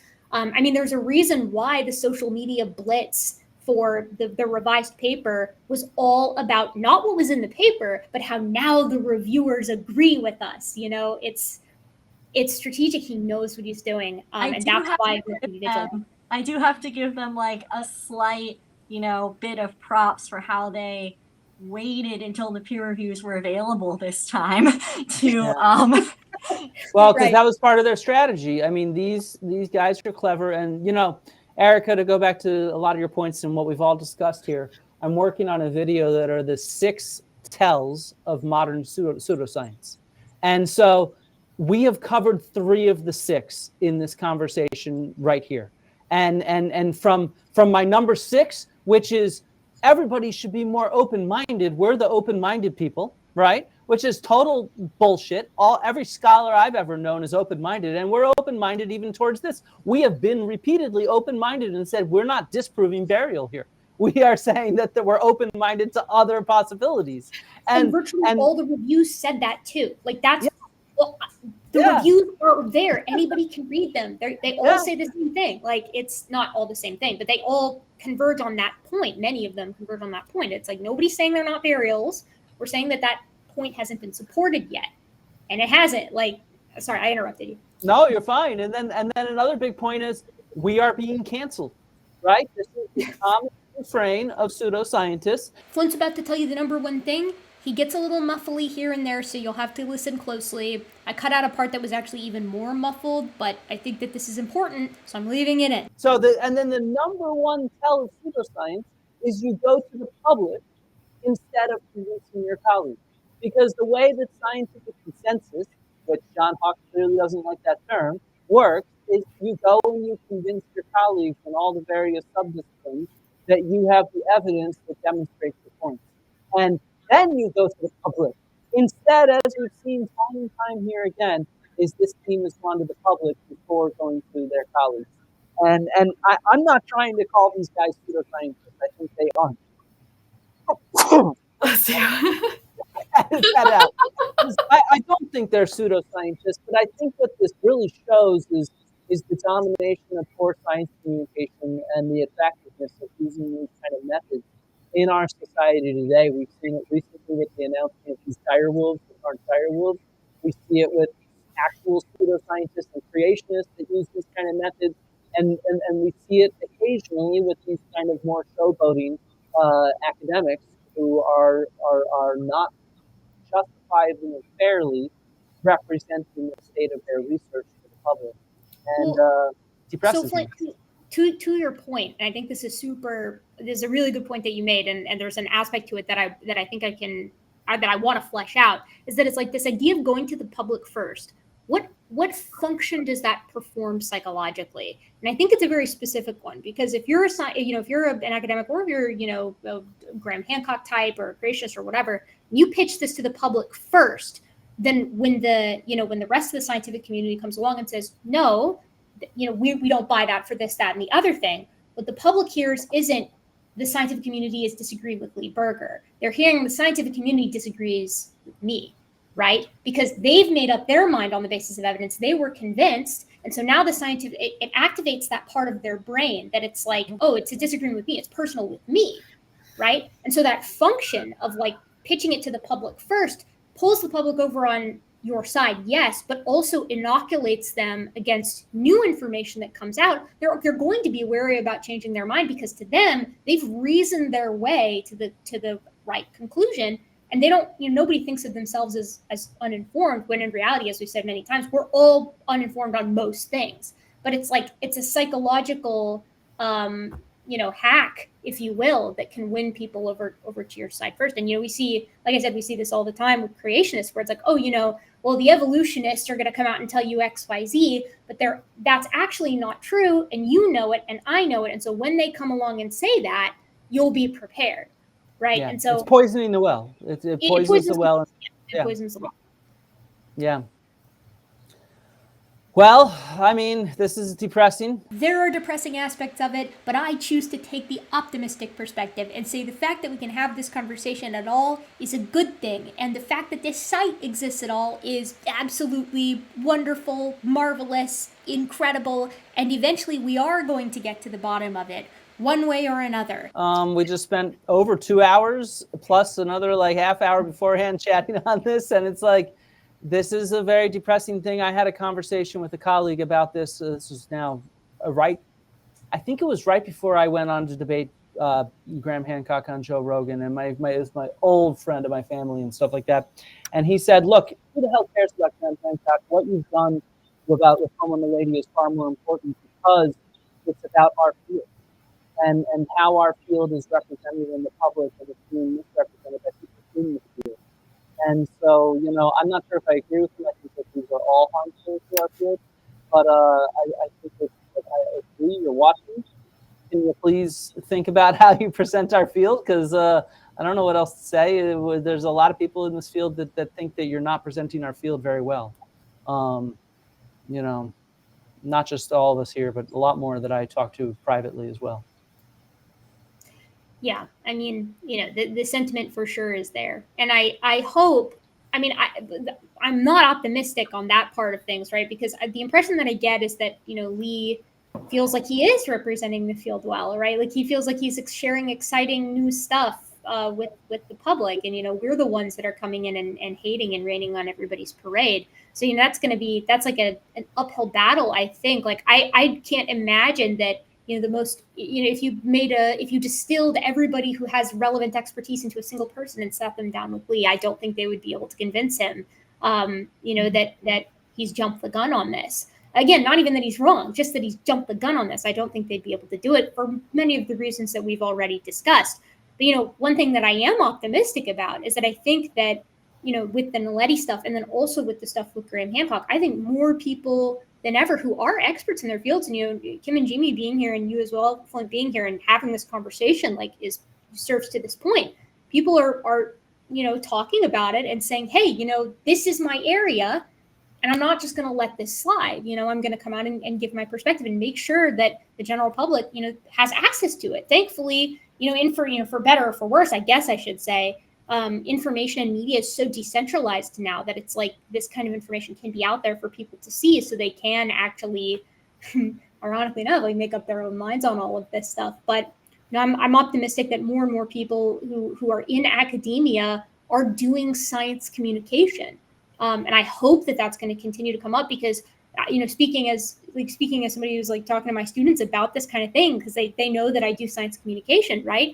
That's where most of them get their science information from, is through TikTok and through YouTube and through Instagram videos and all that kind of stuff. And so, you know, you were touching on this a little bit earlier, Jamie, but like it's to some degree our responsibility to make sure that the accurate science gets out there and can be, you know, viewed by people, because they see, you know, even when it's open access, they see academic literature as like an ivory tower that's inaccessible. And so it's so important that there's a means by which the public can consume this kind of thing, and like talk about it. And I'm just really glad that this kind of panel could happen. So thank you for letting me be here and like be like the audience stand-in to ask questions and clarify things. Well, thanks. I think what's super interesting and important to think about in this whole situation is like, I feel like this whole situation having happened catalyzed a lot of people into action within the scientific community, myself included. Like, I never anticipated myself diving into trying to be a voice in a public, you know, arena for this sort of work. And, you know, partially because a lot of people in academia are in rather vulnerable and precarious positions and are so often afraid to put out a dissenting opinion against, you know, people who are seen as having a lot of power within our field and a lot of influence. And whether we like it or not, the metric of success for an academic in the public's eye is going to be who has a Netflix documentary, who's got books, who's getting, you know, money from big public facing organizations and has, you know, money to continue to do excavations every year and all of that sort of stuff. And so to have people in this field who are willing to put their name on a criticism of someone like that, I think is not something that we have seen enough throughout the history of anthropology. But like, as terrible as a lot of aspects of this situation were, I'm almost grateful for parts of it having occurred, because it really does seem to have jolted some people into action. And hopefully in the long term, that will be of great benefit to our field, and also hopefully for public consumption of content about the past and giving people somewhat of that like critical eye that I think is something that we need to continue to be educating about in our classrooms, but also on social media and as scientists, but also in non-scientific spaces. So it's crappy that it happened, but also has had some good effects, I think. I just want to say thanks to both you, Erica, and Flint for like creating a space where these discussions can happen. We have talked about how important that is, and I think it is really important.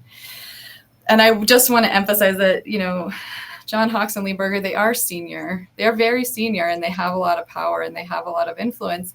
And one of the things that I think is really dangerous is that they're attacking peer review as if it's evil. And while all of us recognize that there are biases in peer review and there have been problems in peer review, having your science reviewed is still a really key part of doing good science. And what they're doing with these attacks and with their influence, and by taking a review that is critical and lying about it, is encouraging people to stop volunteering to be reviews. We all volunteer to be reviews, right? I get an email from a journal that says, will you please review this paper? And I'm not going to be paid for it. You don't get recognition for it. And you either say yes or no, but the more that reviews are taken and not paid attention to, not respected, or condescended to, lied about, more people are going to say, I'm sorry, I just don't have the time. And that'll be a real detriment to science. That'll be a real detriment to science. So I hope that we can have that story come out too, because it's not exactly where we want to go. Should we revise reviews? Should we make it more diverse in who's reviewing? Should we make it more equitable and fair? Should we make it double blind? Of course, we should do all these things. But that doesn't mean we get rid of it. I think that says it all. I think you have a pretty good idea as to where everybody stands, at least with regard to the panel.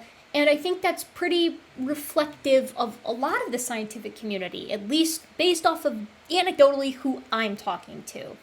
But the story doesn't end there. It did until a few weeks ago. With regard to Homo naledi burying its dead, and specifically with regard to this revised paper, I think it's fair to say that jury's still out consensus-wise on whether or not Homo naledi buried its dead. Lee and his team, as well as one of the reviewers that returned, think that there's pretty good support that Homo naledi did bury its dead, with the team being a little bit more liberal with their opinions on the cultural and symbolic and evolutionary implications on that, whereas Jamie, reviewer number 1, and a lot of the reviewers that didn't return, and many of the people who I know anecdotally in the field, are not convinced that Homo naledi buried its dead. None of that means that it did or didn't, it just means that there is not consensus in the field. With regard to the art, and the fire use, and that third preprint talking about big brains and intelligence, all of that kind of stuff, we're still waiting on the revisions on those papers. So that's where things stood. While I was researching for this video and browsing the Twitters of Lee and John Hawkes and Agustin Fuentes just to see what they were saying with regard to all of this stuff, I was dismayed and excited to find that there has been a new development, and I want to share it with you and talk about it a little bit. So on April 6th, we get a tweet from Lee, and it's a big old tweet. He's got the premium account, so he can do it, concerning a preprint that has to do with the Rising Star cave system and specifically alternative entrances, because that has to be what the newest preprint is on. That's what I spent the most amount of time trying to get a grip on with regard to our current and past opinions on it. So something new has to come to present new work for me, and maybe even throw a monkey wrench into the whole thing. We'll see. He says, the nature of access routes into the Naledi chamber, a deep subterranean chamber in the #Rising Star Cave that we have hypothesized was used for cultural activities by #Homo Naledi, has been one of the last critical issues for many critics of the Naledi burial hypothesis. It seems to critics too difficult and inaccessible for most to believe this small-brained hominin could access such a remote space to perform complex cultural practices, particularly with a dead body in tow. Now, I don't know even about how this is being presented so far. Like, I think there are a lot of critics that have more issues than just this with the Naledi burial hypothesis, so I don't know that I would categorize this as one of the last critical issues. I would say it's the latest, but not the last. In a newly released preprint titled, quote, Interpreting Access to the Dinaledi Subsystem by Homo Naledi, redefining the chute as a labyrinth, under review at PLOS ONE and as a preprint now available at Africa RXIV, Dirk van Rooyen and colleagues, which include me, present a richly illustrated discussion of this complex and often misunderstood space. I agree that it's complex, and I agree that it's misunderstood. It's taken me a very long time to even begin to understand what's going on there. And that's with pretty good figures, I would say. The takeaways from this article are that the chute is not a chute, as it has been illustrated in countless representations, including our own scientific ones, but rather a complex labyrinth of passages that would have been much more easily accessible to Homo naledi than it is to contemporary humans who struggle in the confined space. So, the chute would have been easier for them than it is for us. Roger that, and it's not really a chute so much as it is a labyrinth of horizontal and vertical passages that are created by these fractures in the rock. We'll get there in a second. He says the paper attempts to correct the misrepresentation of the space as a tube or shaft, but rather a labyrinth of passages that gives multiple options for the small-bodied Homo naledi to enter the chambers below, thus renaming the space a #chute labyrinth. In addition to this work, the paper illustrates that there is no evidence of another entrance into the Dinaledi chamber that has yet to been discovered. It also highlights the fact that given the nature of the space, there is no need to invoke another easier to access entrance, as it would make no difference to the taphonomic and sedimentological situation found within the Dinaledi subsystem, even if there were one. This work also shows that the fall of the Dragon's Back block, often argued to have changed the entrance into the Dinaledi subsystem, is also shown to be irrelevant, as it actually fell in front of the chute labyrinth. Its falling therefore would not have changed the access opportunities for Homo naledi individuals to get into the space. So, let's break this down. Here's the paper, accessed early. It is a preprint, so we'll see what ends up happening with it. I am a little bit mistrustful of preprints right now, but that's fine. They've got this lovely aerial illustration that we've seen a few times before, where here's the Dragon's Back chamber, here's the Dragon's Back itself, so the block is right here with the ridge, and I presume the sill is this here, indicated by my cursor. There's the chute labyrinth, formerly known as the chute. There's the hill antechamber, the Dinaledi chamber, and the extended Dinaledi subsystem. All of that is important, but it's not what we're focused on here. They want to talk explicitly about the chute itself. So, there's the chute as it's commonly been illustrated. Again, it's this like vertical drop that is not, strictly speaking, accurate. I didn't appreciate that until this paper, but you're about to see what I mean. From above, the chute actually looks like this. It is a network of passages that are both vertical and horizontal, right? So they sort of cross-hatch or hashtag across, where you've got these pipes that are upward that you can shimmy down or up, and then horizontal ones that you kind of have to get through. And it's this chute labyrinth that connects the top of the Dragon's Back chamber to the sort of top of the, top of the like hill antechamber or Dinaledi chamber itself. So this is the complex network of tubes and passages and chimneys that Homo naledi has to shimmy through to get into the Dinaledi chamber if it goes up the Dragon's Back ridge or up the sill, doing that up then down route as opposed to going behind the Dragon's Back block, or rather underneath it as it was described previously before it fell, to then get into this fracture network. The hotter colors are higher up and the cooler colors are down below, so you can imagine that Homo naledi starts where you've got this orange and then descends into the green and then descends into the blue and then descends into the purple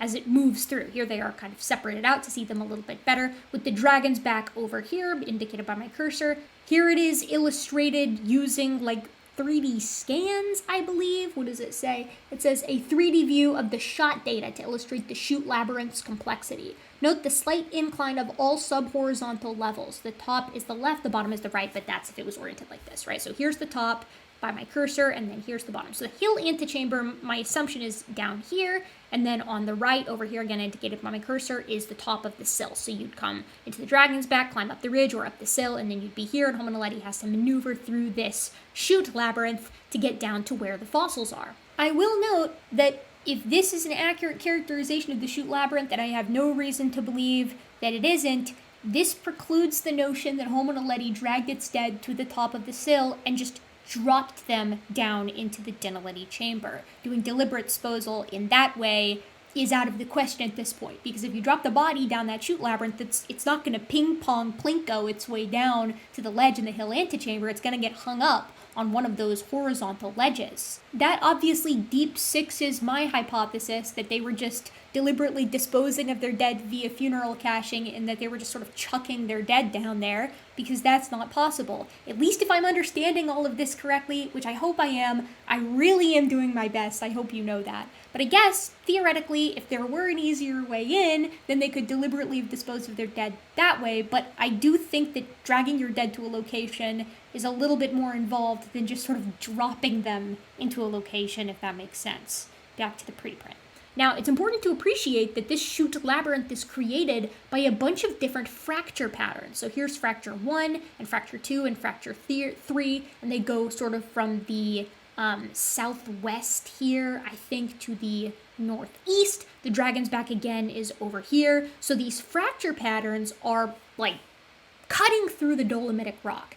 And I don't know if they're cutting through the dolomite of the sill as well, which is important to understand what the heck is going on, but we'll get there. So this paper is going to argue that there are two routes, really, that Homo naledi could have feasibly taken to get to the hill antechamber and get into the Dinaledi subsystem. It says there are probably more routes, but these are the two primary, easiest routes that it has outlined. And it first references Robbins 2021 around line 207 to like 230 here, where they discuss the nature of how the dragon's back has changed and how it's related to the chute labyrinth. They say previous work by Robbins 2021 did not make clear the relationship of the chute to the dragon's back block, and to avoid further confusion, we're going to describe that relationship here. They say the dragon's back structure consists largely of a single, large dolomite block formed from the host bedrock, which includes chert horizons. These chert horizons can be correlated to the same chert pans in the walls of the surrounding chamber, which show that the block comprises the dragon's block was once attached to the chamber ceiling and at some point fell by approximately 60 centimeters and rotated 10 degrees. They give the date, which again is after Homo naledi was in there. They say the vertical displacement of this block was limited by large boulders that underlie it today, and at its southwestern end, the block lodged itself against a pinnacle, which forms a 5-meter high sill that acts as a physical barrier between the dragon's back chamber and the Dinaledi subsystem. So, let's take a minute to go back and look at our diagram here so we know what the heck is going on. This dragon's back block fell from the ceiling, and you can tell that it fell from the ceiling because these chert lines align specifically with other areas in the cave that show that it was originally up higher and it dropped down 60 centimeters. They say that this dragon's back block is supported by boulders beneath it, so that's why it didn't fall further than it did, and it's obviously leaning against this 5-meter high sill. That's all they're saying there.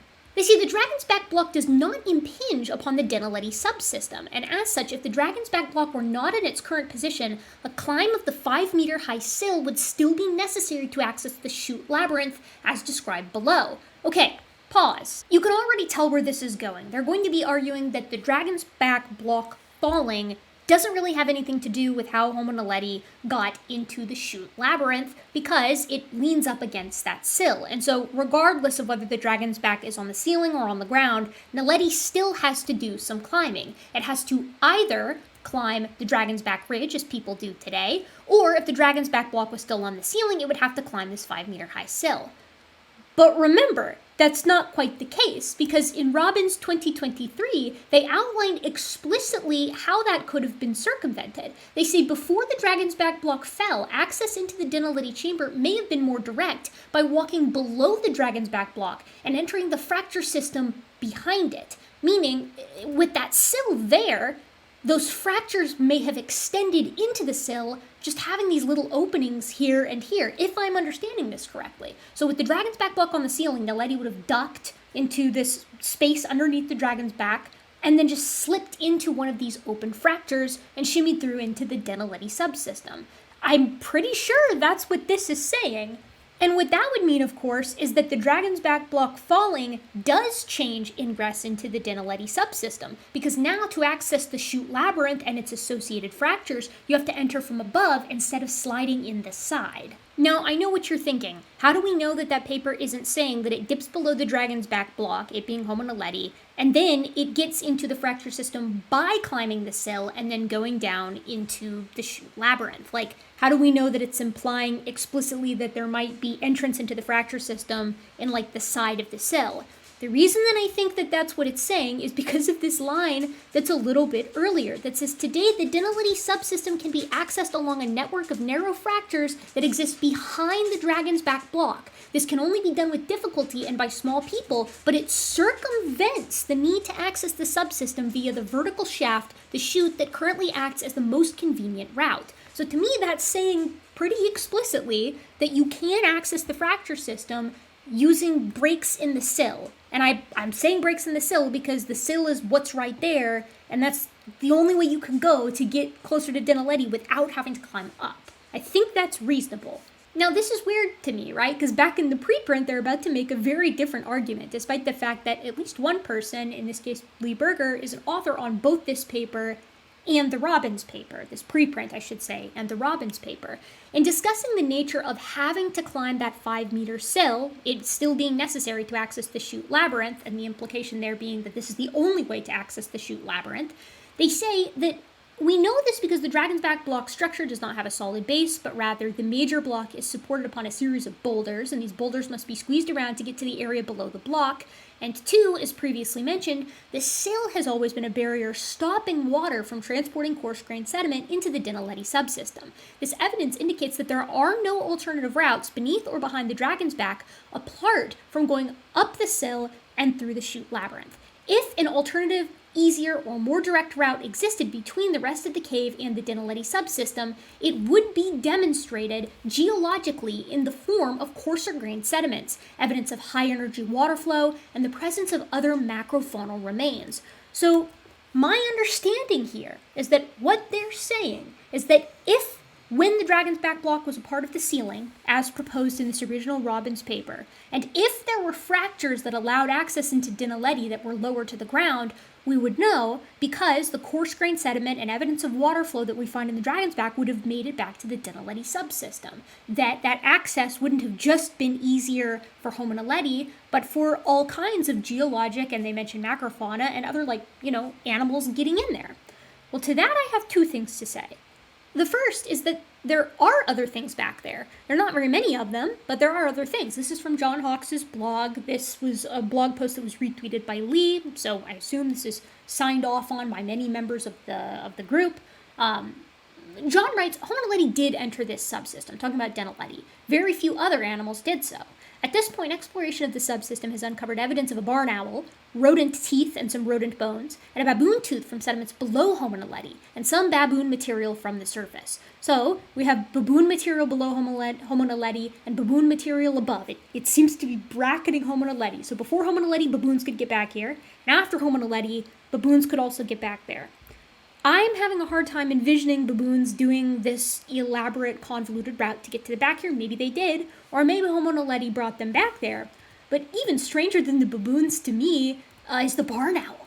How does a barn owl get back here? That's very strange. I'm not saying it's not possible for a barn owl to get lost in a cave system and end up back here, even if the Chute labyrinth, as Lee describes it, is the only way to get back here. It's just odd. And it's awfully coincidental, again, for the animal remains that we do find back here to all be the types of animal remains that you would find in a cave, right? So you've got barn owls, which can be found in caves, rodents, which can be found in caves, and baboons, which sometimes go into caves, especially around here, if the mummified baboon remains are anything to go off of. And the second thing that I want to point out with regard to, there not being other animals in there and there not being water in there is proof that there didn't used to be an easier access route underneath the dragon's back, like through the sill, for example, through fractures in the sill, has to do with that original paper, that original Robbins 2021 paper. So this image that you can see on your screen is the Dinaledi chamber. It's Dinaledi and the hill antechamber. So right over here where you can see my cursor, this is how you would drop in through the Chute labyrinth.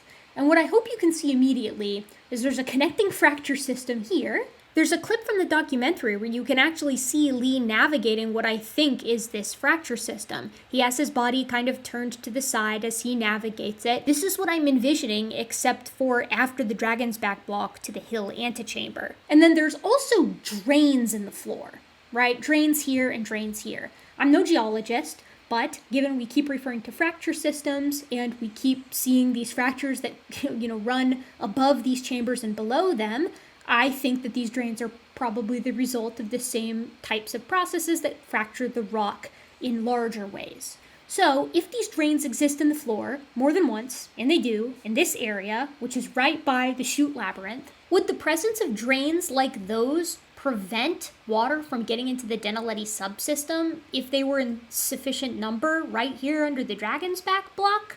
Maybe that's just completely unreasonable, right? Like maybe for people who have been there, there's no chance, and like it's really obvious that the sill is solid and the fractures don't extend through it. But as somebody who's just looking at these figures, and I'm trying to take all of the data together and try to come up with the most parsimonious explanation for what's going on here. We have to consider that there might have been an easier route before the dragon's back block fell, a la the one pointed out by Robbins and colleagues in 2021. To put it simply, I don't think that this preprint sufficiently precludes that original proposition that Homo naledi could have ducked under the dragon's back and gotten into the fracture system through the sill. Like not by climbing the sill, but by going through the sill. Like the sill is itself fractured. The only thing I see here that's arguing that that wasn't the case is saying, well, you don't find water inside the Naledi subsystem, so it couldn't have been that easy. But like, what if there's drains? What if those drains exist in this area as well as they do immediately adjacent to it? Or maybe this is an even more simple explanation. What if the fracture extends slightly at an incline, right? So Homo naledi is having to sort of squeeze mostly horizontally through the sill, but it is at a slight incline which prevents water from getting in. I don't know. Maybe that's all baloney. When I look at this 3D image, I tend to think that the slight incline thing is less likely just because everything does seem to be at a slight decline here. So the odds that if Homo naledi was getting in from this side, that it would be like an incline and then a decline, maybe that's a stretch. But I kind of want to point something out now that I'm looking at these figures again, which is that if you go up to figure 10 and you see the Chute labyrinth broken down by layer, so here's the layer up at the top, then the next layer down, and the next layer down, and so on and so forth, going from 7 to 1, the dragon's back is consistently up here, like to the top of the box, to the top of the figure. So there's the dragon's back there, there's the dragon's back there, and there it is there, and there it is there, and there it is there, and there it is there. These extensions here seem to reach close to, or in some cases even touch the dragon's back, right? So when I look at this, what I'm thinking to myself is, it sure looks like the fracture system extends through the sill and would have had openings into the area directly below the dragon's back block before it fell. Maybe that's crazy. I don't know. Again, I'm not a geologist, but I think all of this is worth considering. And some people will hear me saying this and they'll think to themselves, and maybe the people on the team think this too. It's like, oh ho ho, anything but accept our idea that Homo naledi was a complicated hominin capable of doing this convoluted climb, up the dragon's back ridge or up the sill and then down through the Chute labyrinth with its dead to bury them in the cave system. And it's like, the first time I climbed up here, and I had my son Matthew, 15, and I sent him down that hole to take those pictures. Earning my Father of the Year badge. that's not what I'm saying. I'm not saying that that's impossible. I'm saying that's a really big claim, and that's something that is kind of hard to believe. I mean, that would be hard to believe for a modern human to go to all that trouble, and humans go to a lot of trouble for burying their dead. And taking care of their dead and showing reverence for their dead. I'm saying that easier routes need to be precluded before we settle on that. The last thing I want to talk about with regard to this paper is that it talks about those two routes, the first one being the one that's typically taken by cavers today, the one that's always talked about, where you go up the Dragon's Back Ridge and then maneuver through the Chute labyrinth via the Chute, which is a specific part of the Chute labyrinth. But I want to talk a little bit about Route 2, because Route 2 is interesting. It's a shorter climb, which was discovered during subsequent exploration of the Chute area. It's accessed by climbing to the top of the Dragon's Back, and instead of crossing the wooden bridge, climbing down 2.5 meters to the southwest. A small triangular chamber can be entered by climbing through a gap between the rocks, where a chimney can be seen in the floor that drops down 4 meters. When climbing down it, the vertical passage becomes smaller, with the tightest point being at 2 meters, and a person is required to maneuver themselves slowly downward, feeling for hand and footholds as the space is too small to turn one's head. Once the person has climbed past the 5-meter pinch point, it opens up slightly to allow them to drop down 6 meters to the northeast of the hill antechamber in the ledge area. Although R2 is a shorter climb down, it is smaller and more technical than R1, especially when climbing back up. Our team uses R2 to run the power and network cables for 2 reasons. 1, because it's the shortest distance, and 2, to keep the more frequented R1 free of cables. So it's a tougher route, right? But it exists, and it wasn't discovered until subsequent investigations. And you get to it by climbing down into a crack, like kind of behind the Dragon's Back block as it stands now. To me, this is suggestive that there is more going on with that fracture system than we currently appreciated, perhaps even, as I've said many times in this portion of the video, underneath that Dragon's Back block. Again, maybe I'm totally wrong, but that's just my opinion. I talked to Lee a little bit about this on Blue Sky, asked him the question underneath one of his posts just to see if I could get some clarity on whether the sill idea has been considered or whether it's been characterized and I've missed it, but it's really hard to talk about this stuff using character limits on social media. I think my big takeaway for entrance into the Dinality subsystem is that it is really, really complicated. And it's hard to know at present what is and what isn't possible. I think it needs to be characterized more in depth. Even though every paper has been a step in the right direction, I think it's also kind of telling that the dominant idea as to what's going on in that system and how Homo Naledi has gotten in there has changed a whole lot. And it might change a whole lot more. So we should be careful when we're saying, Homo Naledi definitely got in this way or definitely got in that way. The truth is, I have no idea how Homo Naledi got back there, and I don't know that anybody does. There are many different ideas as to how Homo Naledi got back there, but I don't think we have a for sure answer at this time, and I don't think we're going to have one until a lot more work gets done, and I'm glad and grateful that that work is being done. Still, as Jamie noted, how Homo Naledi could have got back there, and indeed how it did get back there, is relevant to this question of whether it did or did not bury its dead. And because of that, it's also relevant to all of the cultural behaviors that are proposed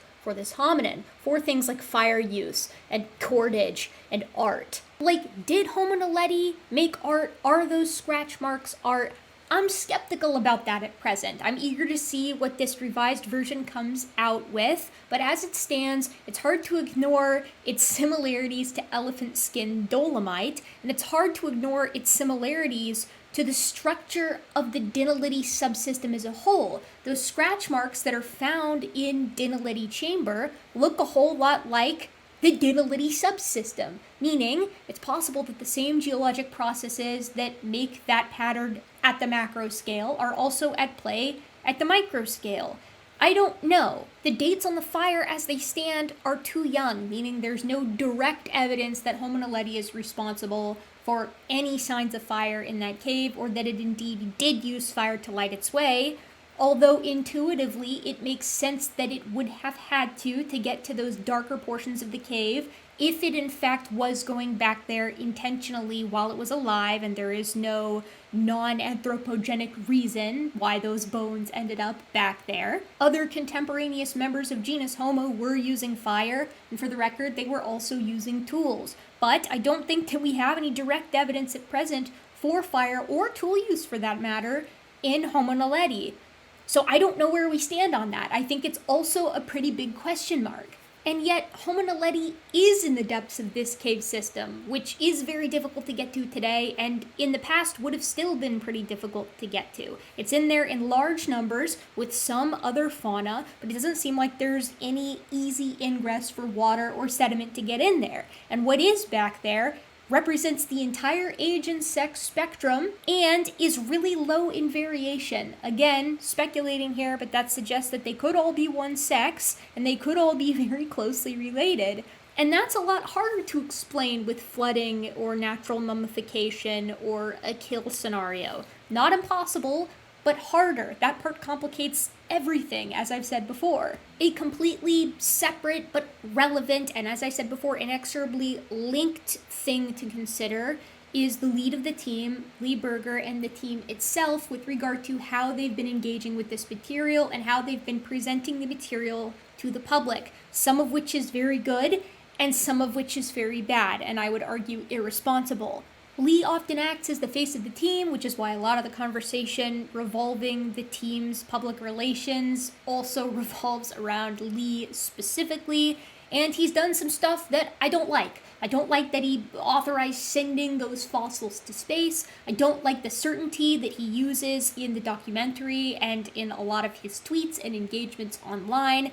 And I don't like his general casting of the scientific community as being sort of curmudgeonly and stodgy and stuck in their old ways, as well as how he sort of conversely paints himself as sort of the intrepid new scientist who's bringing everything into the modern era, as sort of as a protagonist versus antagonist kind of thing. I don't think any of that is good, and I also don't like the way that he paints peer review and consensus as negative traditional things that should perhaps be treated with skepticism or done away with. I also don't like his imminent embrace of AI. I get AI slop from every other part of my life. I don't need it from Rising Star Cave System as well. At the same time, there's no denying the positive impact that the Rising Star team, and Lee in particular, has had on paleoanthropology as well, by endorsing and pushing for more open access to the data themselves, be it in the form of measurements, or the fossils, or going and actually seeing the fossils and taking your own measurements and scans.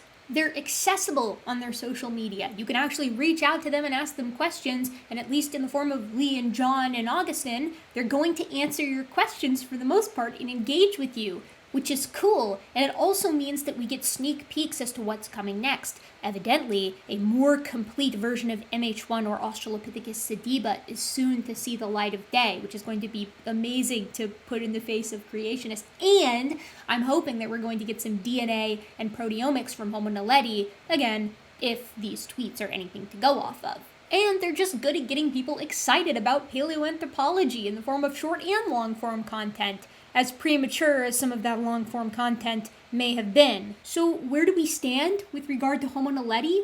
We stand at the base of a mountain of questions. Its cavernous, colossal form looms before us, casting a shadow of uncertainty on this entire area of paleoanthropology. This great mountain hums with mystery, calling to we, the curious, to venture in and uncover its secrets. What do you think is going on in the Rising Star Cave System? Let me know down in the comments. So that's it. That's a little update. A little update on where we stand with regard to Homo Naledi, on the recent advances, on the controversies, on what's coming next. I'm sure you'll hear from me again very shortly once the new stuff comes out, as it inevitably will.